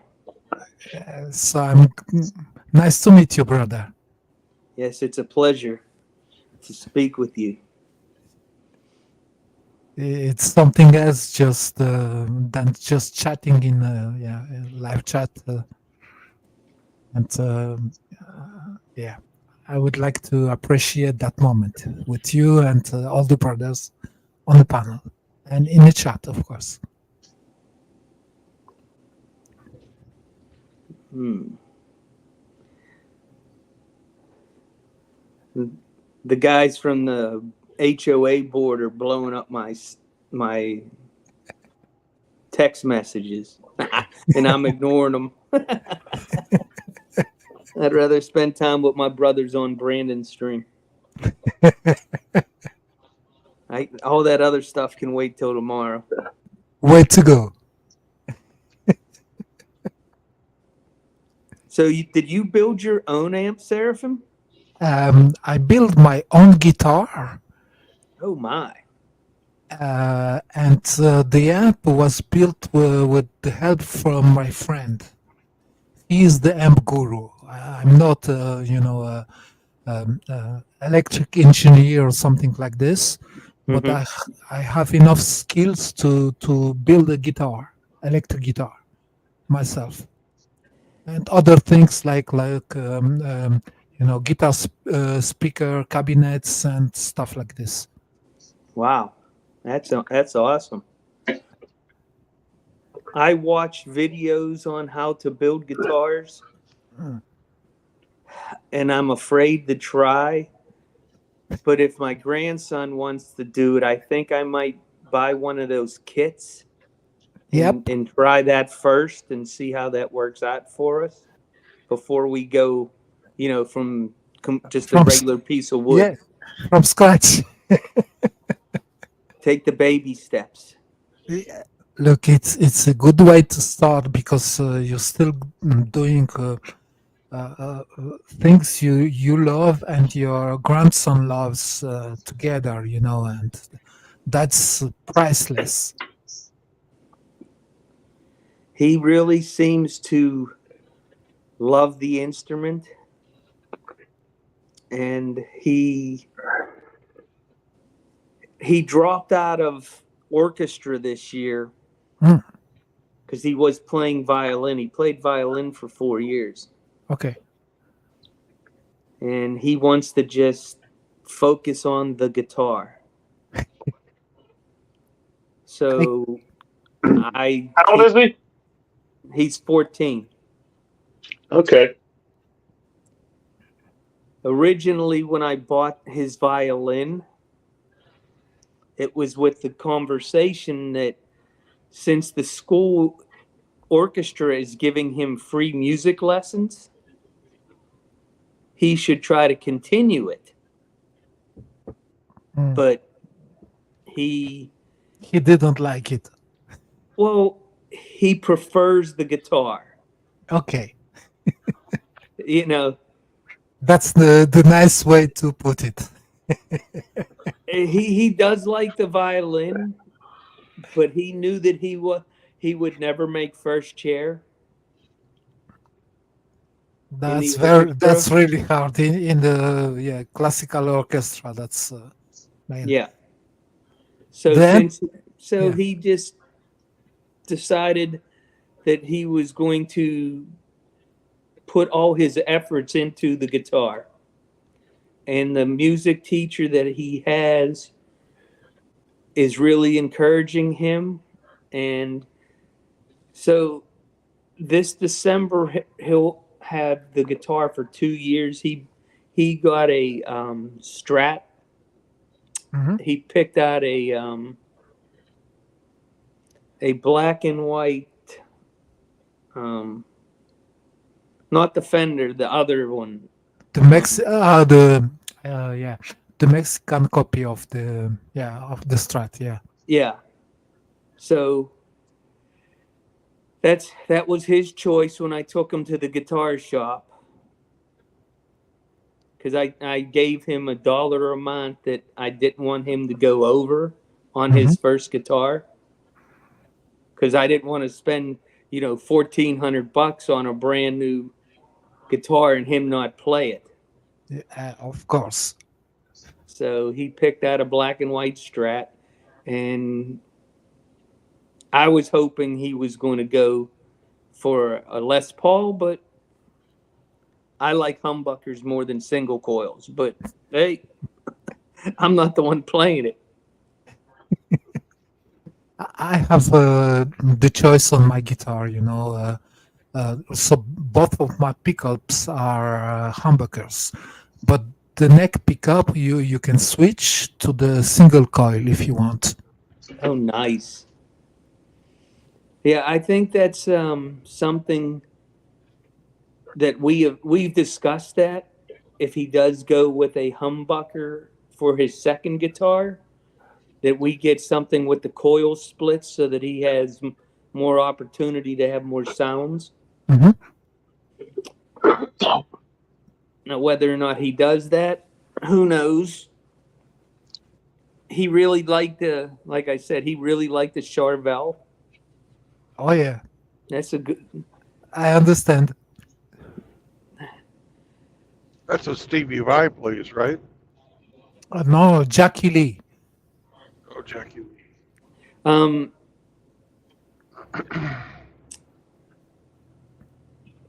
No, he plays Ibanez. His model's called the Gem. Steve Vai, yeah. Yeah, Steve plays Ibanez Gem. Yeah, I have one of those. I've Now, only if he chooses an Ibanez, I won't have a problem with that. They're excellent. Absolutely, but not cheap at all. I think most of the guitars are overpriced, in my humble opinion. That's okay. Grinch is paying. That's right. Grandpap's paying. When I was working up in Scotland, I ate at the same restaurant as Steve Vai. He was in there chowing down at the same time I was. Great. That's my connection to Steve Vai. Look, I love the guitar player, but at the same time, when I saw him in '91 with Whitesnake, I was so overwhelmed by his playing that almost disgust, How can you play that good? Yeah, it's Whitesnake, man. It's Whitesnake. So. Steve Vai is just one of the most talented guys I've ever watched. One of my favorite songs of his is "Bad Pony." Yeah, Bad Horsey. Bad Horsey. Bad Horsey. Bad Horsey. Fuck, that's a fucking rockin' song.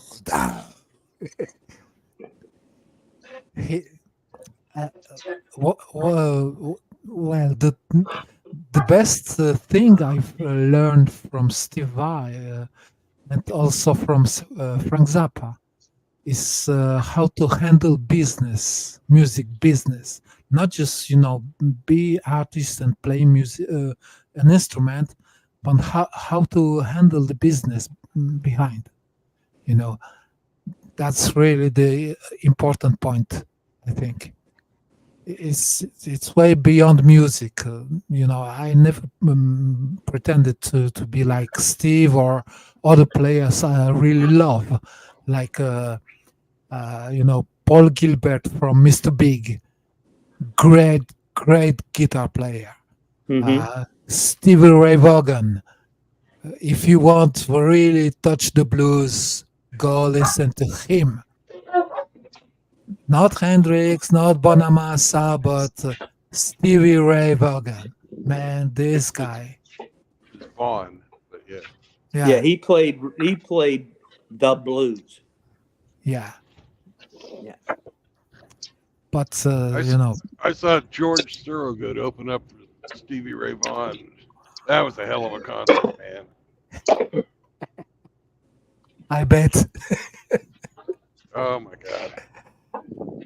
So here's a concert that they used to have in the United States, and it's been a few years, but they used to have the G3 concert. Mm-hmm.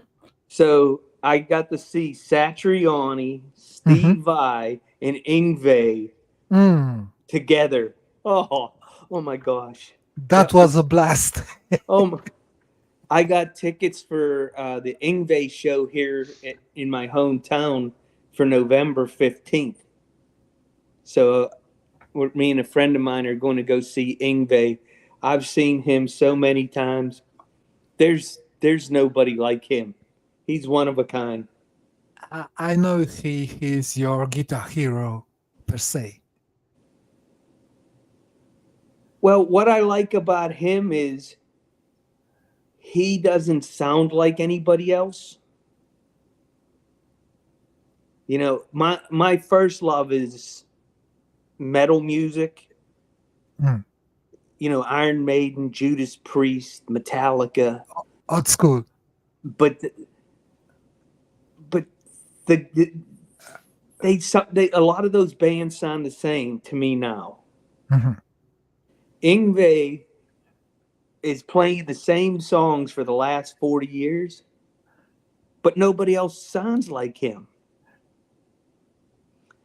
And I went to a guitar seminar that Yngwie put on, and he was just demonstrating all these different techniques that he doesn't use in his music. It's just blown away. You know, the guy can play anything. And it was just, the one guy was asked, what's your favorite Zeppelin song and can you still play it? And he's like, oh yeah. And he just started playing Led Zeppelin. And I'm just like, oh my gosh. And you would have thought it was Jimmy Page playing it. It was just just beautiful. Well, you know, he's played on over 100 other albums for other people under a different name. That he used to do studio work for other people.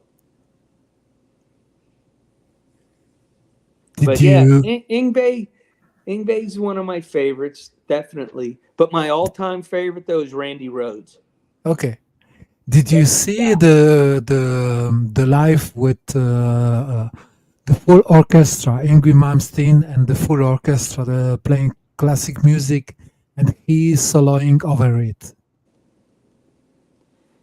Yeah, I've seen the videos of him in Japan doing that. Jeez. That's just phenomenal. Absolutely. So every once in a while, I'll find a video of one of the great guitarists. Like I sent one of Stevie Ray to my grandson, and I said, "This is how you play the blues." Or you know, I'll find one of I found one of Joe Satriani playing live Surfing with the Alien. And I'm like, you got to watch this. You know, and then Uli John Roth, he was playing some great technique. Oh my gosh. And then, you know, just so many great guitarists that if you can take just one thing from each of them, it'll make you a better guitar player. Sure. But I try to motivate him. I remember my drummer, you know, gifted me that album, Surfing with the Alien, from Joe Satriani. I was That's just awesome album. I was just 18, and this thing changed my life, really. There, it's just instrumental, music. No, it's not really songs, but the way this guy played the guitars, they make them sing, really. I could play my whole life and never be that good. Never. But I'm hoping that my grandson has the love of it, of the instrument, and dedicates himself to it to see what he can do. I told I him, understand that. if you playing an instrument has to be for yourself. If you turn it into a job, most people lose their passion for it. It happened to me. My cousin is 57, and he's been playing since he was 10 years old. And there is absolutely nothing he can't play. I mean, he can play everything from Stevie Ray to Steve Vai. He can play Yngwie. He can play everything that Randy ever wrote. And so, he's just a phenomenal, naturally gifted guitarist. And you know what he did with that gift? Nothing. Absolutely nothing. And I just think that's wasted talent. God gave him a gift, and he didn't use it. He still plays, but Well, he plays maybe. for himself, but he never did anything with it. Well, maybe he understands that everything comes at the price. Meaning, when you're famous, everybody knows you. You lose privacy, private life, right? And that's the price you pay for it. You can lose your soul also. Well, maybe, but I know he never tried it as well. He never tried. I always thought that was a shame. At least you'd think somebody with that talent would be able to find a drummer and a bass player and a keyboardist with equal talent and be able to play. But no, I didn't. I was a drummer, and I didn't have half the talent my cousin did on his guitar. But I went out and I played with a bunch of different bands because I wanted to see how, what it was like to play on stage. And you don't have to be successful. You don't have to be really big. But, just for the love of the music, you play. And then the judge took my drums.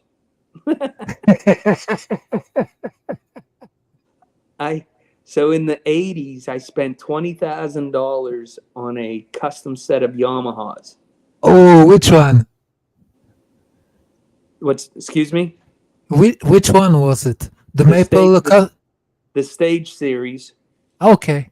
I had 16 drums, 18 cymbals.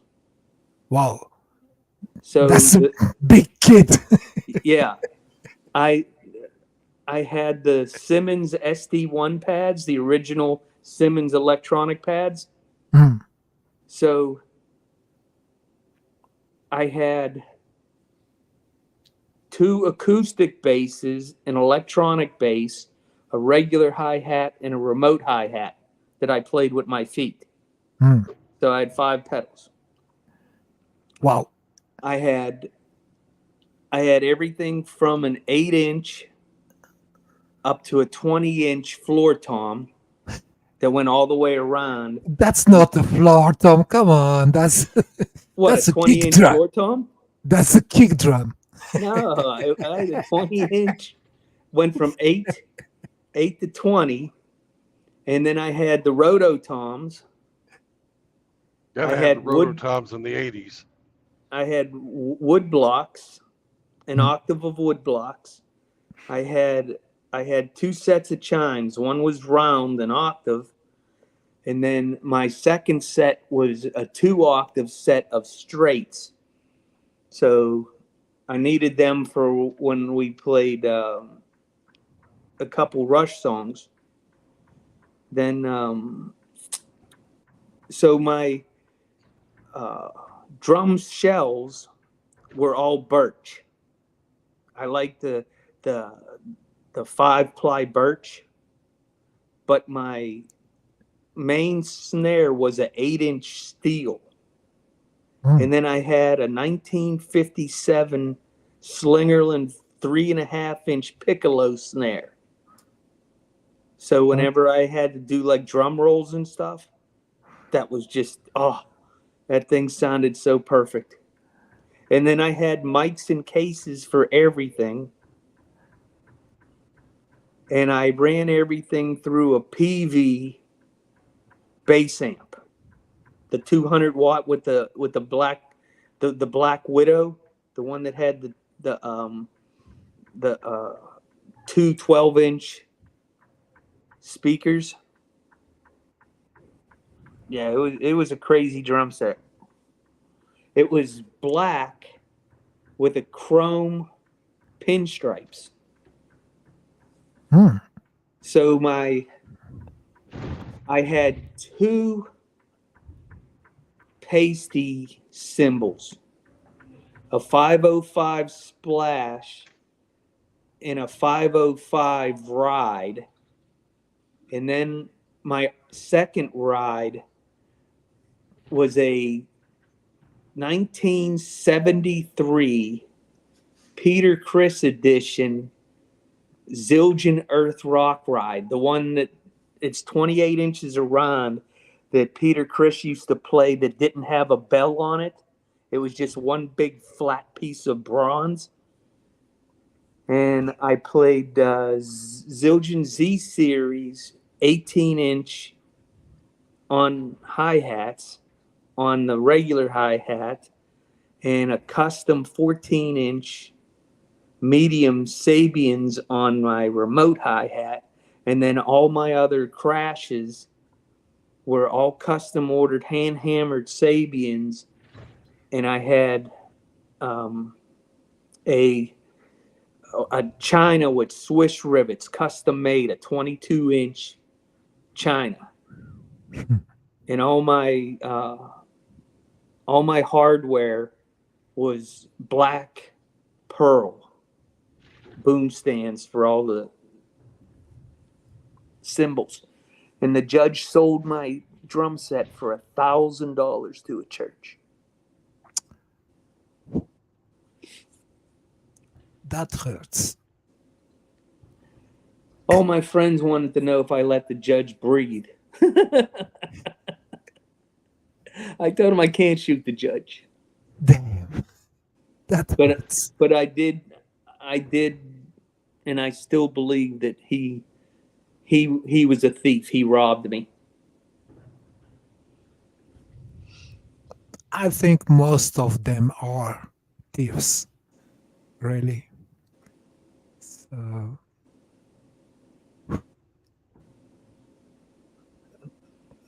I can sorry. No, go ahead. I can picture your kid, because my drummer was crazy about it.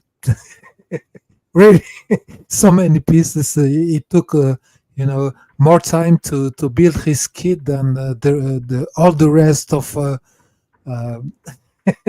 gear we need for the whole band.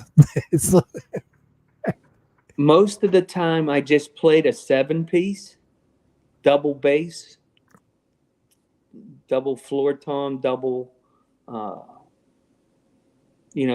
toms above the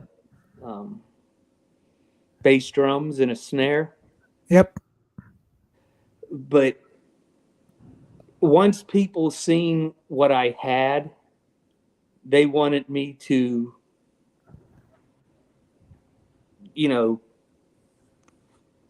put out the big kit. The top 40 band I played with, they wanted that full kit. In the SD1 pads, I really used them just as triggers for, all those crazy electronic drum sounds of the 80s. Yep. Gotcha. Yeah, just triggers. Yeah. Yeah. So I used them basically as triggers, and it was, but everybody loved the big drum set. Sure. I liked it because I didn't have to see the audience. I was hidden behind the drum set. Yeah, it's so impressive from the other side as well. When you come to see a band and you see such a big drum kit and all the gear on the stage and stuff, and you start making noise with it. It's so fucking awesome. I used to single head my drums. Oh, no bottom head? No bottom heads, no. So what I would do, I would use the dead ringers. Okay. They're the foam inserts. Yep. I would use them, and then I've been out of the drum world for a long time, so I don't even know if Remo still makes these drum heads, but they were called CS Black Dot Whites. I remember those. So they were black, and they had the oil film between the first two layers, and then they had a big white dot in the middle. Or the black one. On the black one. So they were black on the outside and a white dot in the middle. So they were a triple head. Exactly. And somebody who was a very aggressive drummer, that worked out really well because you could really pound on those heads without having to change them a lot. So that drummer makes a lot of holes in his drum head. I used to use a 5B drumstick, which is a fairly heavy drumstick. Yep. And I would use the nylon tips. I like them natural, 5B, but natural. The natural, what I would do is I would play the drumsticks backwards. Okay. So that way I would be using the round butt end of the stick on the drums. But I would spin them. So if I would have to play on the ride or the medium hi-hats, my thin, my nice thin Sabian ones. Yep. I would spin them so I could use the nylon tip to get the brighter, higher pitched tone out but of soft out of touch as well. You don't have the same impact with nylon on skins and cymbals like with wood, right? So when you want to play softer parts with on your drums, you just turn them around, like you said, and you play softer on those. I hear you. And you get a lot more. You're that way you're able to vary your tone on the drums and the cymbals because you're using, two different ends of the drumstick. Yeah. It's just, like most people play 10 gauge strings. Me, I prefer the sound of the lighter strings because they're brighter. I use a hybrid, so I have the bottom strings from the 10 set, meaning 46, 32, and 26, and on the top I use the set of 9. Oh man, that must sound awesome. 9, 11, and 13, and yeah. Because you keep the the heavy bass in the guitar, Mm-hmm. and at the same time you can still soloing and bending strings like crazy. Do you standard E or do you drop tune? It depends. So I have one guitar is just E standard, but the mine I play every day is tuned in C sharp. Mm. The reason I just heard that recently on a video. Mm. That tuning, boy, is that an amazing sound. Yeah, and it's the reason behind is I can play with my friend who plays Indian sitar. It's the same tuning. Boy, that must sound tremendous.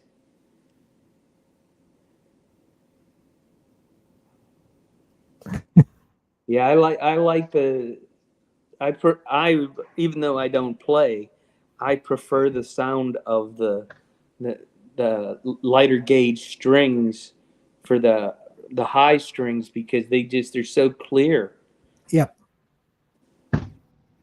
So the hybrid, the mix between the two, I think it's a good solution for the music I'm doing right now. Let's say. You know who Billy Gibbons is from ZZ Top? Sure, he played with 7. Yes, he plays with 7s. Crazy, He's an amazing player. Sure, but he say, why bother yourself to expend more energy on it? What were they saying that?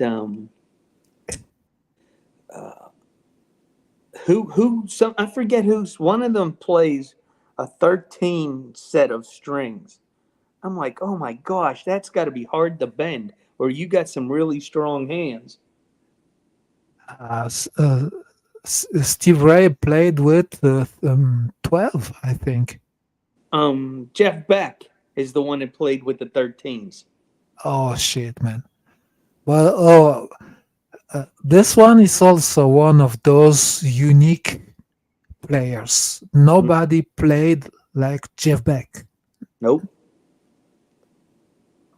He's one of a kind. Yeah. It took me a long time to become a fan of his. Yeah, because his playing is from outer space, per se. I just didn't know of him. I knew the name, and I knew that he was well respected, but I just never really listened to him. And then all of a sudden, a couple years ago, maybe about 10 years ago, I started listening to him. And I was just like, what took me so long to listen to him? Which album are you listening to? Well, I listened to Blow by Blow, Beck's Garage. I listened to them all because he's just phenomenal. My favorite is Guitar Shop. Mm. With the guitar on the lift like a car. Yes. in the shop, and the music from this album is absolutely fantastic. I recommend anyone to listen to it. I'm a big Gilmour fan. Mm. Nobody sounds like him, and nobody lets the music breathe like David Gilmour. Mm. Wow. He's just an amazing guitar player. Yeah, also componist and producer as well. But growing up, I was just a metalhead. So I still am. I love my metal in the morning. I did listen to Zeppelin and Cream, and I've always been a Beatles guy. Mm. and a lot of the 70s prog rock groups, Kansas, Blue Oyster Cult, Marillion, Mhm. you know, I just, King Crimson. Oh yeah, this just- one is absolutely one of my favorites. King Crimson. Then I would say Rush. Yes. Yes. Yes. And then Dream Theater. Oh, yes. Dream Theater is very good too. Yep. Have you ever listened to Marillion? Yeah. I have listened to all of them their albums. Their guitar. I've seen them a couple times in concert here in the United States, Mhm. and their guitarist Stephen Rothery. I got to meet him. Nicest guy. Oh my gosh! But his ability to play guitar is tremendous. And he's real good friends with Hackett, the old Genesis guitarist, Mhm. Steve Hackett, and them two play together all the time. And I'm like, boy, I'd like to sit down in that room and listen to them two play together. That would be tremendous. I maybe have a scoop for you with King Crimson. So Steve Vai and the bass player from King Crimson, the singer and the drummer, are preparing a new project. No way. Yeah, they do. Oh, that sounds awesome. So it's gonna be without Robert Fripp, but he knows the story, and they talk together, of course, between Steve Vai and all the other stars, and they preparing, something like maybe a re-recording, but for sure live playing of the first King Crimson albums. Boy, I can't wait to hear that. Oh, my goodness. Yeah, that all those old bands, every one of them had a very unique sound that didn't sound like anybody else. I really don't listen to anything newer than Pantera. Wow. Well, 2000. I Yeah. take that back. The Pantera was the last metal band I listened to. Hmm. The last pop band I listened to was Oasis. Oh. Yeah. They're actually getting ready to go out on tour again after 25 years. Yeah, but still, those two brothers can't stand each other. Well, they know that there's money to be made. Money talks, suckers walk, right? Yeah. Oh, Sure. oh, I can't wait to. I did not know that King Crimson was going to. Oh, I can't wait now. You got me all jazzed up. I love King Crimson. Cool. And I'm a big Moody Blues fan. Hmm. I love the Moody Blues. Yep. I just, last year at this time, Cindy took me to go see Blue Oyster Cult for the first time in a couple years. That's another, that was always one of my favorite bands. Boy, they could still play. Those old time musicians, these new kids, they can't touch them guys at all.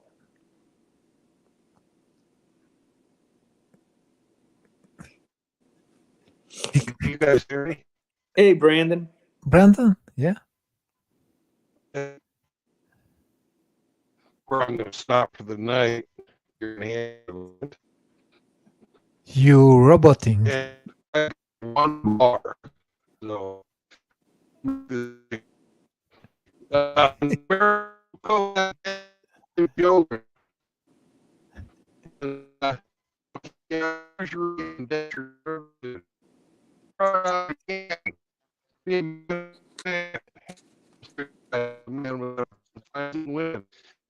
if it was here, instead of dropping, he'd tell you.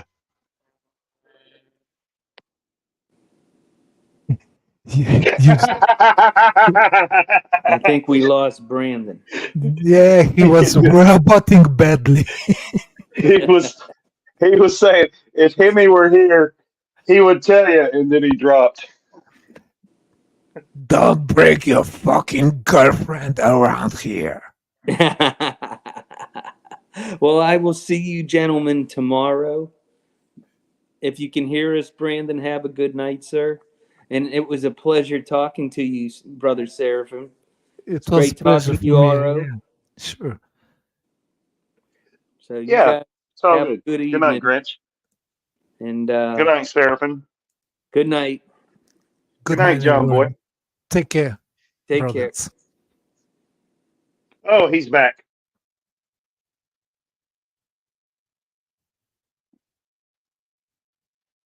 Any final words, Pig Boy?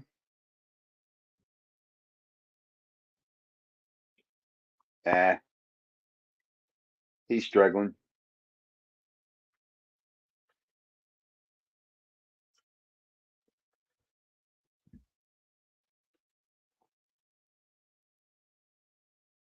No marriage, no cohabitation, no new kids. I'm out.